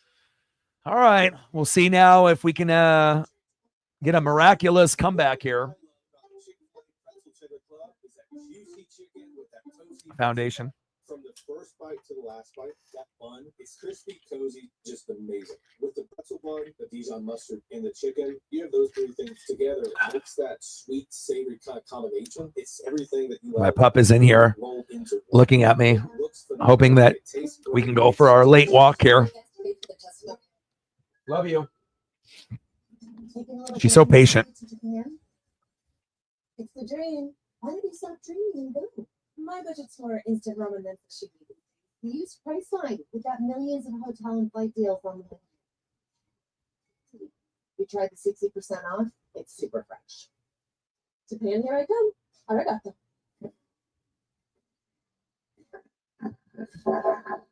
The 100? Yeah, 100 is good.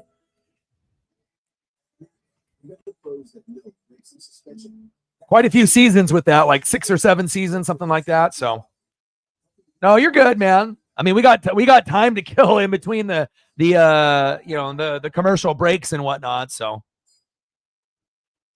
I mean, usually on streams like this, if there's a little bit of time in between, we can talk literally about anything. It doesn't really bother me whatsoever. Now, like when I'm doing Mariner streams, I don't really have a whole lot of time in between the commercials because I have to go through who's up next and how the game is going. But, when we end up doing like college football or NFL, there's usually a little bit more a break in between the action, so to speak. So, all right, Odin, take it easy, brother.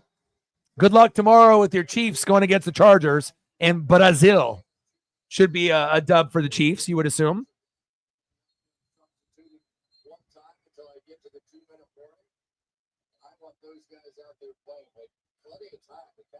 Shotgun set. Dak. Throw towards the sideline. Nice catch. Nice catch from Ferguson there.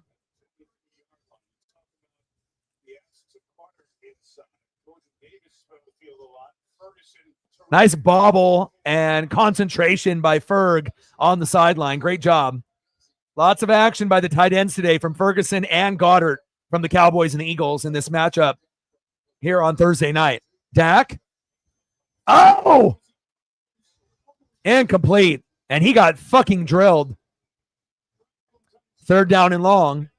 And at this point, you would assume it's going to go to CD, Pickens, or Ferg here. Got to get a big first down. And who's the most reliable guy to go on first down and third down? Typically CD Lamb. And, you know, I guess if he's covered, you can go to George Pickens. So we'll see where we go here. Third down and 5. I assume they'll have a safety over the top on CD Lamb since they have been going to him on third down often. Dak, plenty of time. Opposite side of the field. And Pickens with a big catch. There you go. First down, Cowboys.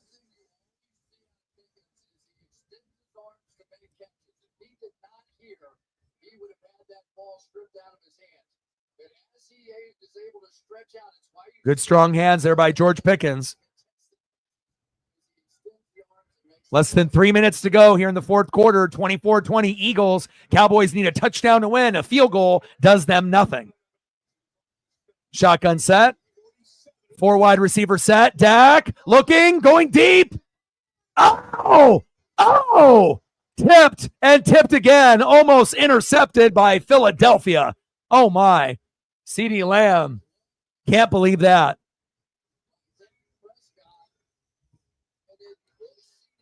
A game of hot potato. Oh, my. And normally when CeeDee Lamb has the ball in his hands, I mean, again, we've seen 2 drops by CeeDee Lamb today, which is very uncharacteristic. Maybe saw Blankenship heading his way and got a little scared. We know Blankenship can lay the wood, and he can knock you out. We saw that happen, obviously, with Ferguson earlier in the game. 2nd and 10. Dak going deep. And incomplete. Double covered there on Ferguson. Or Schoonmaker, excuse me.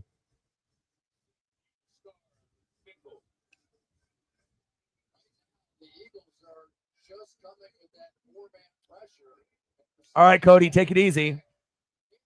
Marine Bean in the building. What's good?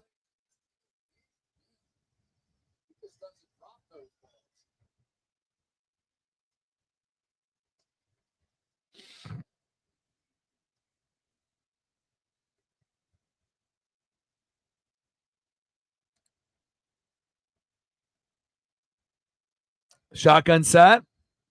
4 wide receiver set. Dak looking, check down, and only 7 yards there. Now 4th down and 3 on the Dallas 45 with 2 minutes to go.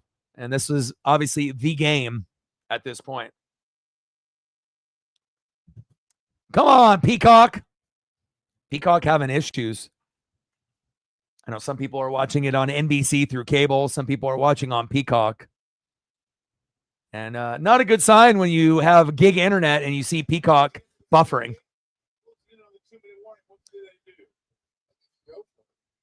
No, you obviously have to go for it. There's less than 2 minutes to go. You're on the 40. What are you going to do? Punt and the game is over, you dummy. Of course you're going to go for it.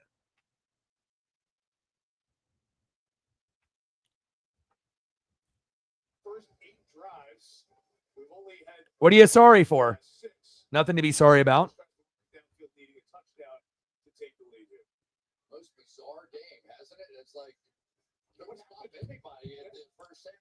And pass incomplete. And to CeeDee Lamb, and that is game more than likely here. And again, instead of going for a deep pass, you should have went for like a slant in the middle to CeeDee Lamb. That's where he's going to be able to excel. And again, play calling, not the greatest by both organizations here in the fourth quarter. But again, we did have a lightning delay for an hour and a half or an hour and some change. And obviously that, but that was not, I mean, again, we all assumed that the Eagles were going to win this game anyways. But again, the Cowboys had a chance, 2 chances here in the fourth quarter, but they don't get it done.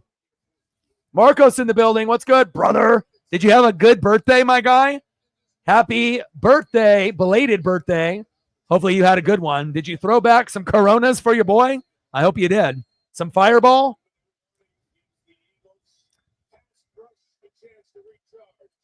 But again, you should have went for a short pass to CeeDee Lamb, not something deep. But obviously, knowing that it's 4th down and 3, Eagles bringing a blitz, you would assume off the edge, and they do. And again, 3rd drop from CeeDee Lamb today. And again, when's the last time you seen CeeDee Lamb? I mean, that was a diving opportunity. The other 2 were not. But, still the best player on the team, CeeDee Lamb, cannot get it done.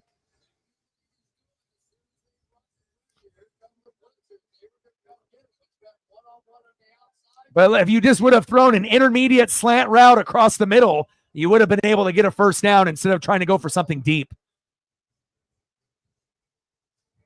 Could have ran a little hitch route, and it could have been a 1st down.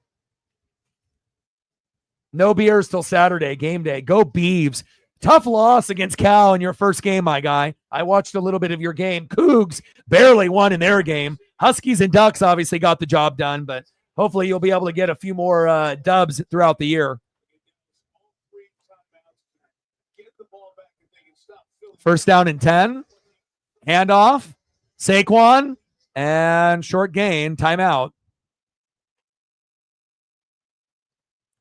Yeah, diving catch. I mean, you can't blame CD dropping a diving Superman catch.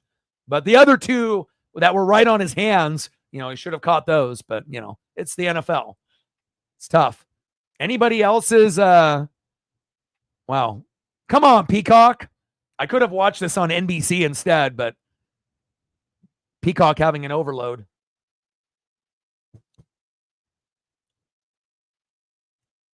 Yeah. All right, I'm going to turn that off, and then I'm going to flip it back on.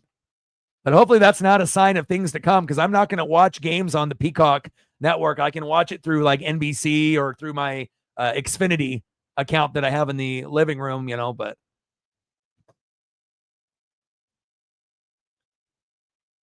bounce back against Fresno State. Yeah.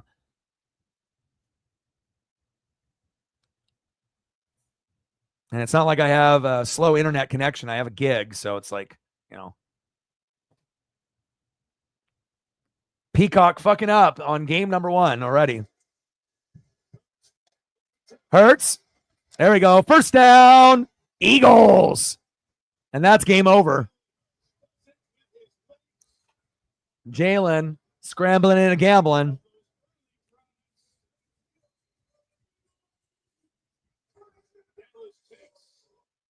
Yeah, I hope you guys do well. Also, Marcos, I know you guys were assuming you were going to beat Cal, but again, when you end up having a new quarterback, sometimes it doesn't work out the way that you think it will. Even being at home. You just know what's coming. When the money is on the line, when the game is on the line, Jalen Hurts is going to run the ball.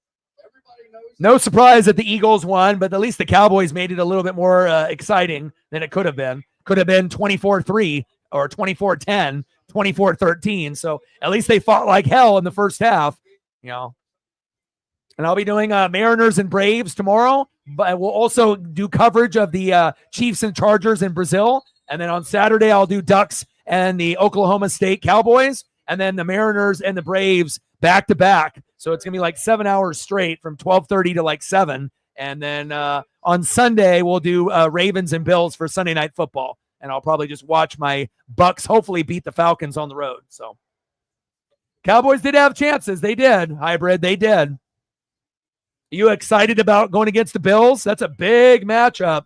2 Super Bowl contenders, especially with the Chiefs looking like, they're getting a little bit older. So obviously if there was teams that could take advantage besides Denver, possibly winning the division this year or next year, Ravens and the Bills are in perfect position to finally possibly maybe make it to the Super Bowl this year over the Chiefs. So yeah, great opening game besides the delay. I agree, Watt. I agree. And that is it with the final kneel down. Final score, Eagles 24, Cowboys 20. Hope you guys enjoyed the first NFL stream here on the channel for the 2025 season. Shout out to all the people that sub, donated, commented, shared, as well as some newbies like Watt. Enjoyed the conversations that we had here today. Marcos, great to see you. Hybrid as well. Love you guys, and I appreciate you guys. And again, we will be back tomorrow for the Mariners and the Braves. And I got one question for you. Who you know talks sports like us? Your boy Orion, Northwest Sports Fanatics. Final score, Eagles 24, Cowboys 20, and I'm out. Gang.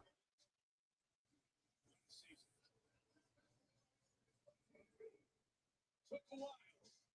Got testing.